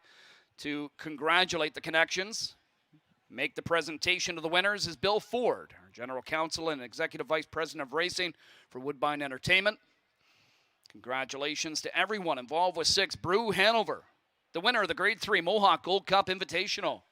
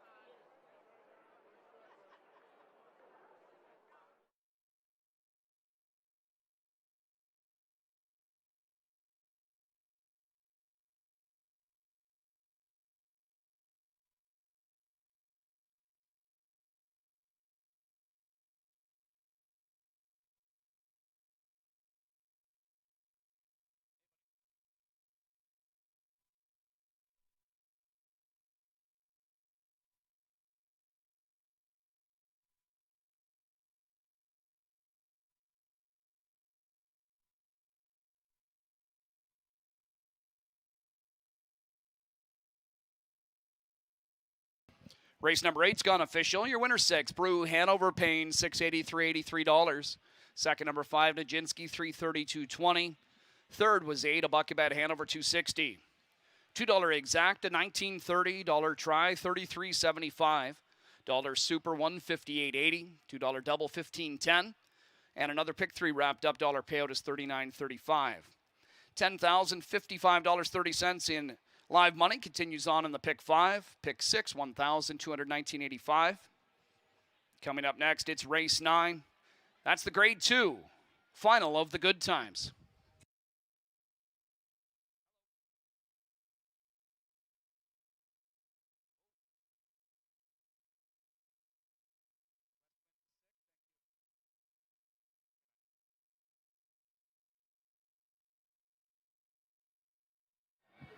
Brew Hanover continues his success this season, picking up his 11th win of the year. I'm here with winning trainer Dave Maneri.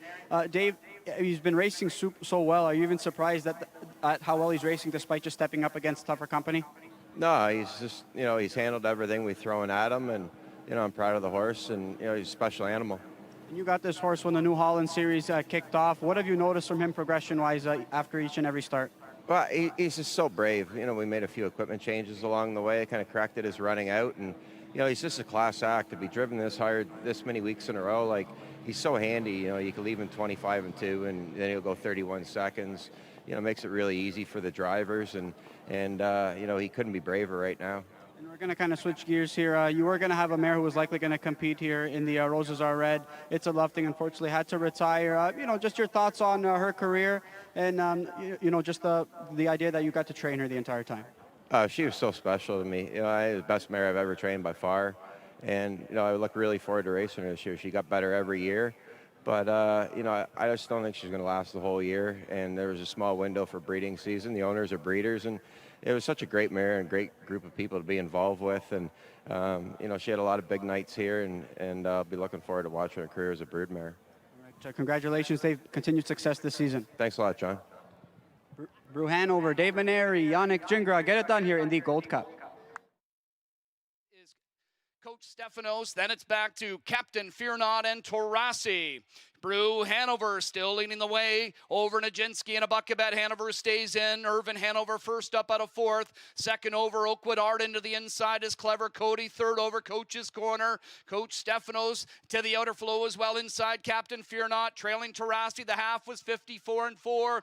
3/8 to go now for Brew Hanover. He's got company, and it's the stablemate Irvin Hanover on the outside. A half length away applying the pressure. Nijinsky, the favorite, in the pocket. Bottled up right now third. Then Oakwood Arden well spotted second over by McCarthy and ready to tip wide. 121-4, and they race for home in the Mohawk Gold Cup Invitational, and it's Brew Hanover on top. Irvin Hanover on the outside, just up to the wheel, locked up as Nijinsky, nowhere to go right now, bottled up, looking for a way through a bucket bet. Hanover, Oakwood Arden Tires, Coach's Corner. It's Brew Hanover, Nijinsky, one final shot up the inside, but Brew Hanover holds on. It's Brew Hanover over Nijinsky in 147-4.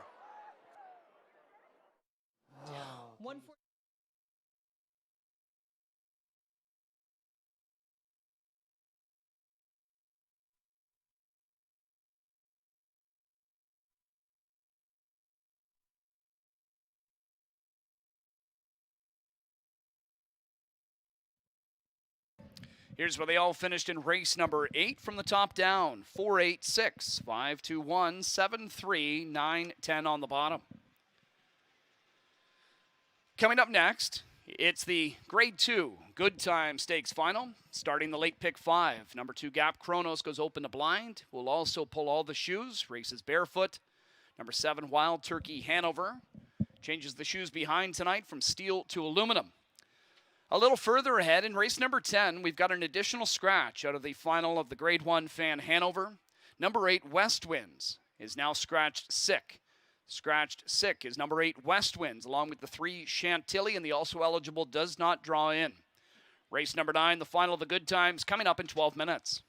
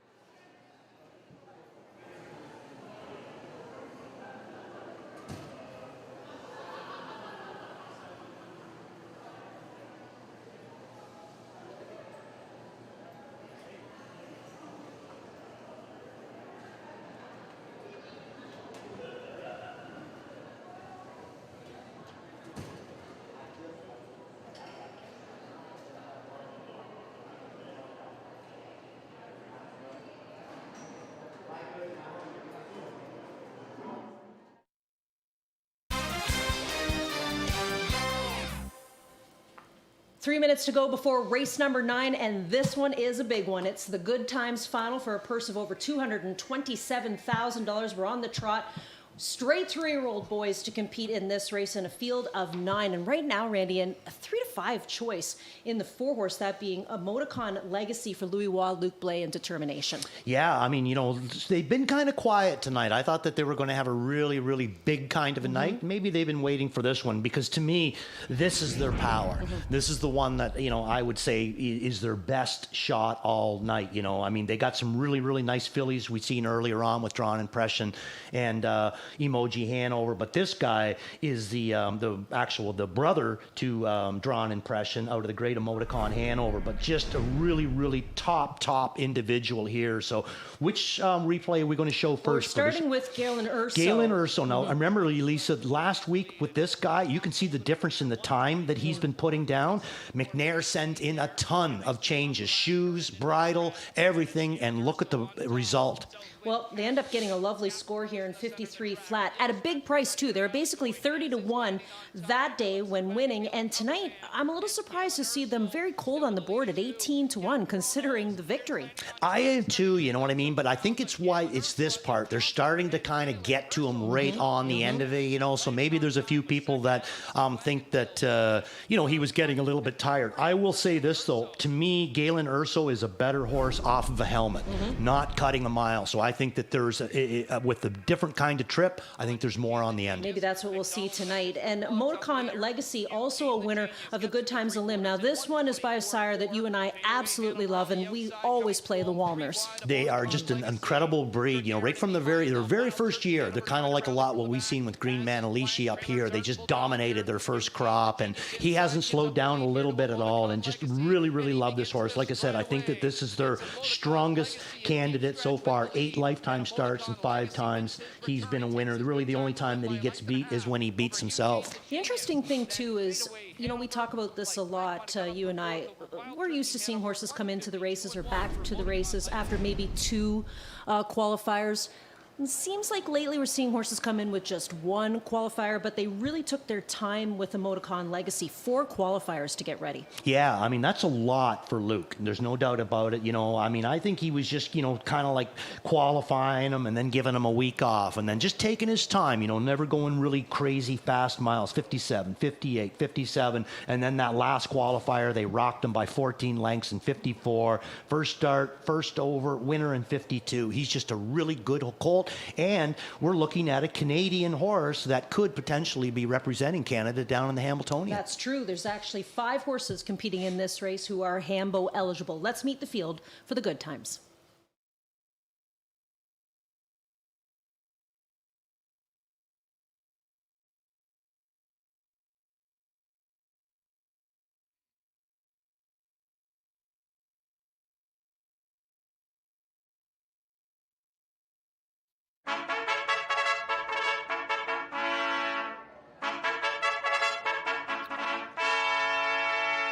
Three-year-old Colton Gelding Trotters for the Grade 2 Good Time Stakes final on parade. Here's number 1, Fadeaway Hanover. Travis Cullen driving. Ben Bergeron trains and owns with Santo Annunzio Venna. Hanover Shoe Farms Incorporated, the breeder. Ashley Leslie, the caretaker of 1, Fadeaway Hanover. 2 is Gap Chronos. Hoka Svanstedt trains and drives for Bruni Racing Team Incorporated. Breeder is Winged Lion Breeding AB. Gap Chronos. Caretaker, Michael Holtzman. 3, Galen Urso. Doug McNair drives, Greg McNair trains. Brad Grant, the owner. Marcus Melander, the breeder. Caretaker is Shelley Henry of 3, Galen Urso. Louis Waugh drives 4, Emoticon Legacy. Luke Blade trains for Determination, who's also the breeder. Nadia Carrier is the caretaker of 4, Emoticon Legacy. Number 5, LMC Wagon Wheel. The driver, Tyler Borth. Ben Bergeron trains for owner Frank Cirillo. Loredana Cirillo, the breeder. Sarah Bergeron, caretaker of 5, LMC Wagon Wheel. Here's 6, Landing on Time. James McDonald drives for trainer Rick Ziron. Ziron Marveno stable, James Walker, Robert Cooper stables, Howard Taylor own. Kevin Greenfield, Michael Krebs, and Frank Holland, the breeders. Marissa Wilson, the caretaker. Here's 7, Wild Turkey Hanover, Phil Hune on the bike. Ron Waples Jr. trains and owns with Dr. Sheila Atmore. Hanover Shoe Farms Incorporated, the breeder. Sheila is the caretaker of 7, Wild Turkey Hanover. 8, Eugene the Genius. Yannick Gingras drives. Missy Essig trains for Russell Beeman and Charles Weaver. Black Creek Farm and Hickory Hollow Stables, the breeders. Missy Essig's also the caretaker of 8, Eugene the Genius. And 9 is Blank. Dexter Dunn to drive. Marcus Melander trains for SRF Stable Holly Lane Studies Limited. Diamond Creek Farm, the breeder. Alexandre LaRoche is the caretaker of 9, Blank. That's your field for the Grade 2 Good Time Stakes final. Up to the gate they go in 5 minutes as we start this evening's late pick 5.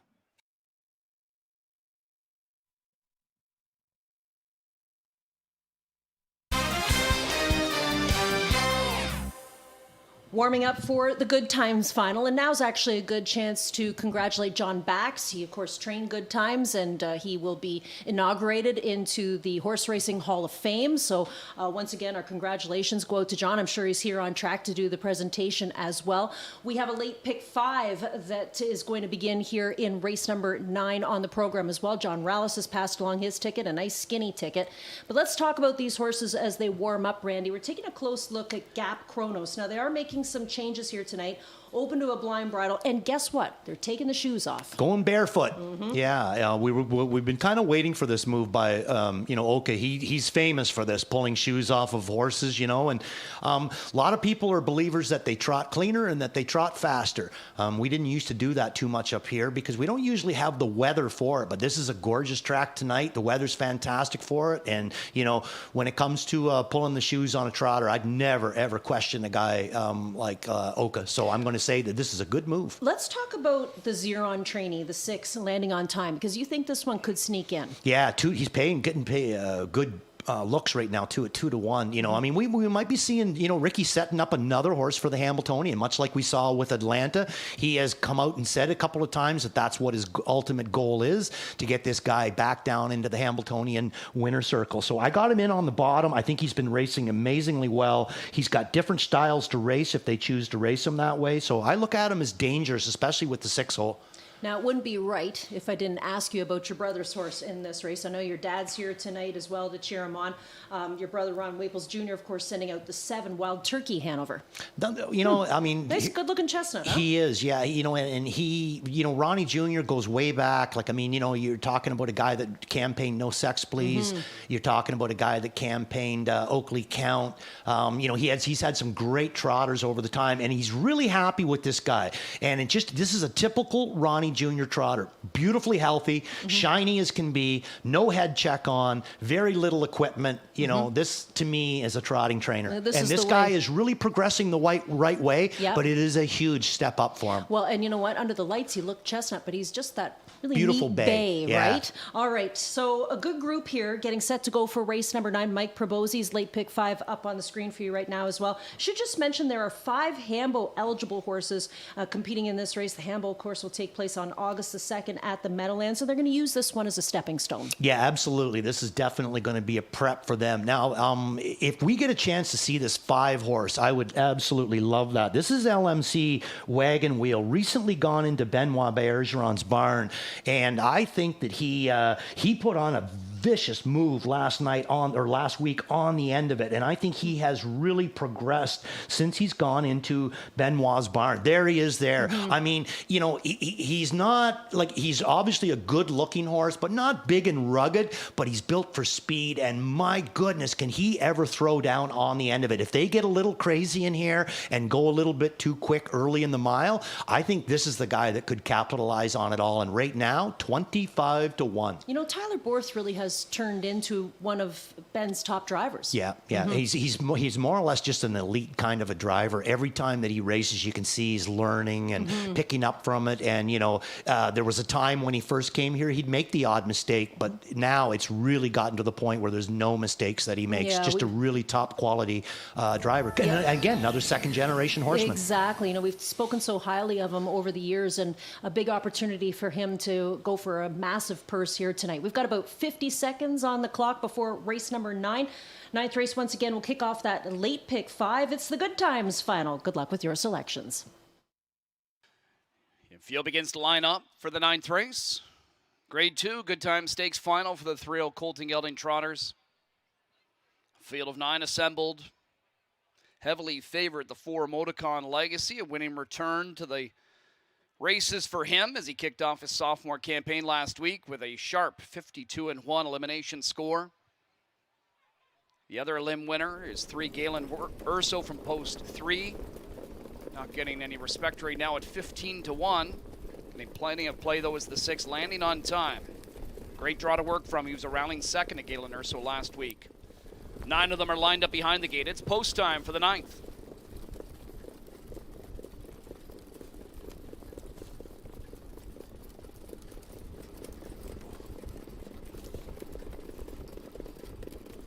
Starting gate swings to the top of the stretch.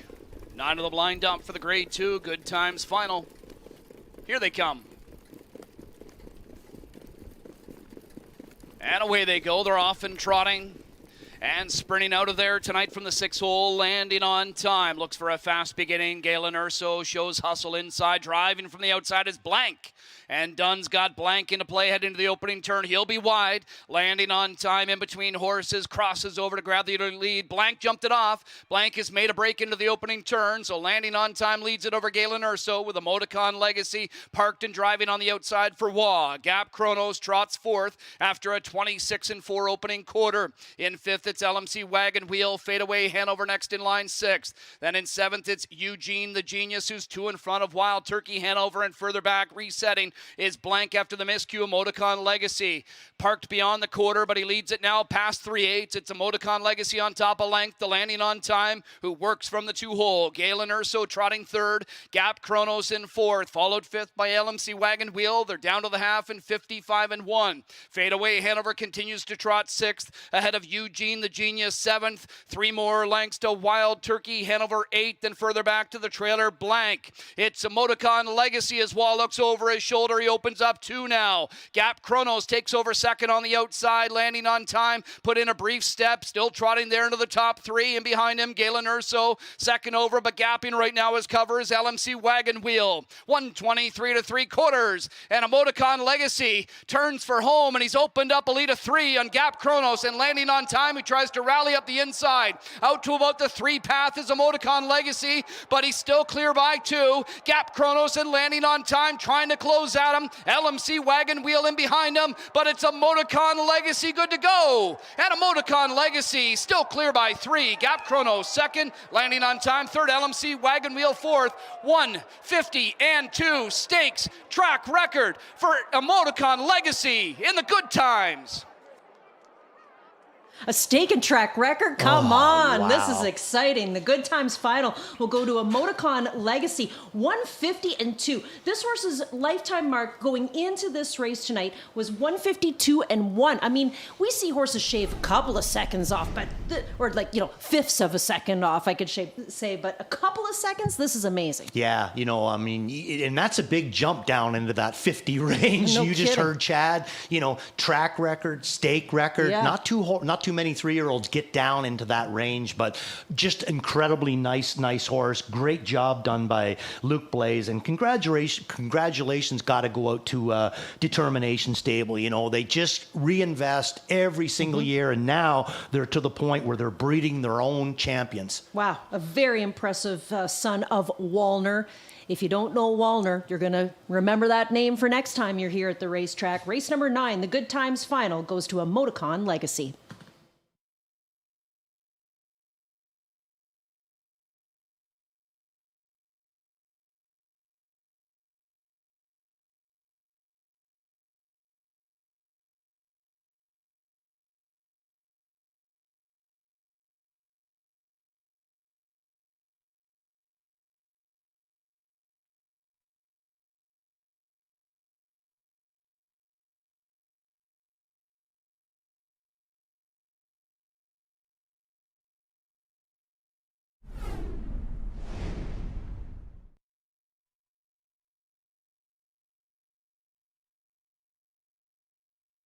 Four, 2, 6, 5, the unofficial top 4 in the Good Times.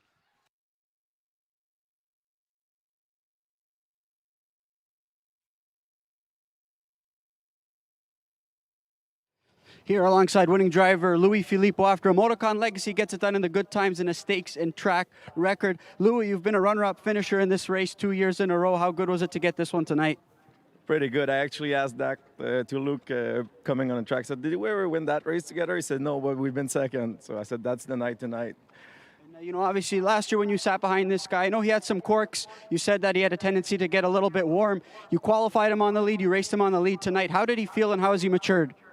Yeah, I didn't necessarily want to race him on the lead again, but leaving the gate and going in the first turn, I thought it was like the best option for me, because otherwise I was gonna have to come first up on the other best 2 that I thought were in the race. So I didn't even see the quarter going at the half. I saw 55-1. I was a little bit worried, to be honest, but the horse just proved he's a different animal. Obviously, you drifted out in the lane. You had one coming to your outside, one coming to your inside. When you kept this guy to task, were you happy with the way he responded?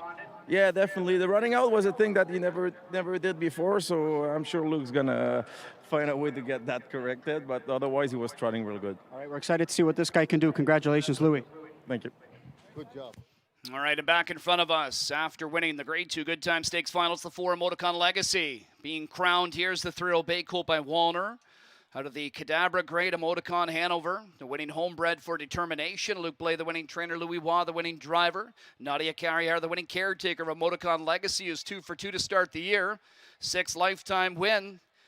And tonight, it's a lifetime best of 150 and 2. Stakes, track, Canadian record for the 4 Emoticon Legacy. Congratulating the winning connections with the trophy presentation, John Bax, on behalf of the Bax family. John campaigned the great Good Times, among many others. And John, a little bit later on, in a couple of months, he'll be joining the great Good Times in the Hall of Fame. John, part of the 2025 class. Congratulations to Mr. Bax, and congratulations to the connections of 4 Emoticon Legacy, the winner of the Grade 2 Good Times Final. He pays $3, $230, $210. Second, number 2, Gap Chrono, $720 and $380. Third of the 6, landing on time, $240. $2 exacta, $19.30. $1 try, $30.40. $1 super, $140, $215. $2 double, $13.20. $1 pick, $314 and a quarter. Late pick 5 pool, just shy of $75,000. Has $45,797.30 moving on. All stakes pick 5 pool update, $6,491.40, still going strong. And the pick 6 has $834.51 remaining in live money. Coming up next, it's race number 10. That's the Grade 1 final of the Fan Hanover Stakes.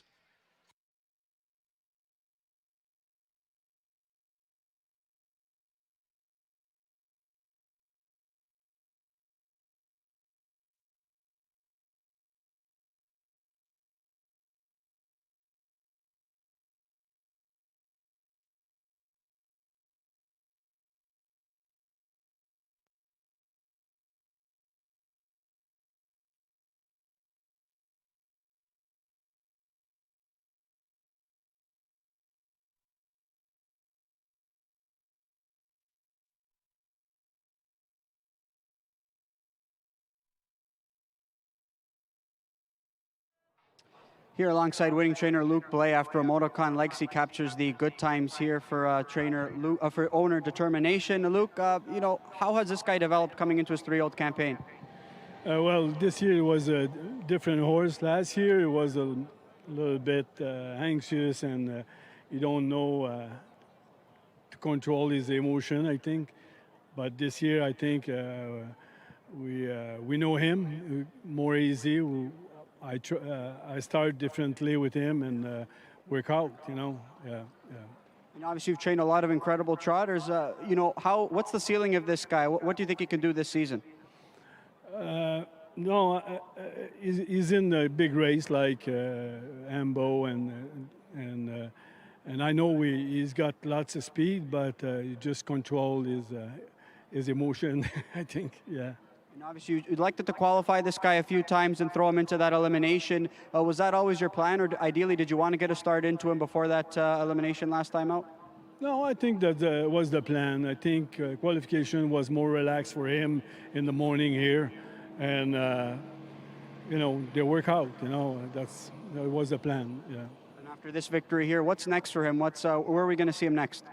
I think the Vernon Down, the Zwick, in the beginning of the month. Yeah, July. Yeah. All right, we look forward to it, Luke. We look forward to seeing what he can do all summer long, and congratulations. Hey, thank you very much. All right, there's Emoticon Legacy, Luke Blay Determination, Louis-Philippe Waugh capturing the Good Times.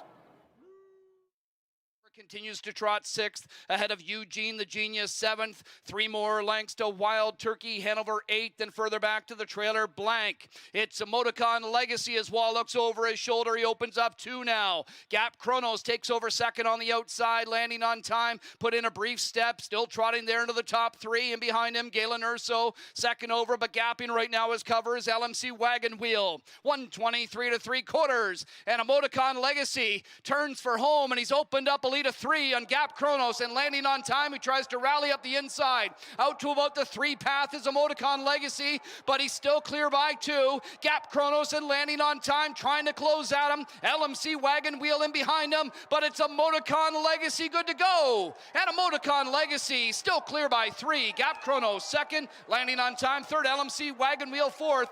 1:50 and 2 stakes track record for Emoticon Legacy in the good times. Here's where they all finished in race 9 from the top down. 7-2-9, 1-4-3, 5-6-8 on the bottom. Up next, race 10. It's the Grade 1 Fan Hanover Stakes final. Start of the late pick 4. No show wagering available. Scratch 3 Chantilly and 8 West Winds due to sickness. The 11 duration does not draw in off the also eligible list. A field of 8 will go postward in 12 minutes.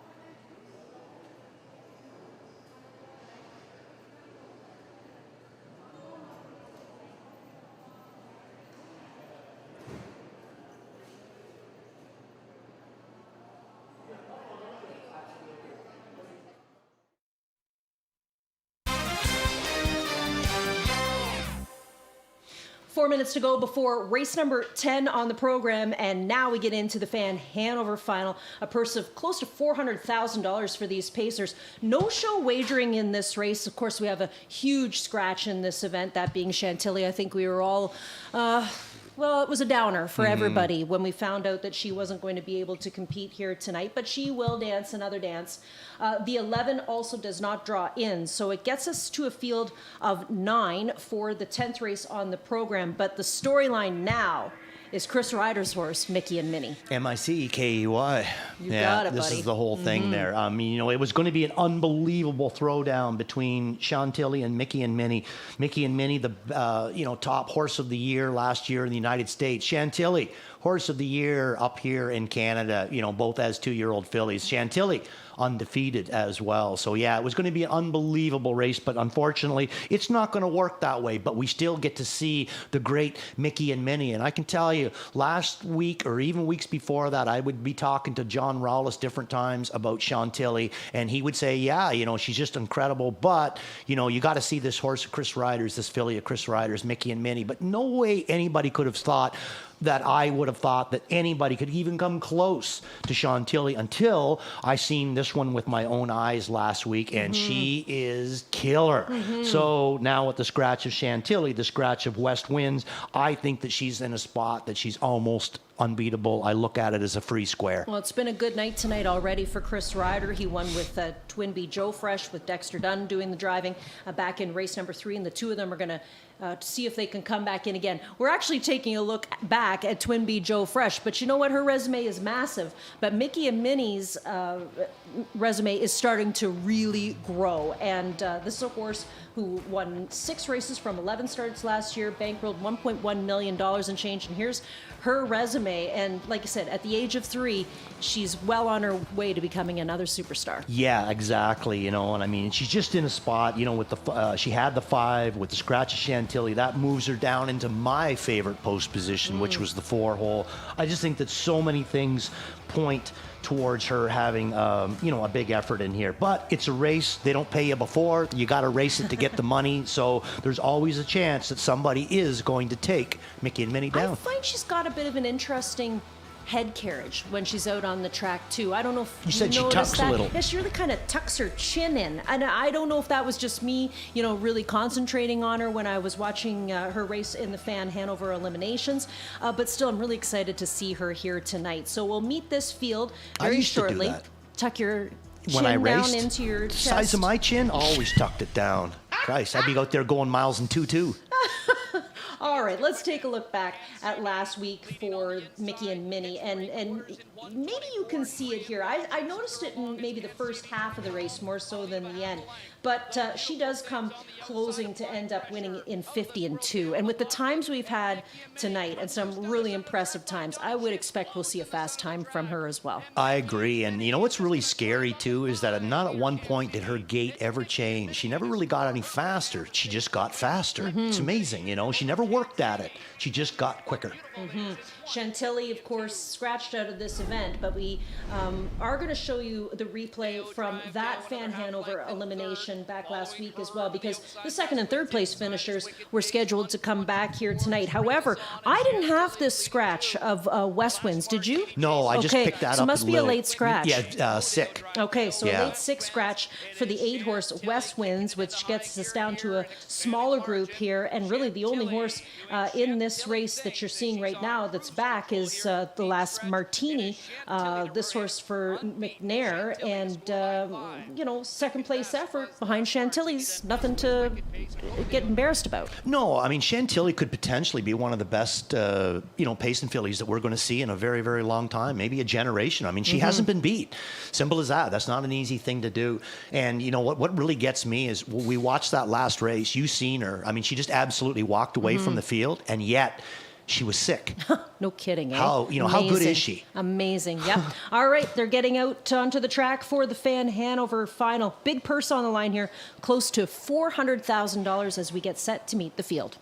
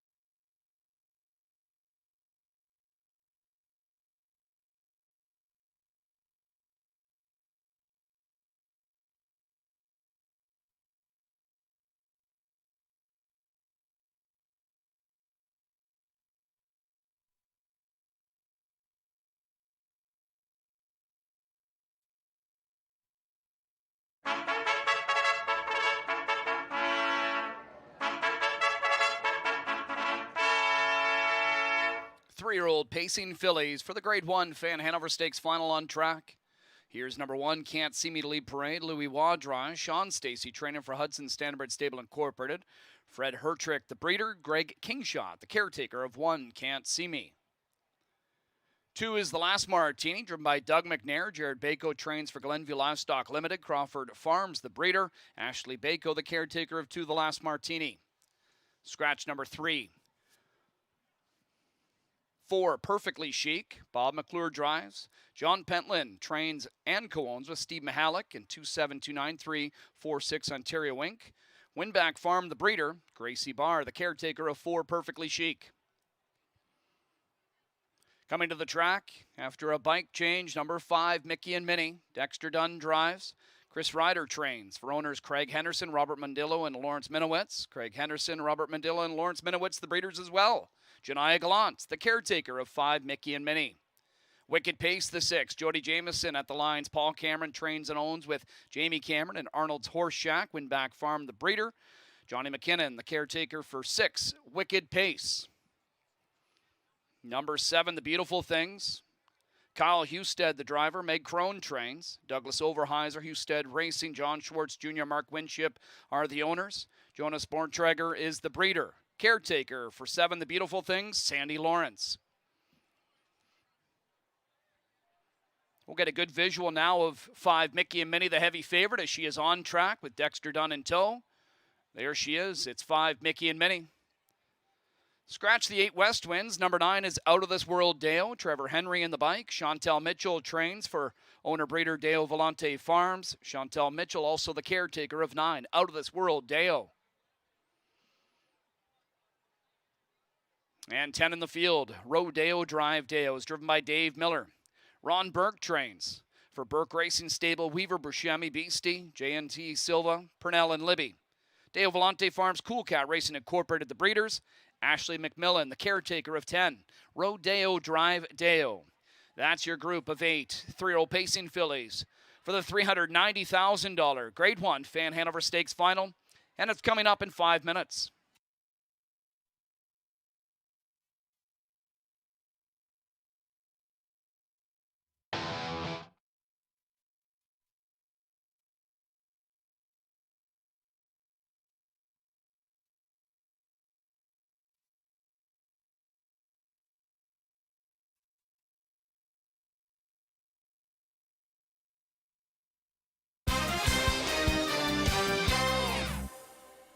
Fan Hanover finale out on the track. Now, this is a Grade 1 event for the 3-year-old filly pacers. $390,000 up for grabs. Scratch the 3, scratch the 8, and the 11. We have a 1-9 favorite, that being Mickey and Minnie. Dexter Dunn and Chris Ryder looking for another stakes winner on the program. And look at her warming up here on the track right now. You know, focused, ready to go, and looks really nice warming up. Yeah, you know, I mean, it's just a really, really gorgeous individual. She looks very calm. You know, she's got a really bright eye going there right now. You know, she's Ears almost are going into forwards the and backwards. yeah, and she's almost into the hobbles already. Like there's not a lot of play there. You know what I mean? She must have an incredibly big gait on her because she's so long-legged. The ears are straight forward, completely engaged in what she's going to be doing out there. And I guess it doesn't go any lower than 1-9 because I think it should. I mean, let's talk about who else could be a factor in this race, because we still need an exactor and we still need to try. The Last Martini is getting some play in this race. Doug McNair will do the driving. Of course, we have Can't See Me from the inside. Louis Waz having a great night tonight. Sean Stacy sends out this filly.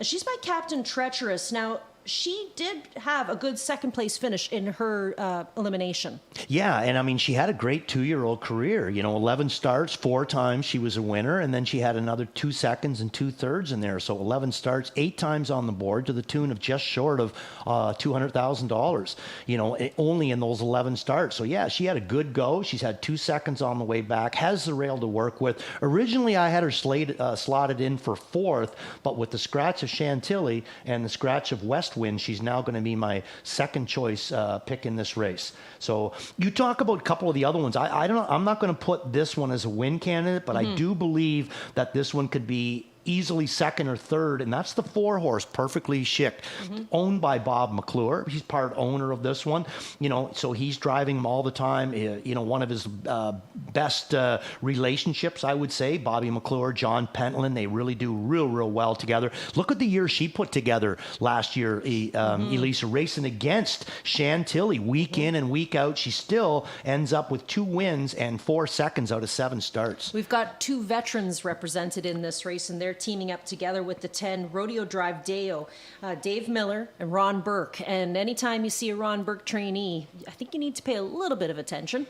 She raced really good in Philadelphia, Chester's, and, you know, had a nice win there, easy win in 51-2. And then she came here, and look at the support she was taking against Chantilly. She was bet down to 3-1. They liked her, and then she made a bobble coming out of the gate. She's never ever showed where she's made, you know, those kinds of bobbles in her other ones. So I think it's a throwaway. And with these 2 scratches, that moves her down into the 8 position. I say now she's playable and dangerous. So race number 10 on the program, no show wagering available for you here, but we do kick off the late pick 4 in race number 10. We'll let you get a closer look at these fillies as they get set to go behind the gate for the Fan Hanover. Good luck.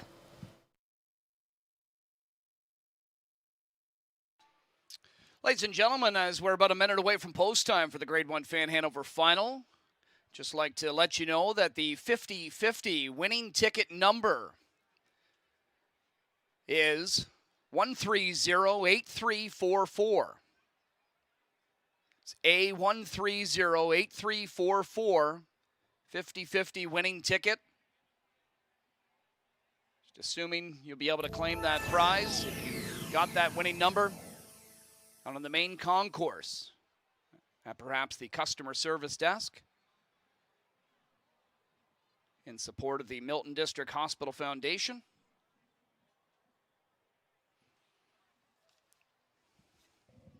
This stacked Saturday continues next year with the Grade 1 Fan Hanover Stakes Final for the 3-year-old pacing fillies. Scratch down to a field of 8. Significant scratch of our reigning horse of the year, Chantilly. We'll have to wait for a big matchup between she and Mickey and Minnie, the heavy favorite here, for a little bit later on down the road. I know a crushing blow to all of us race fans and the connections. Happy birthday to George Millar, however. Let's celebrate his birthday here today. Field of 8 for the Fan Hanover Final. They're at the top of the stretch and gathering speed. Here they come. Away they go. They're off and pacing. And early hustle as Jamieson tries to get Wicked Pace out to the early lead. It's Wicked Pace sprinting out with Can't See Me from the inside. McNair to the top 3 with the last martini. Mickey and Minnie and Dunn off the early speed from 4th to the opening turn. She'll be tracked by Perfectly Chic, who's 5th. Then it's the Beautiful Things with a pair beat in the backfield as we see Out of This World Deo ahead of trailer Rodeo Drive Dale. Wicked Pace opens up a quick 2. 25-4 opening quarter. It's Wicked Pace taking them into the backstretch with Can't See Me the closest pursuer right now. 2 more lengths to the last martini. 3rd, make it 2 more to Mickey and Minnie, who's 4th, and about 7 off the early lead as they hit 3/8. Perfectly Chic, the 5th one. Then it's the Beautiful Things to the inside. Out of This World Dale, Rodeo Drive Dale trails. Out of the 2-hole is Can't See Me to come after leader Wicked Pace. And Wicked Pace and Can't See Me sprint here to the half in 54. Now Jamieson grabs for leather and Can't See Me takes over. It's Can't See Me leading them into this turn to 5/8. Wicked Pace in 2nd. Up to 3rd now. First up, here comes Mickey and Minnie, about 3.5 away from new leader Can't See Me. The last martini to the inside, 4th. 2nd over, 5th from McClure with Perfectly Chic. Following her, 3rd over, the Beautiful Things. Then it's back to Out of This World Dale. And starting up from last is Rodeo Drive Dale. 121 and 1 3/4 for Can't See Me. She swings off the last turn and leads by half a length. Mickey and Minnie cut loose down the center of the track. She takes over the lead and tries to draw clear. But check out Rodeo Drive Dale closing at the back. The last martini up the inside. Mickey and Minnie in between. Inside the last martini and Rodeo Drive Dale on the outside. But Mickey and Minnie does it. It's Mickey and Minnie to take the Fan Hanover Rodeo Drive Dale in the last martini in 1:48.3. Just a 1/5 of a second off of matching the stakes and track record. We got some fast times tonight, that's sure for sure. They got their running shoes on, and Mickey and Minnie gets the win here in the Fan Hanover in 1:48.3. That's a new life's mark for her. 1:49.2 was her previous life's mark. What a night tonight for Chris Ryder and Dexter Dunn. Yeah, sensational. I mean, I wasn't sure if she was going to get there. It looked like they were all pacing real fast, halfway down the lane. But then she found that extra gear that she always finds, and she took off pacing hard on the end of it. But wow, what a big effort by Rodeo Drive Dale. We said, throw that last one out. She doesn't usually make breaks. Other than that, she's been taking a lot of support in against good horses and comes up with a supreme effort tonight. I think the thing is any time you see legends like Dave Miller and Ron Burke combining, you really have to respect that. Despite the post position here tonight, this horse had a great charging kick to finish 2nd. The last martini will finish in the 3rd place spot. Our congratulations go out to Dexter Dunn and Chris Ryder. Mickey and Minnie with a lovely win, making her a perfect 3 for 3 in her 3-year-old campaign with a new life's mark of 1:48.3. 5-10, 2 and 6 unofficial on the board in the Fan Hanover Final.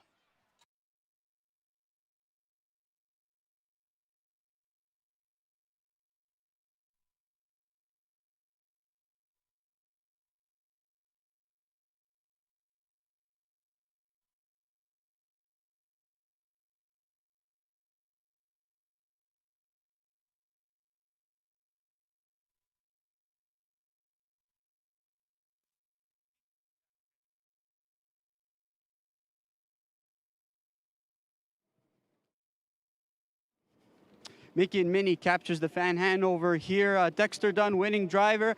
Dex, did that race go as planned? Well, I mean, not exactly as planned, but I was really happy where I got away. The speed was on enough, and you know, we moved up there on the last turn there, and she felt, you know, fantastic, and you know, she's just all class. It was a great mile by tonight, Johnny. You know, obviously you had to start her up again when Dave's mare was coming, Rodeo Drive Dale. How did she respond there when you asked her once again? Yeah, no, she knuckled right back down to it, and then she was pricking her ears at the line, you know. She's a bit like that, so, you know, she's a proper racehorse. She knows her job, and, yeah, she's a dream to sit behind. Not only are you a competitor, Dex, but you're also a big fan of the sport. You know, obviously Chantilly scratching out of this race. Were you looking forward to competing against that mare this weekend? Yeah, I really was. You know, it would have been a really good race.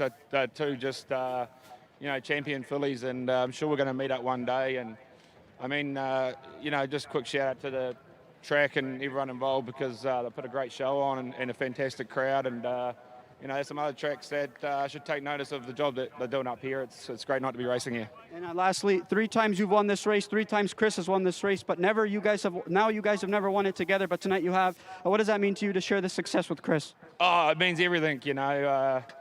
You know, CJ's, you know, he's an American dad, and winning big races for him's, you know, always such a pleasure. Congrats, Dex. Thanks, bud. And back in front of us, capturing the Grade 1 Fan Hanover Stakes final, it's number 5, Mickey and Minnie. 3-year-old Bay filly by Always Be Mickey is out of the Roll with Joe Dam. That's the ticket.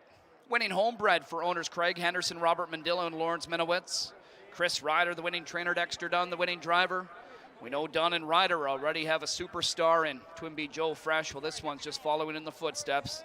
Another sensational performance from Mickey and Minnie to remain undefeated in 3 starts this season. 9th lifetime win, 148 and through, a lifetime best for the 5 Mickey and Minnie. She's joined trackside and congratulated with trophy presentations and a nice photo presentation as Lisa Hedrick, our Executive Vice President of Finance, Operations, and Technology, and Mr. Bill McClinchy, our Senior Vice President of Racing here at Woodbine Mohawk Park, are trackside to congratulate the winning connections of 5 Mickey and Minnie, the 2025 champion of the Grade 1 Fan Hanover Stakes Final.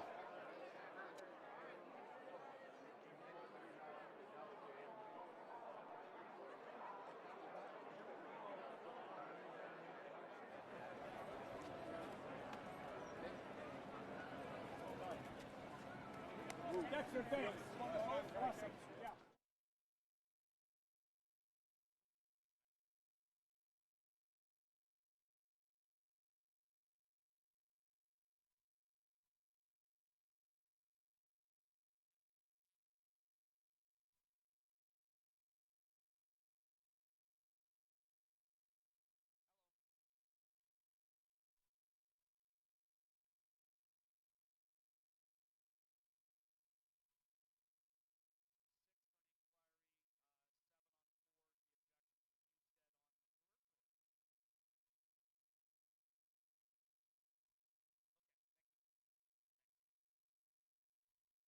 All right, attention, ladies and gentlemen. Please hold all tickets. We're under an inquiry and an objection here in race number 10.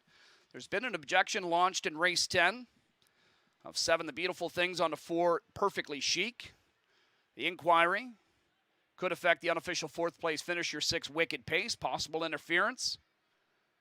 Judges will review, talk to participants, and pass along their decision. In the meantime, please hold all tickets as we're under an inquiry and objection here in race number 10. 5, 10, 2, and 6 unofficial on the board.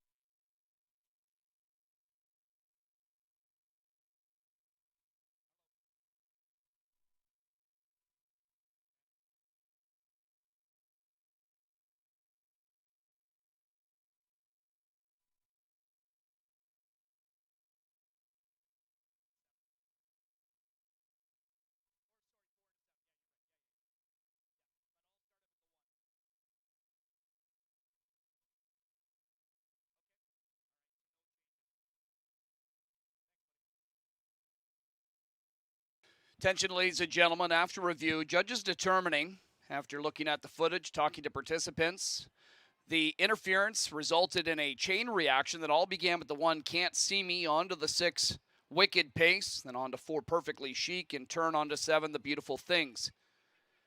Therefore, the objection has been disallowed. No violations to the 6 Wicked Pace. Results will stand as posted, 5, 10, 2, and 6.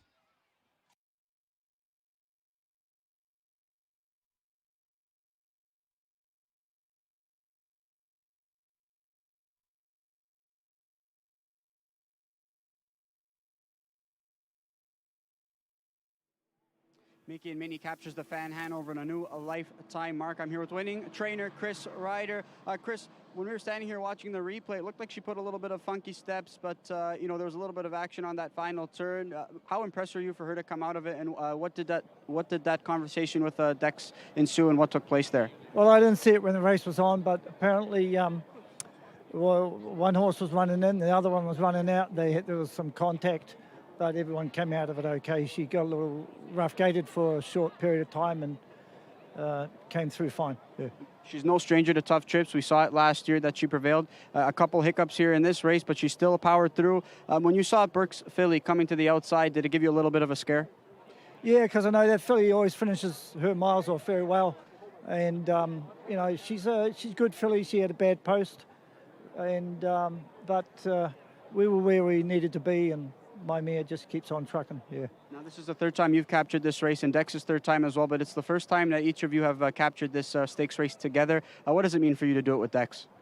Oh, it's really special. You know, it's great to win these races, but it's really so much better with Dexter. You know, I saw him grow up as a little fellow and been great friends with him and his mum and dad for most of my lifetime. So it's like a second son. So it's terrific. Yeah, it's really good. I got a chance to hear from Dexter, but obviously you're a competitor, you're a fan of the sport. You know, for you, what was your maybe anxiousness or excitement level throughout the week, knowing that you were going to go up against a filly like Chantilly? I know she scratched, but were you looking forward to going toe-to-toe with Nick's filly? I was very much looking forward to going toe-to-toe with Chantilly. I wish her all the well, all the best. Sorry to hear she's not, you know, 100% healthy, but hopefully they get her back well and we can race later in the year. I'd love to. And yes. Lastly, what's next for this filly? Where will we see her next? Well, she actually has Pocono Sire Stakes, PA Sire Stakes next week. We'll just get her home, and I got to decide about that fairly quickly. Otherwise, it's 3 weeks away at the Meadowlands. I forget the name of the race, sorry. All right, appreciate your time. Chris, congratulations and best of luck going forward. Thanks. Thank you. Very good. All right, Mickey and Minnie, Chris Ryder, Dexter Dunn, get it done in the fan Hanover. And the 10th race payouts. Again, there was no show wagering available, so your winner 5, Mickey and Minnie, pays $2.20 and $2.10. The 10, Rodeo Drive Dale, second, $6. Third was 2, The Last Martini. Fourth, 6, Wicked Pace. $9.80 for the $2 Exacta. $12.95 for the $1 Try. $1 Super, $60.95. $2 Double, $3.30. $1 Pick, $3, $7.10. We had the mandatory and the Pick 6 payout there as well. In the meantime, let's get you caught up. Pick 4, 51,000 plus wagered, 44,232.14. All stakes pick 5 pool 5,919.73, and the pick 5 40,403.48. And in fact, we have one more race to go in that pick 6. Just didn't have the room here, obviously, for the live money with a lot on the go. Main event is up next.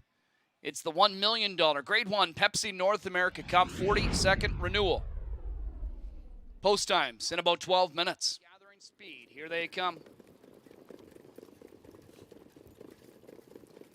Away they go.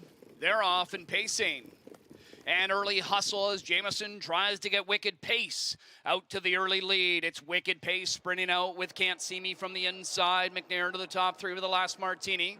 Mickey and Minnie and Dunn off the early speed from fourth to the opening turn. She'll be tracked by Perfectly Chic, who's fifth. Then it's the Beautiful Things with a pair beat in the backfield as we see Out of This World Deo ahead of trailer Rodeo Drive Deo. Wicked Pace opens up a quick 2:25-4 opening quarter. It's Wicked Pace taking them into the backstretch with Can't See Me the closest pursuer right now. 2 more lengths to the last martini. Third, make it 2 more to Mickey and Minnie, who's fourth, and about 7 off the early lead as they hit 3/8. Perfectly Chic, the fifth one. Then it's the Beautiful Things to the inside. Out of This World Deo, Rodeo Drive Deo trails. Out of the 2-hole is Can't See Me to come after leader Wicked Pace. And Wicked Pace and Can't See Me sprint here to the half in 54. Now Jameson grabs for leather and Can't See Me takes over. It's Can't See Me leading them into this turn to 5/8. Wicked Pace in second.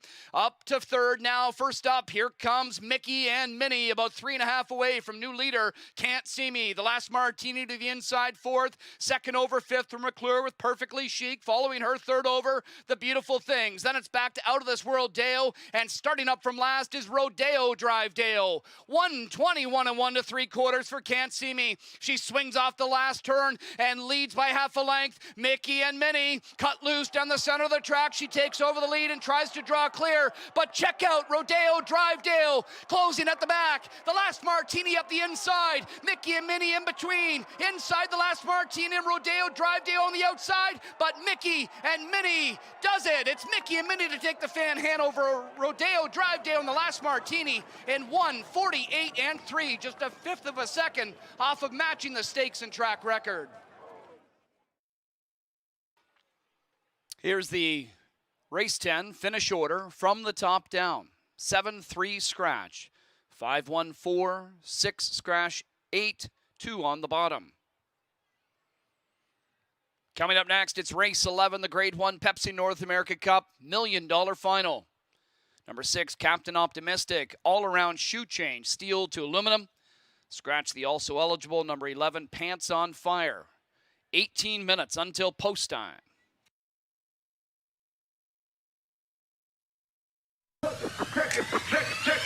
Check it out. Introducing the new and improved taste of Pepsi Zero Sugar. Now more delicious. Zero never tasted so good. Try it now. And our thanks again to Pepsi for sponsoring the Pepsi North America Cup once again.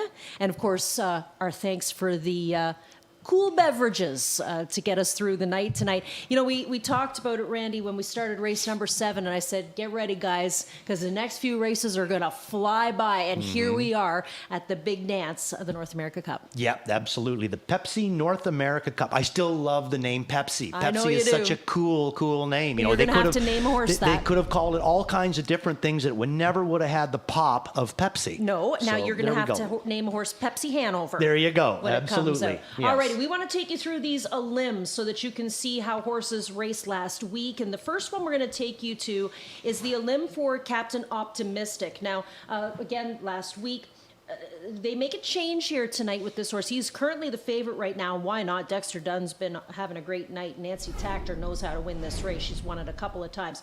They'll go from steel to aluminum all round. This is a move that Randy and I both really like. It's putting the Nikes on as far as we're concerned. Great effort from this horse in 50-1. We've seen some fast clockings here tonight. No doubt about it, we're going to see another fast time in this race, but an impressive win for this horse last week.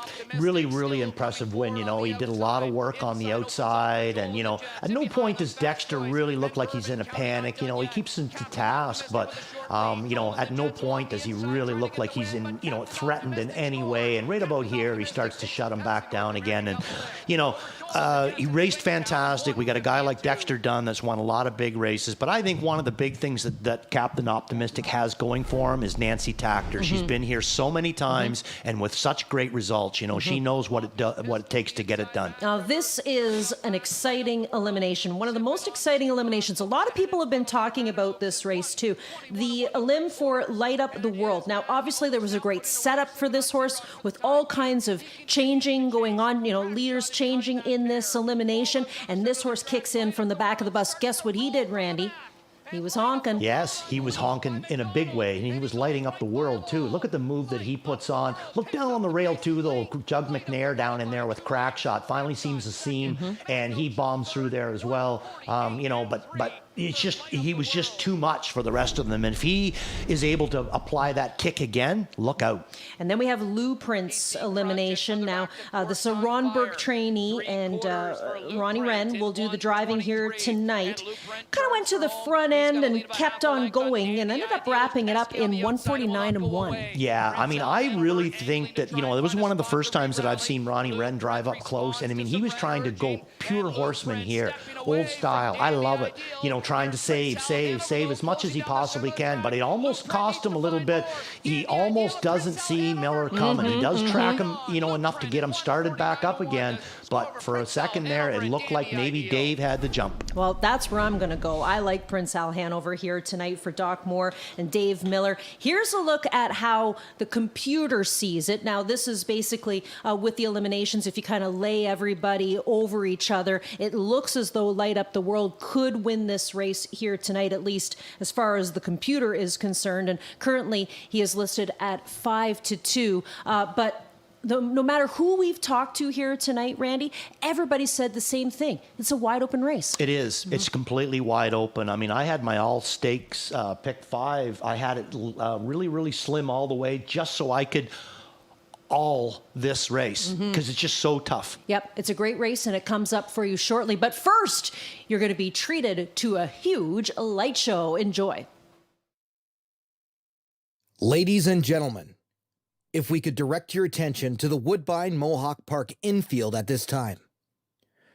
We would like to take this opportunity to once again thank this year's presenting sponsor, Pepsi, for their continued support in this prestigious race. What began in 1964 as the Queen City Pace at Greenwood Raceway has transformed into the premier race for 3-year-old Colton Gelding Pacers. You are now welcome to the 42nd edition of the Pepsi North America Cup. It's time.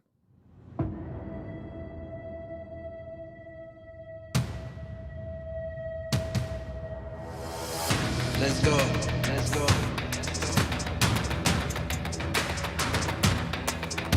I'm comfortable up on my throne.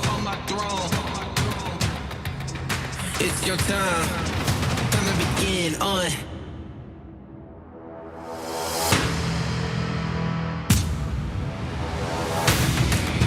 We be bumping through the speakers, right on through the crowd.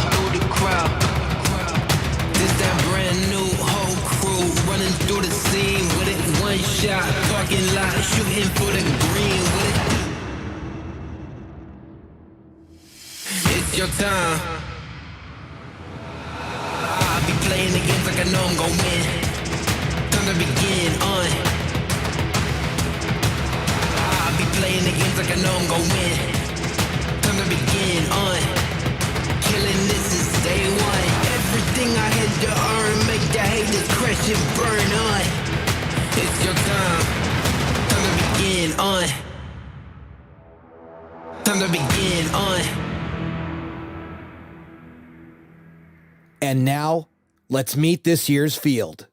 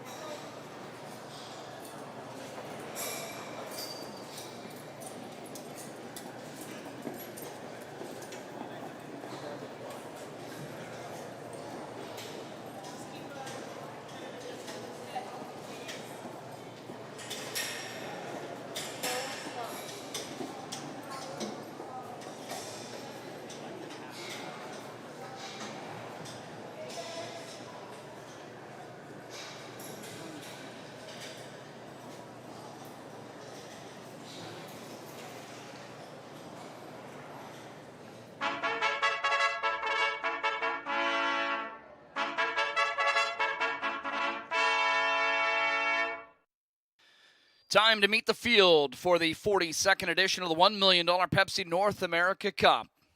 Here's number 1, Fast Choice, a New York sired horse that's driven by Scott Zeron, trained by Jared Bako for owner Ashley Bako, who's also the caretaker. Winback Farm, the breeder of 1, Fast Choice. Number 2 in the group, Dandy Ideal, also New York sired. Jason Bartlett drives. Hunter Oaks trains. For owners Susan Oaks, Thaddeus Weir, and Alan Johnston, Stephen Day and Dandy Farms Incorporated, the breeders. Letitia Guriel, the caretaker of 2, Dandy Ideal.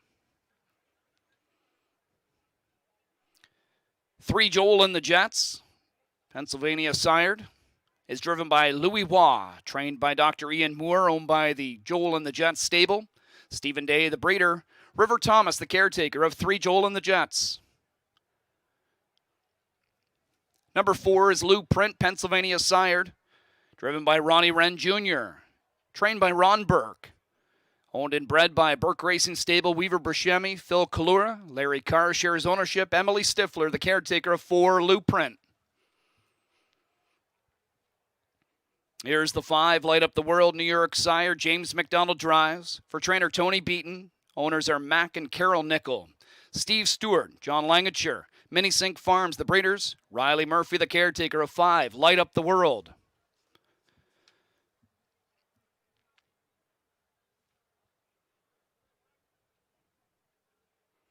Number 6, Captain Optimistic, Pennsylvania sired, is driven by Dexter Dunn, trained by Nancy Tactor, owned by 3 Brothers Stables, Marvin Katz and Caviard Farms. Fairwinds Farm Incorporated, the breeders. Eileen Gustafson, the caretaker of 6, Captain Optimistic. Number 7 is Swingtown, Ohio sired.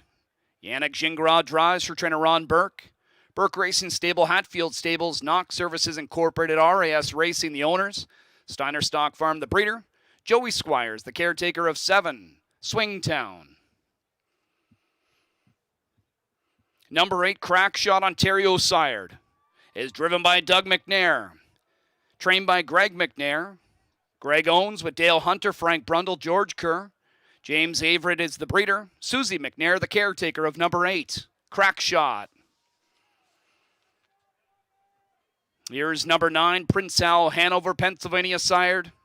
Dave Miller drives for trainer Dr. Ian Moore. Prince Al Hanover Stable owns. Hanover Shoe Farms Incorporated, the breeder. Joe Tolino, the caretaker of 9, Prince Al Hanover.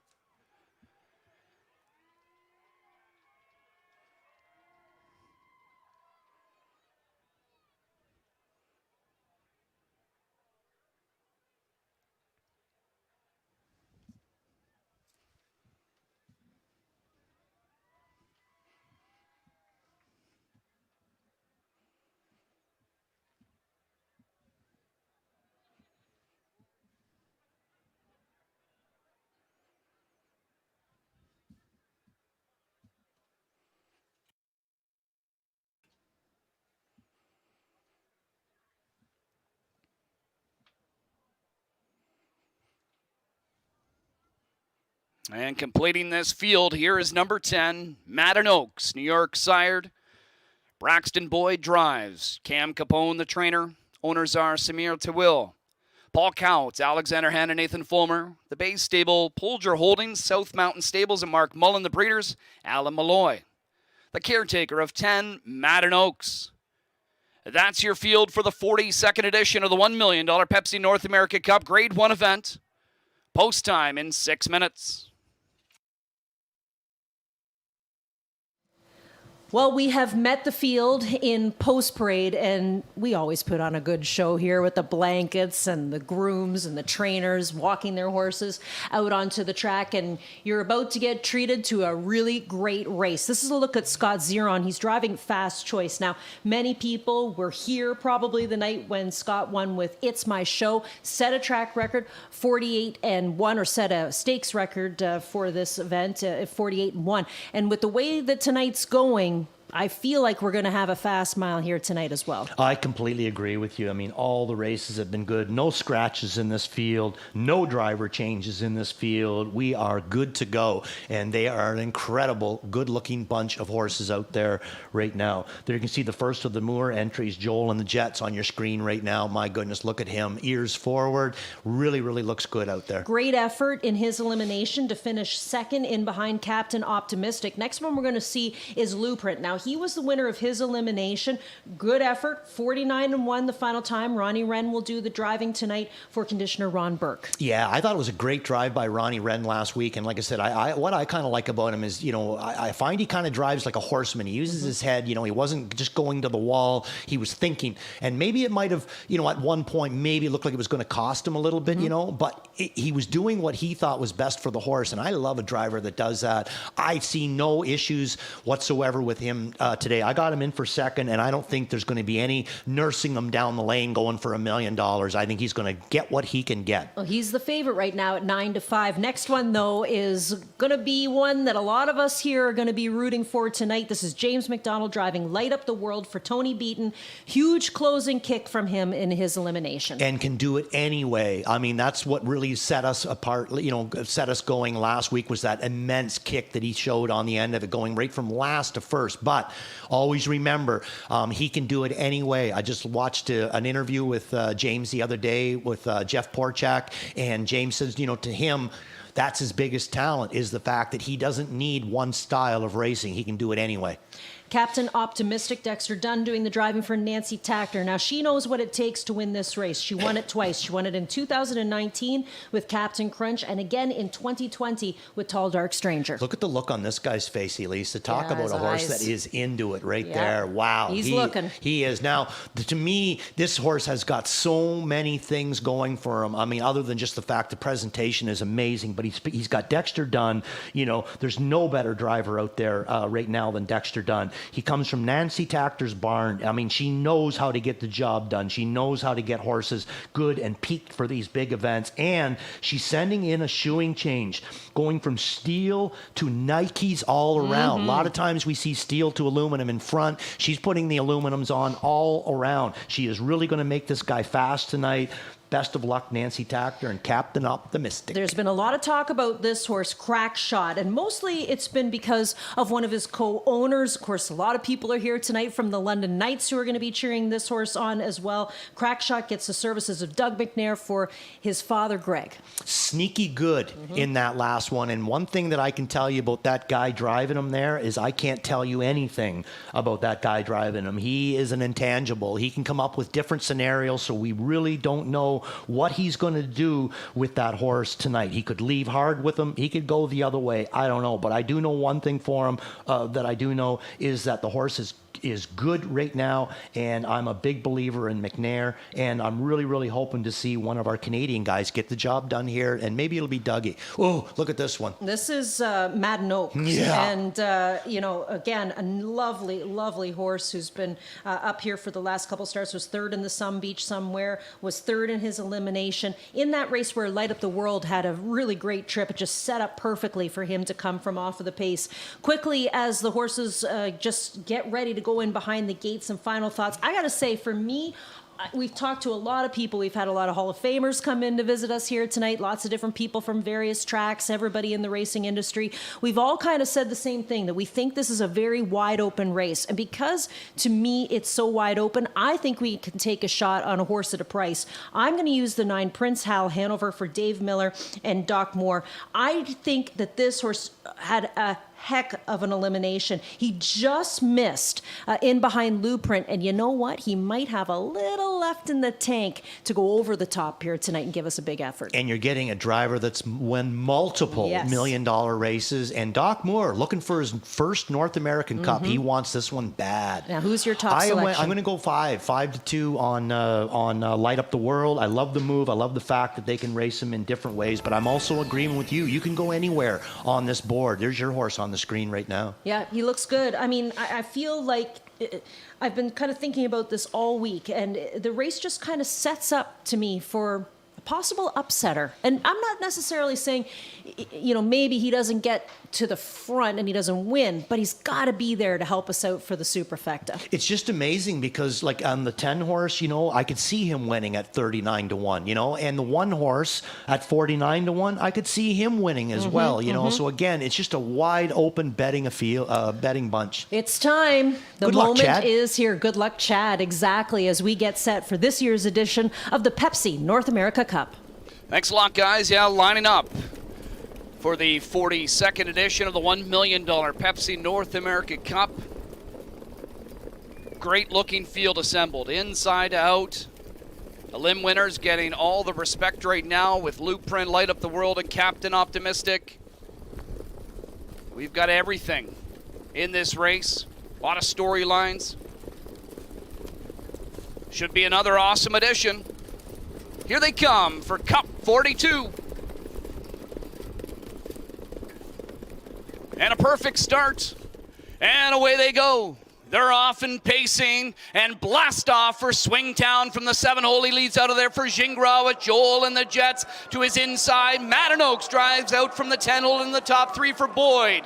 There's Blueprint just lurking, not committing to the inside just yet. He's outside in 4th as they race into the opening turn. It's going to be Madden Oaks taking over the lead. Swingtown into the 2-hole. Joel and the Jets tracking 3rd. Blueprint still not down to the inside. Dandy Ideal in 5th after a 26-second opening quarter. Captain Optimistic is parked out on the outside in 6th. Inside is Fast Choice. Then following is Light Up the World. Yet to see the pylons. We're back to Crack Shot. Prince Hal hand over the early trailer. Madden Oaks leads. Wren pushes the pedal now with Blueprint. Down to the floor he goes, and Blueprint sweeping up on the outside to take over the lead. He gets him down to the half in 53-1. Blueprint now leads. Dandy Ideal a first up, 2nd. Madden Oaks in the pocket, 3rd. 2nd overgapping cover, slightly 4th. And on the line there is Captain Optimistic. Inside is Swingtown 5th. Light Up the World is about 8 or 9 off the lead right now from 6th to the inside. Joel and the Jets. Then Fast Choice, Crack Shot, and Prince Hal Hanover. Blueprint with a half-length lead to 3/4 in 1:19-1. That's the fastest 3/4 in the history of the Cup. And Blueprint turns for home. He's got a lead of 2. Madden Oaks trying to rally up the inside. Dandy Ideal. Captain Optimistic better in the straightaway. He starts to close. Madden Oaks up the inside. And Blueprint trying to fend him off. A couple of Cup rookies battling it out right down to the wire. Inside is Madden Oaks. Blueprint comes back to win it. It's Blueprint over Madden Oaks and Fast Choice. He won 47-1. Stakes and track record. Well, we knew they'd go fast tonight with the times that we've had this evening, Randy. 1:48-1 was the fastest time for It's My Show, and it got destroyed here tonight by Blueprint. 1:47-1. What a mile. And I mean, you know, Blueprint was amazing. I think that Ronnie Wren, you know, drove an incredible race. But let's talk a little bit about the move from the 10-hole by Braxton Boyd. He has made this North American Cup on his own. He's the one that made the elimination, all the moves in the elimination, and made it so exciting last week, and now again with a huge effort in there. Well done, Braxton Boyd. But yes, Blueprint, he's the man. He is the man, and he ended up going off at odds of 9-5. Madden Oaks at a big price, 53-1, helps you out for the exactor, and Fast Choice at 63-1 finishes in the 3rd place spot. Wow, you couldn't ask for a better edition of the Pepsi North America Cup. A new stakes record, 147-1.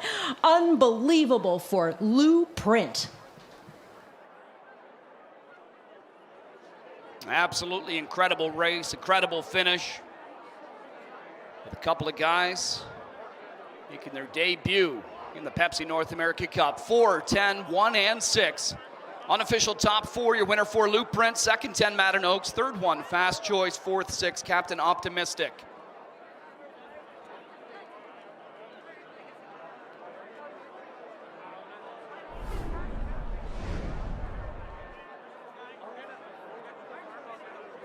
All right, Blueprint captures this edition of the Pepsi North America Cup. I'm here with winning driver Ronnie Wren. Ronnie, it was a long week. Take us through mentally what you were going through leading up to this big event. What a dream come true to get the job done. You know, he's a special horse. I didn't give him a great trip, but, you know, he's a terrific horse. Like, he raced really well. You know, there was a lot of chatter last week. Obviously, you won by the slimmest of margins.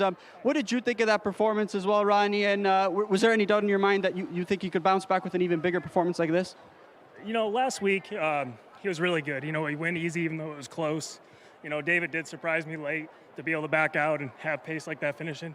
But I'm just really happy with the horse. Talk about tonight, though. Obviously, you get away fourth. They're going quick panels, and you power move to the lead. Fastest third quarter pace in this North America Cup. Were you confident you'd have enough left in the stretch? Well, he's like I said, he's a terrific horse, and he showed it tonight. It wasn't ideal to go that fast the third quarter, but you know that's the card I was dealt. Obviously, when you think about your roots, where you came from, and just how your journey has kind of progressed here, Ronnie, can you even put it into words about this moment? No, I feel like I'm dreaming right now, and it's just really special. You know, my mom's at home. I love you. We did it. And, you know, obviously it's been a tough year, though, Ronnie, but this is a big moment. This colt has kind of kept your spirits high. I mean, you did it for more than just yourself tonight, I'm sure.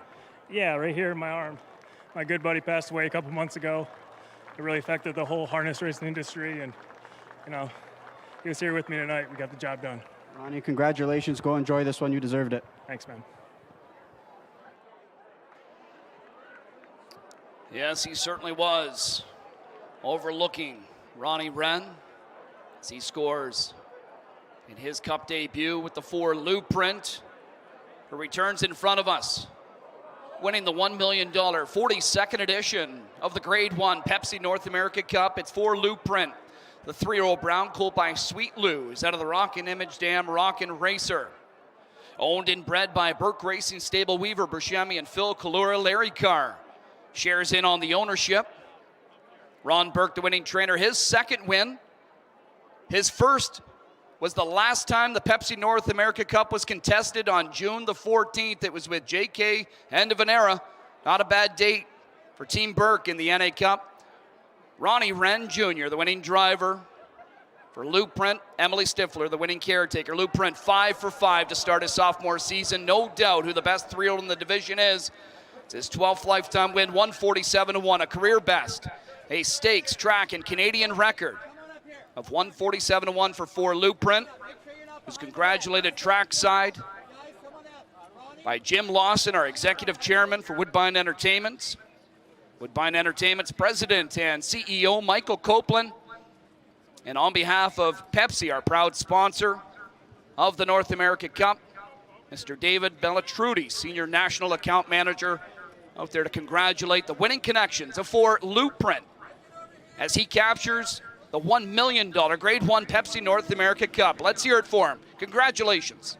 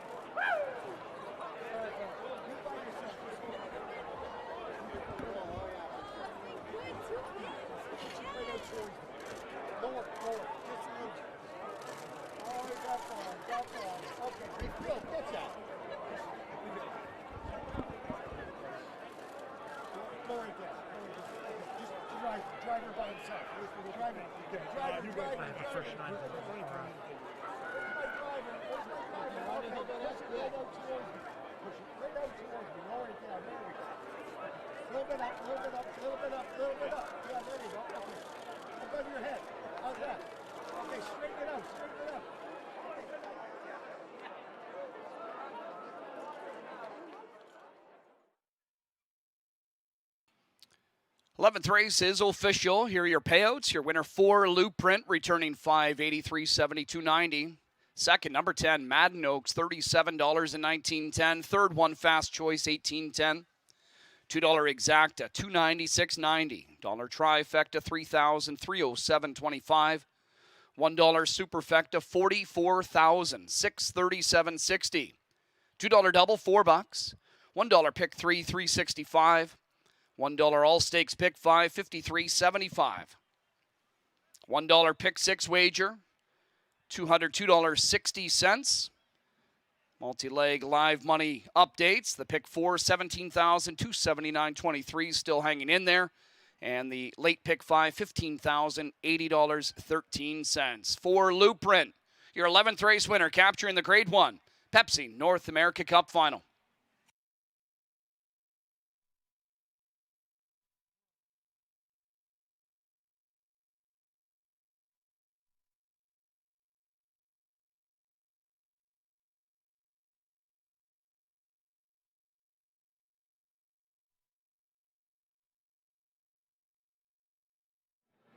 Blueprint captures the 42nd edition of the Pepsi North America Cup. I'm here with winning co-owner and breeder Ronnie Burke and trainer as well. Ronnie, I mean, talk me through your week and what was your nerves going into this race tonight? It was funny, like he didn't even have the best week, like he was coughing a couple times. I think that smog actually last week might have affected him a little bit. And finally, yesterday I felt like, yeah, everything's back to normal, we're ready to go. And tonight, he was ready. I knew he was good and he was ready to go. And Ronnie was worried that he had raced him too hard, but when you think you have the best colt, you put him on the front at some point and let him come get him. So, I'm awful proud of him. He raced hard, but I have all the faith in the world in this colt. Given the way the mile kind of shaked out, how important were those victories that we spoke of earlier on, the measured victories, the easy trips? How important was it going into a race like this, given his performance tonight? No, that's what we knew we needed tonight. We're going to have to throw down and we're going to have to race. There was going to be no earplugs grabbing him at the wire. It was going to be full out. So, he's a great horse. He's, flawless gated. He's just, he's actually an improvement, I think, on his sire, which I didn't think I would ever say. You had horses coming from the inside at the top of the lane. You had horses coming from the outside. How impressed were you with the way he fought on and just kept moving forward? I never lost faith. I thought he was a winner from the top of the lane down. Like, he just digs. He knows how to win. If you look at his career, if he's in the front, he's very hard to get around. Just talk about the way your relationship with Ronnie Wren. Obviously, he got a chance to drive for you a few years ago. For this moment, for him, it's a big moment. Obviously, you could let other guys also sit behind some of these talented colts, but your confidence in him never wavered. Just talk about that. Yeah, no, there's no moment too big for Ronnie. He's, mentally, he's very sharp. He doesn't get, I get more excited, I think, before the races than he did, and I've been in all these races, so it's not a question of that. The kid's a great driver, and he's, going to get more opportunities from me and other people. So, I have great drivers that drive for me, and he's just another one. Another North America Cup for you, but this one with a homebred, a son of Sweet Lou, no less. Does this have extra meaning for you tonight? Oh, for sure. We're the owners, we're the breeders. It's a complete different. It's first one without my dad. Congratulations, Ronnie. Enjoy this one. Thanks. Blueprint, Ronnie Wren, Ron Burke, getting it done here in the Pepsi North America Cup. A couple of Cup rookies battling it out right down to the wire. Inside is Madden Oaks. Blueprint comes back to win it. It's Blueprint over Madden Oaks and Fast Choice. He won 47-1 stakes and track record. Well, we knew they'd go fast tonight. Race 11 finish order from the top down: 3, 9, 10, 1, 5, 4, 6, 7, 8, 2 on the bottom. Up next, race number 12 to kick off the late double. No changes, 10 minutes to post.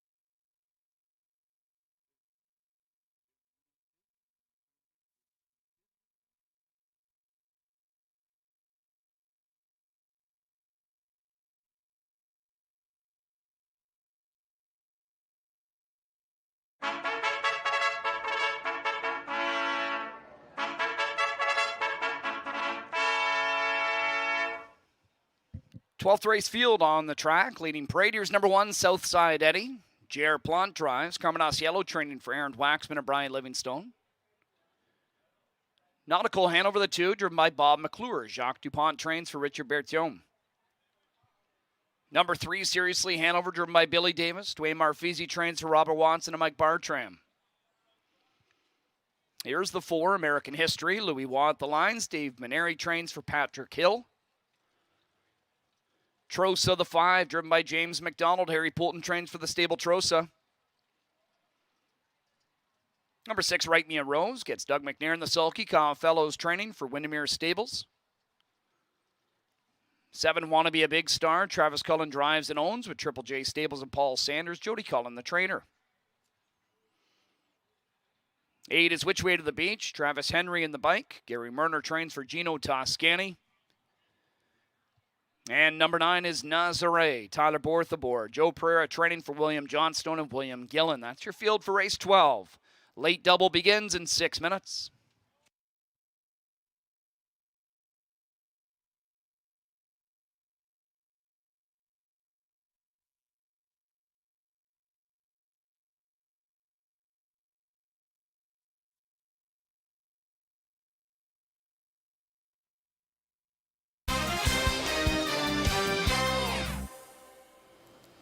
Race number 12 is how we kick off the late double on this spectacular Saturday evening here from Mohawk. Non-winners in 9,500 in their last 5 starts.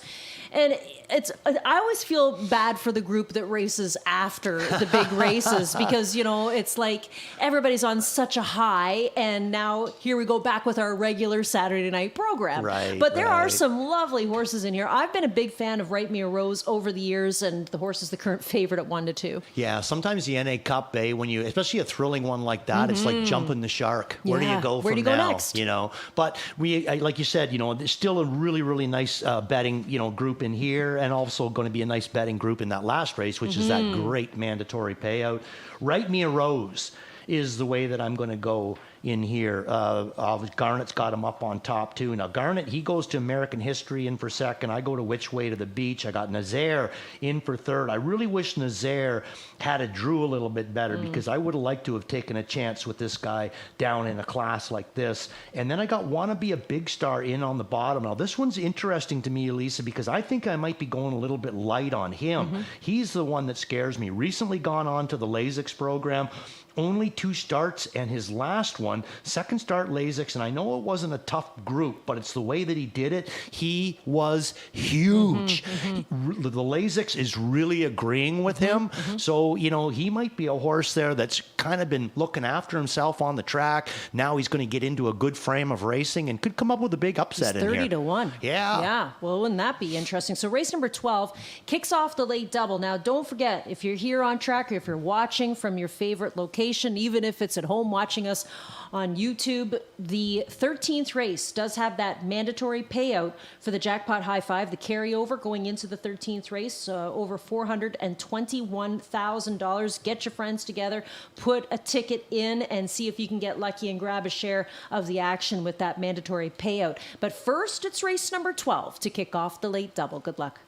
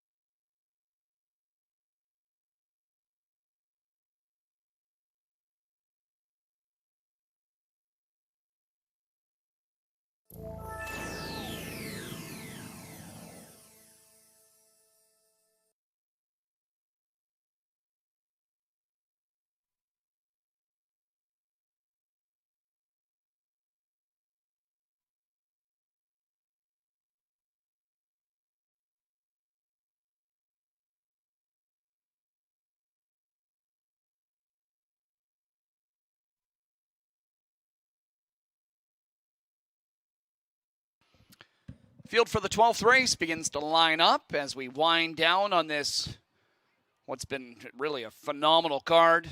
Still 2 more to go. This one to kick off the late double. And then the big money maker in the finale with the jackpot high five mandatory payout. That's still to come.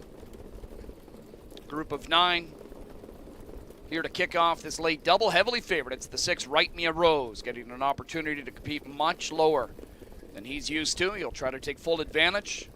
Returning to the races after missing about 6 weeks of action is for American history. Tons of back class in this guy's arsenal as well. It's post time for the 12th.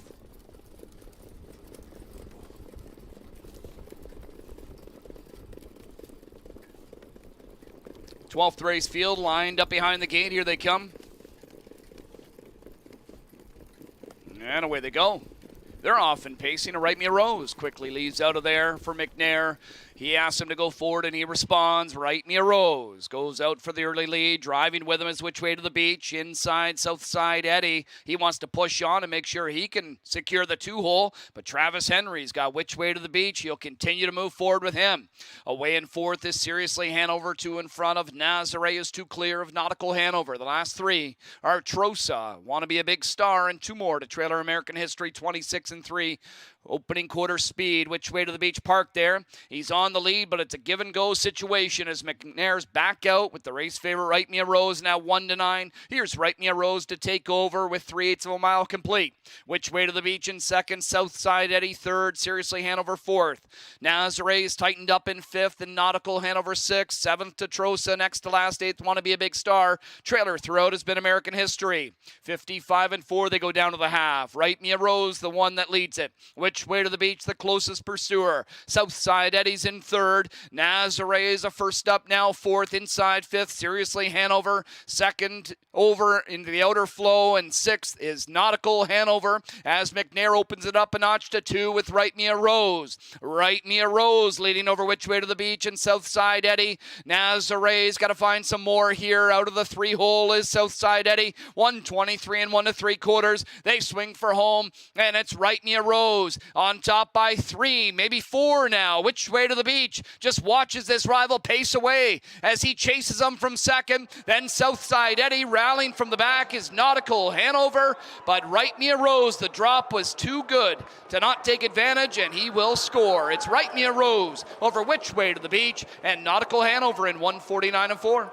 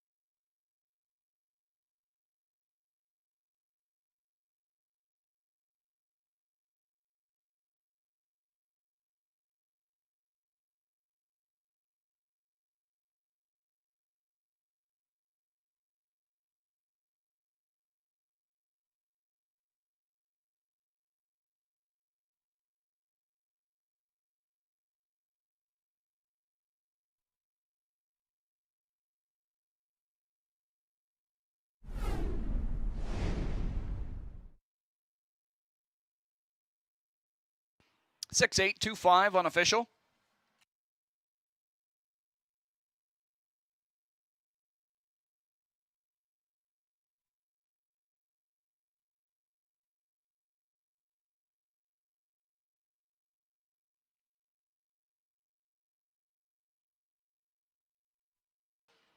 Here's your 12th race winner coming back in front of us. It's the 6 Write Me a Rose. 5-year-old bay horse by Sports Riders from the Bettor's Delight Dam Caribbean Rose. Winning homebred for owners Windermere Stable. Kyle Fellows with the training double. Doug McNair with the driving double. Fourth of the year and 14 tries for the now 19-time winner. Write Me a Rose in 1:49.4 takes the 12th.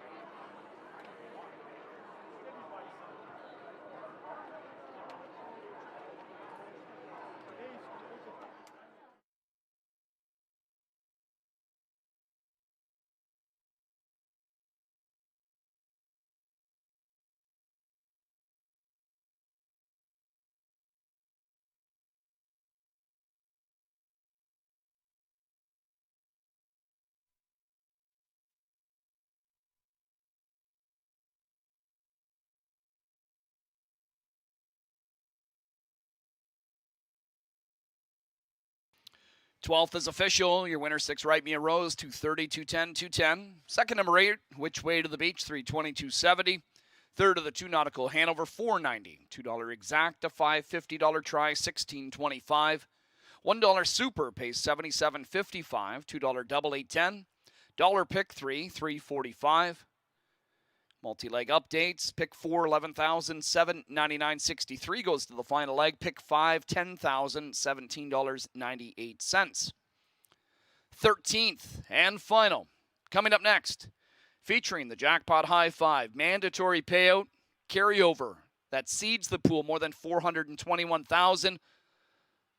Already almost $200,000 of new money wagered, and that will grow substantially over the next several minutes.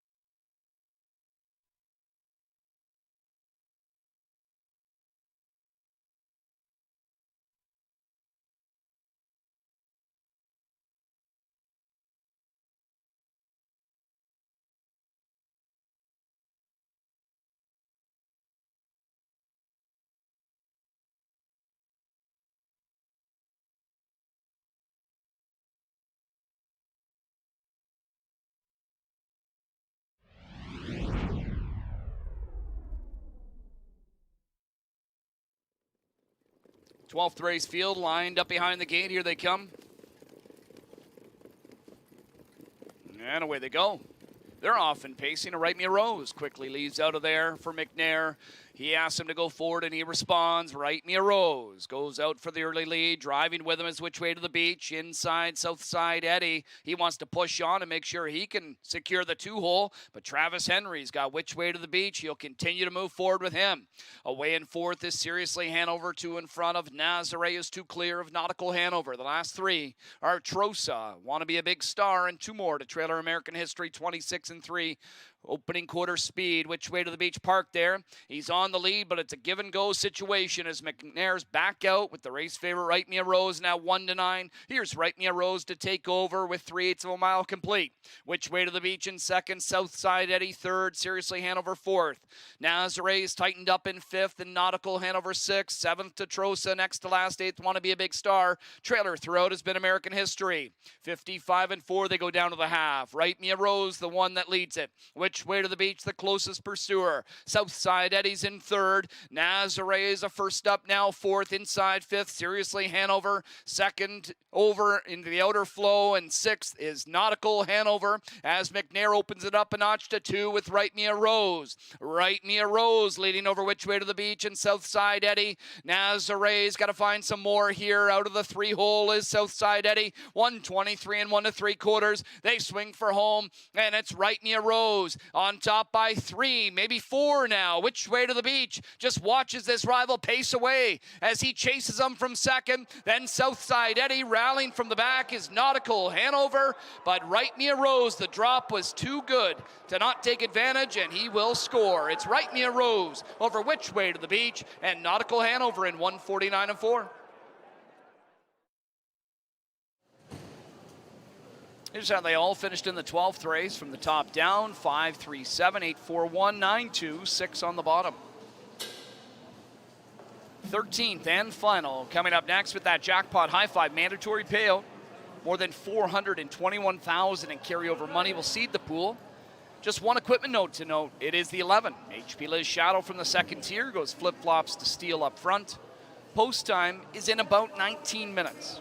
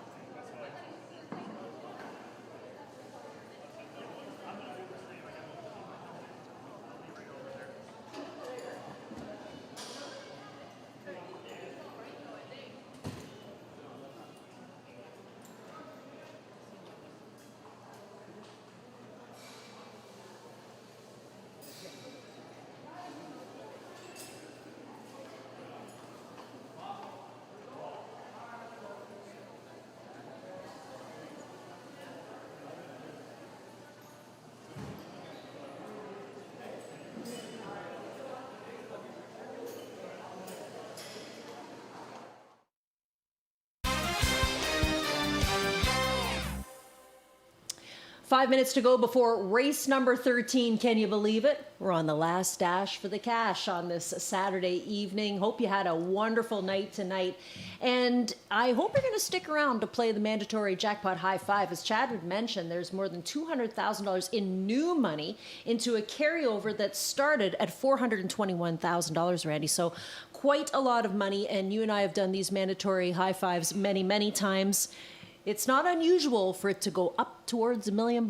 No, I wouldn't be shocked in the least, to see it at $1 million. So, I mean, there's going to be a lot come in at some point. So you got to make sure you get those tickets together and get them in to go, because if you don't have them in, you can't win. That's right. Claimers in for $50,000 here in the 13th race will be on the pace. One thing we've seen tonight are some great times. Yes. Especially, a stakes record for the winner of this year's North America Cup. 140, what was it again, Randy? 147 and 1. I mean, unbelievable for Lou Print. And I'm sure they're still riding a high. But we've got to get a winner home for you in the 13th race. And a lot of people have talked about the 6, Dragon on the Beach. Now, he is offered up for the $50,000 price tag. James McDonald will drive tonight for Dave Maneri. If I was to tell you a couple of lines below his 5th start, that he won the preferred, would you believe me? I believe you, because I've been here to see it. Yeah, Yep. So he's a horse that probably is a better horse than what he's being offered up for right now. My guess is that, maybe there's a little bit of a flaw there, and they're just looking to, move on. They have a lot of horses, Pollock Racing, a ton of them, and, they can't keep them all. That's right. So at some point, he's going to see a claimer. I think it's it's almost a free square in here, depending on, just what the issue is. But he was a winner in his last start, and he's been racing really, really good his last 3 starts especially. So I think moving down into this class, he's going to find himself a real nice home in here. Yeah, so we have a number of tickets to pass along just for some, possible advice if you're looking for how to play this jackpot high five. Now, you've opted to key Dragon on the Beach in the top spot. Yeah, I like I said, I really do think that he kind of stands out in this field. If 85% of them comes here, I think that he's an easy winner. Right. He's just beaten better horses than what he's facing in here consistently. It's just there's a little bit of a nagging issue, obviously, now. You know what I like about your ticket? For 20 cents, it's only $28.80. So you haven't given us a very expensive ticket, an economical ticket. Yeah, I was half thinking about maybe hitting the all, down in there at some point, because this is one of the few times that I haven't used the trailers, and I hope it doesn't come back and bite me, because one thing that you and I have noticed, it seems like at some point one of those trailers is going to get involved in there. But I really like the ones that were on the gate, that had their own mind to make up. Now, that being said, HB Liz Shadow with the 11 hole tonight, going to be racing for Shane Barrington. I used him up on top in his last start. Just to me, just seemed like he was a kind of a, go along with it sort of thing. No real fire to him, but a shoeing change coming in tonight. Flip-flops to steal up in front. So, maybe HB Liz Shadow's going to be a little bit better, and he's going to be one of those trailers that involves himself. All right, let's take a look at some other tickets, because we have a number of them to pass along your way. Mark McKelvey opting for the same thing, to use the 6 as the key here. That's Dragon on the Beach. And then he'll go 3 deep, 4 deep, and then he'll start using a number of different horses. Now, he does use the trailer Tiganello in the 4th and 5th spot. In fact, I think he's going to use HP Liz Shadow in the 5th spot as well. If you want to play along with his ticket, it's a $72 ticket for a 20-cent wager. Garnet Barnsdale giving you a $57.60 ticket for a 20-cent wager. He really likes this one horse, Order One to Go. Jason Bartlett doing the driving here for Gary Murner. Then he likes the 3, Larry Carr, the 10-year-old. The Dean Nixon trains the 6. Dragon on the Beach is another horse he has included, of course, and the 9. That's Howmack Victor for the Fellows Barn with Bob McClure doing the driving. John Rallis has a ticket as well for the Jackpot High Five, but guess what? John's going to talk about his own ticket. And John, you always like to do something a little different than everybody else, and you've gone with Order One to Go as your key here in the Jackpot High Five. Yeah, you know what, guys? I really like the I'm intrigued by the barn change. I'm intrigued that Jason Bartlett's going to stick around to drive this guy, and we know that he has good speed at the end of his miles, so he's got a real draw to work with, and typically he's a horse that doesn't really get away in the best of spots, but his late speed kind of bails him out.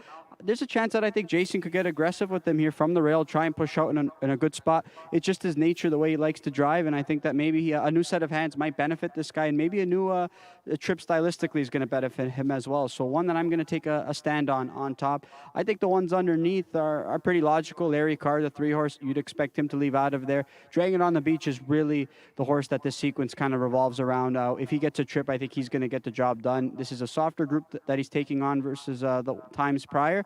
But I really, I don't know if he's going to get that trip, so we're going to see. But the public certainly seems to think so. And I think a good ticket horse underneath as well. I've used B. Stoney. I've Win Me Back. I think those horses can find their way on the ticket. And I just went with one trailer. I went HP Liz Shadow. I know Randy was fond of this guy last time out, but I'm hoping maybe he can get to live flow and hit the ticket there. But it's going to be really tough to kind of figure out who's going to land 4th or 5th. Don't go too far, because I got one more ticket to show, and then I want to come back to you to kind of put a bow on the night tonight with some of our final thoughts. Ghislaine Paquette has passed along a ticket for you as well. He used the 1, 3, and the 6 primarily. I like that ticket. This is a nice skinny ticket. I like that. Right? Look at the all on the bottom. All on the bottom, and well you were thinking Ghislaine. about doing that too. $57.60 is the price for a 20-cent wager. Now, I think that gets us through all of the Jackpot High Fives. But before we see horses going out to the track, I just want to bring John back into the mix so that the three of us can have a little quick discussion on what we saw this evening. John, obviously, you're out there with the drivers, with the trainers. You're in the heart of the action. What are some of your top moments from tonight? Hello? I missed the question. I'm sorry. No problem. I told you to stick around. I was going to come back to you. All right. I wanted to put a bow on this night tonight and just get some thoughts from you, and I'll get thoughts from Randy as well, on like some moments on tonight's program. And they didn't necessarily have to be wins, but moments on tonight's card that maybe gave you some goosebumps. You know what? Seeing two Michigan guys toe-to-toe in the stretch drive of the Pepsi North America Cup, Elisa, I think this is a big moment for those two guys, Ronnie Wren and Braxton Boyd. Getting an opportunity like this, in a race for the first time for each one of them, and to finish 1-2, I think that's really an incredible feat. Obviously, Lou Print was as good as advertised coming into this year, but Madden Oaks, he was a little bit of an unknown. I think the same could be said for a guy like Braxton Boyd. We've seen him kind of ply his trade at the Meadowlands throughout the course of the winter, and Cam Capone following in his dad's footsteps, Mark Capone, being in a race of this magnitude, finishing up with a cold to put forth such a great performance. I think seeing those two, given their roots and given where they came from and the type of efforts that both their horses put forth, I think it's pretty special. John, you're living the dream. We're all living the dream, right? When we get to work on nights like this, congratulations on a job well done tonight. Enjoy yourself for the rest of the evening. Great to have you here as a part of the show. Appreciate it, guys. Always a pleasure to work with you guys. Even more special given the fact that we started together and now we get to finish off my third Pepsi North America Cup. Great job as always. That's true. We were the dream team a number of years ago, and of course, Hall of Famer Randy Waples will bring him into the mix as well. Randy, we saw some really fast times tonight, and we saw some pretty impressive winners on this evening's program. I mean, we got to go back to race number 3, really, because that was the kickoff, I thought, for me with Twin B Joe Fresh. Yeah, I mean, it's just, something that started out great and it ended great. It's just been an incredible night. I mean, racing-wise, I couldn't be happier. I thought all the races were good. Yeah, our big race, our feature of the night, the NA Cup, it was so exciting right to the end. Like John said, the two young Michigan guys battling it out for, status in this Grade 1 race. But you want to truly know what my favorite part of the night was? What? I work regularly with 3 people who I consider to be my friends, who are all extremely more talented than I am. Okay, so tonight I got to watch John Rallis work his 3rd North American Cup and do incredible interviews, the passion that he brings to the game, and I know how much it meant to him to be here tonight to work that card in his own, backyard. I got a friend that I work with a lot too. His name's Chad Rosema. He's calling the races tonight. I thought he did an incredible job, being thrown into the a pressure cooker of a night like this and just coming right to the front. The guy can do it all. He can host, he can handicap, and he can call races. So I'm really happy for him as well. And another one of my favorites of all time is this lady named Elisa Blow. And she came in to pinch hit there for hosting duties tonight on an incredibly tough 13 race card with a lot of ways that she doesn't do it over on the thoroughbred. Kind of had to do a little bit of adjusting on herself and just hit it right out of the park. So my takeaway from tonight is that 3 of what I consider to be my best friends enjoyed themselves tonight, and that is the best part of tonight for me. Isn't it? Yes. And that is really what horse racing can sometimes be all about. You're here with your friends, winning with your friends, getting into the winner's circle. You think back to race number 4 on tonight's program, where Silver Walls won, and the entire town of London was here. Talk about celebrating with your friends, right? Yeah, absolutely. It's a great game. We hope we introduce some new people to the sport here tonight. We hope you come back and join us again. We'll be back on Monday with more live racing action. Everybody gets a little bit of a breather tomorrow, except for me. I'll be up at Woodbine. But everybody gets a little bit of a breather tomorrow, and then we'll be back with more racing for you on the Monday program. And a happy Father's Day. And a happy Father's Day, absolutely, to everybody celebrating tomorrow as well. We do have the Pacers making their way onto the track for race number 13. And what have we got now as far as new money? Over $305,000 new money being added to that carryover of $421,000. Do you want to come back after post-parade and talk a little bit about these ones? I would like to. Just in case we see something that we need to pass along? Yep, yes. We just keep on working. There right? you go. Alrighty, they're headed out to the track for race number 13. We'll meet them shortly with Chad for post-parade.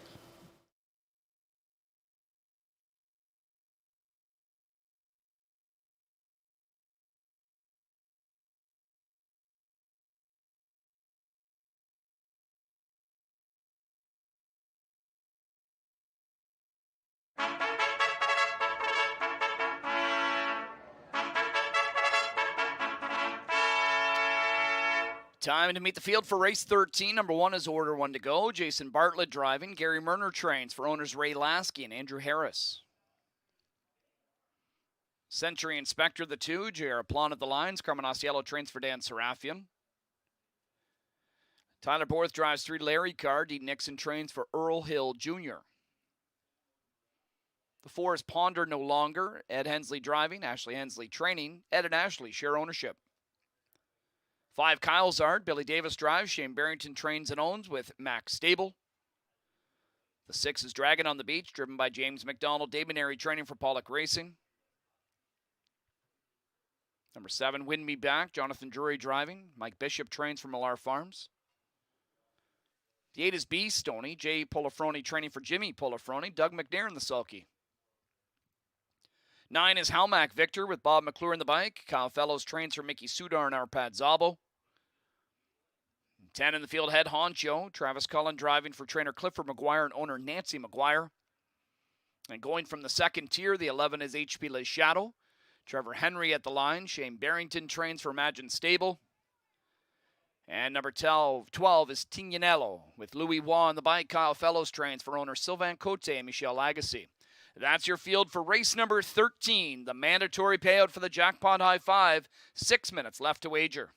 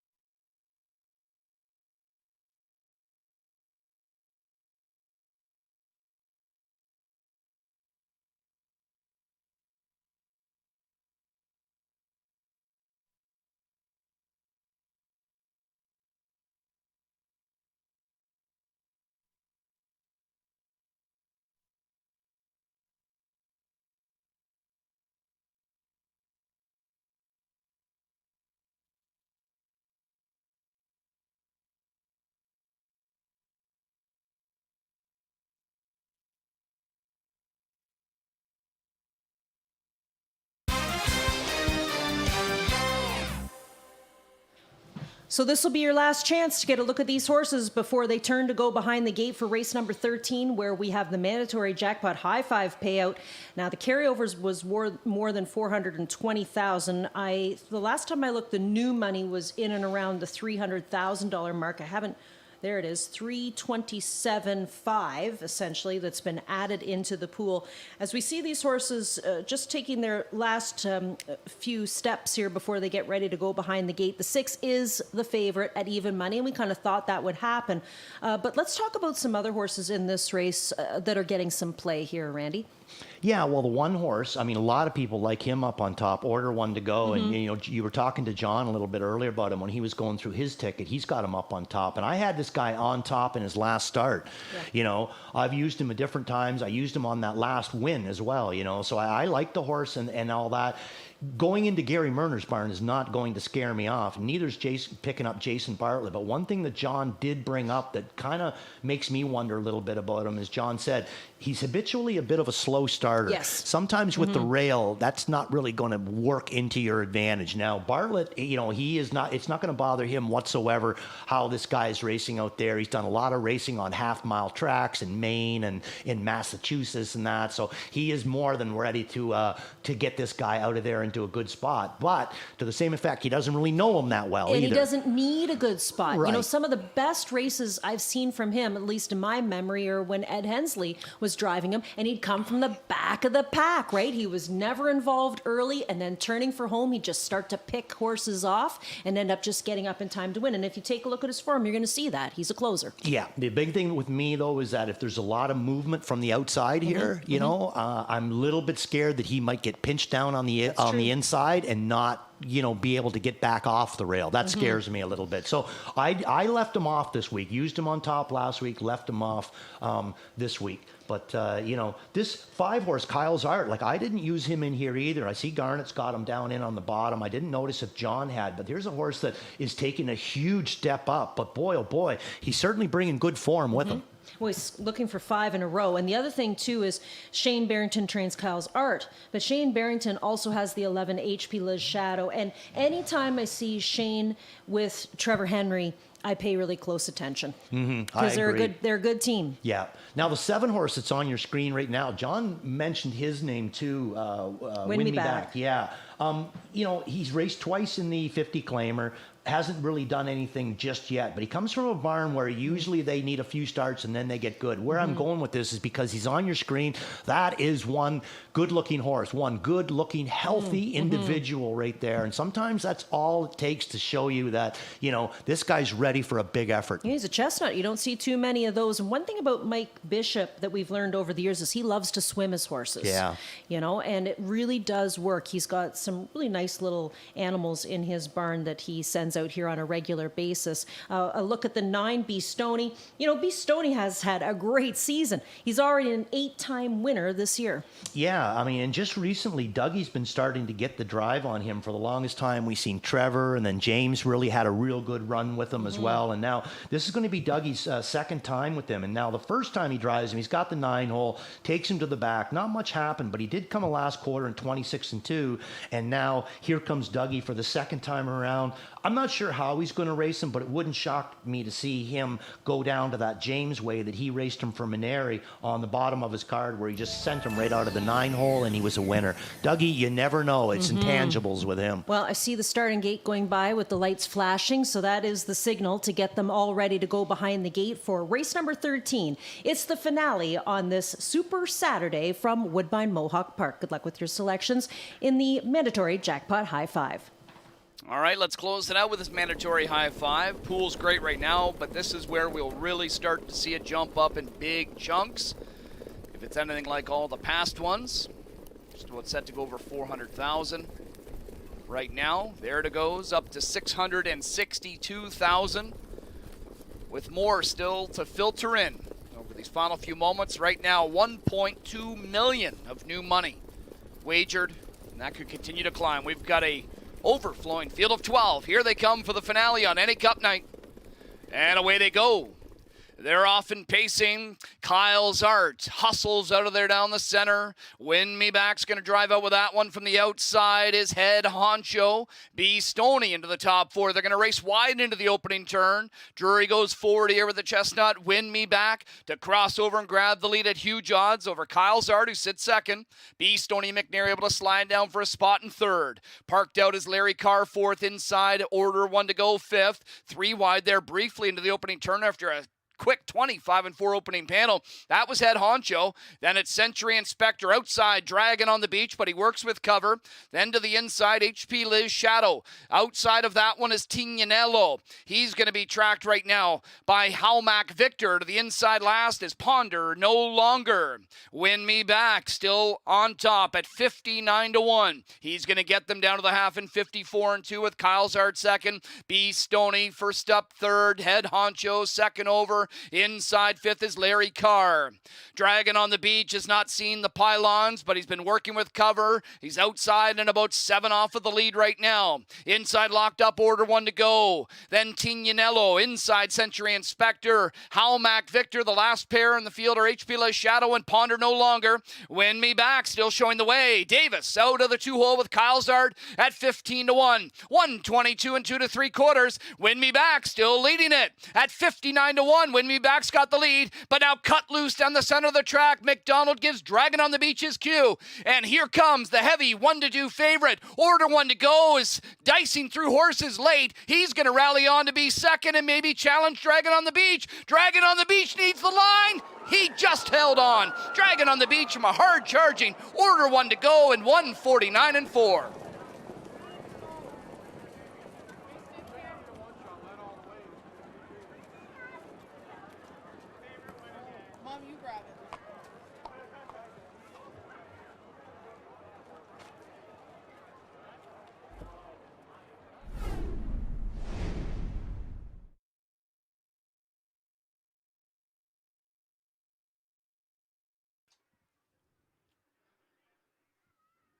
That is a tight one.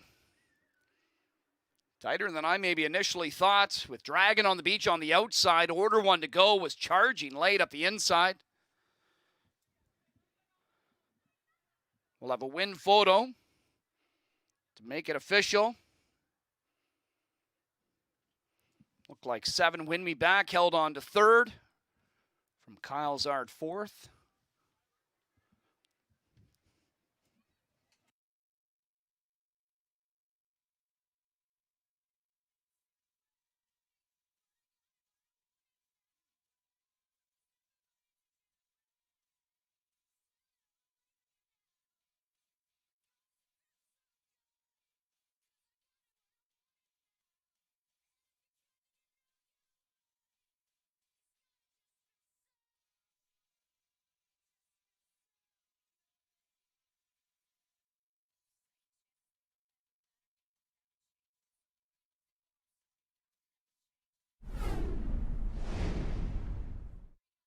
And it was the 6 Dragon on the beach, holding on narrowly from 1 order, 1 to go, with 7 Win Me Back third, 5 Kylesard fourth, and the 12 Tignanello finishing fifth. 6-1, 7-5, 12, unofficial in the 13th.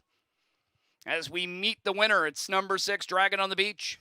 6-year-old bay gelding by Fear the Dragon is out of the Some Beach Somewhere Dam. Romance on the Beach, owned by Pollock Racing. Dave Maneri trains. James McDonald drives. Back-to-back for Dragon on the Beach, who's now 2 for 5 this year.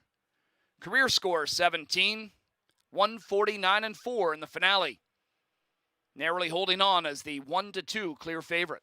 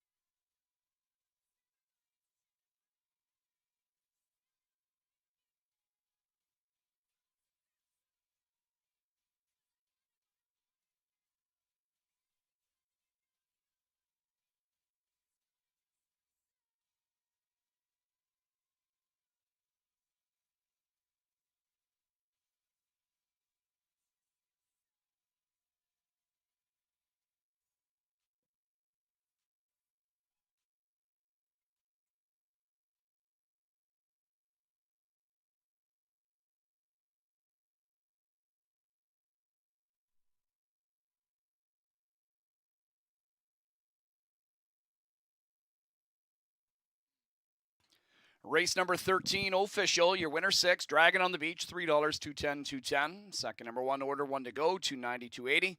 Third 7, Win Me Back, 1060. $2 exacta, $7, try, 70, 60. Super, 318, 60. The $1 jackpot high 5, $6,968.95. $2 late double, 380, 665 for the dollar pick 3. $1 pick 4 and pick 5 wrapping up here in the finale. Return 565 and 1150. That wraps up what's been a sensational Saturday night here at Mohawk Park as we crowned our 42nd champion in the Pepsi North America Cup in Blueprint. Congratulations to all the connections on this stakes-filled Saturday program. And thank you to everybody for tuning in or joining us on track, as we're now into the early portion of Sunday morning. Happy Father's Day, everybody. Enjoy the rest of your weekend. Racing resumes here with 12 races on Monday night at 6:35. Catch the pregame show at 5:50. Good night, everyone.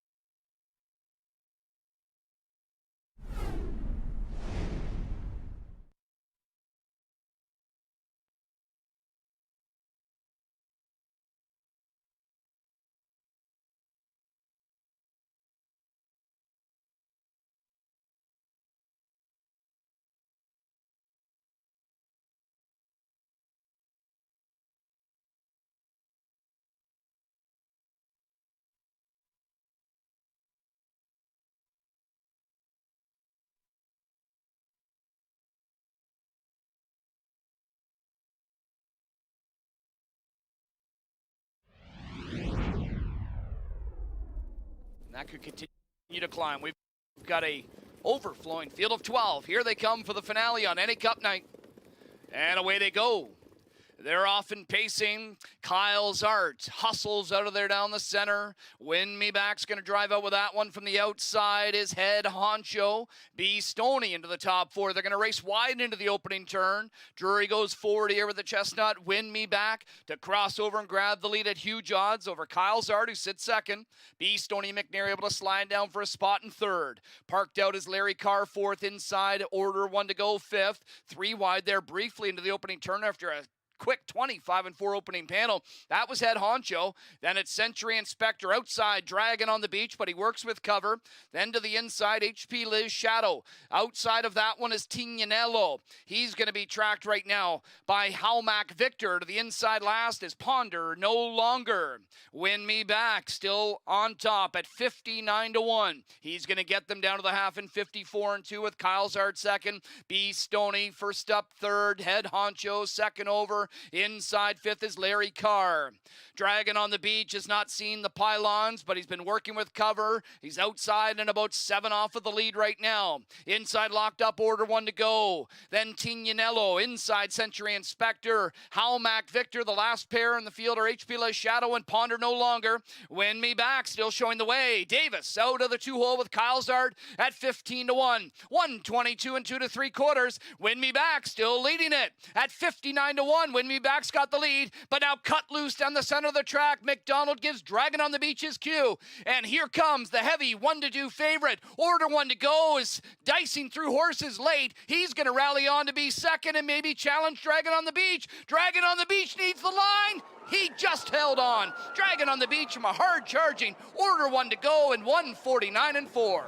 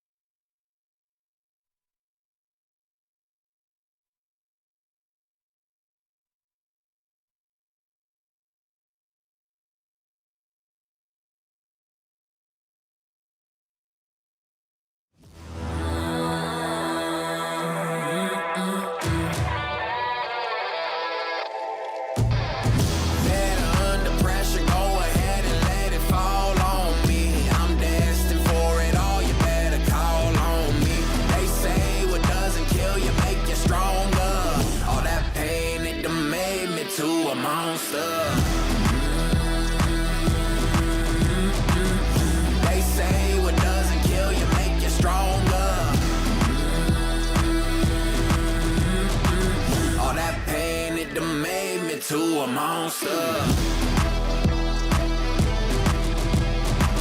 All that pain, it done made me to a monster. All that pain, it done made me to a monster.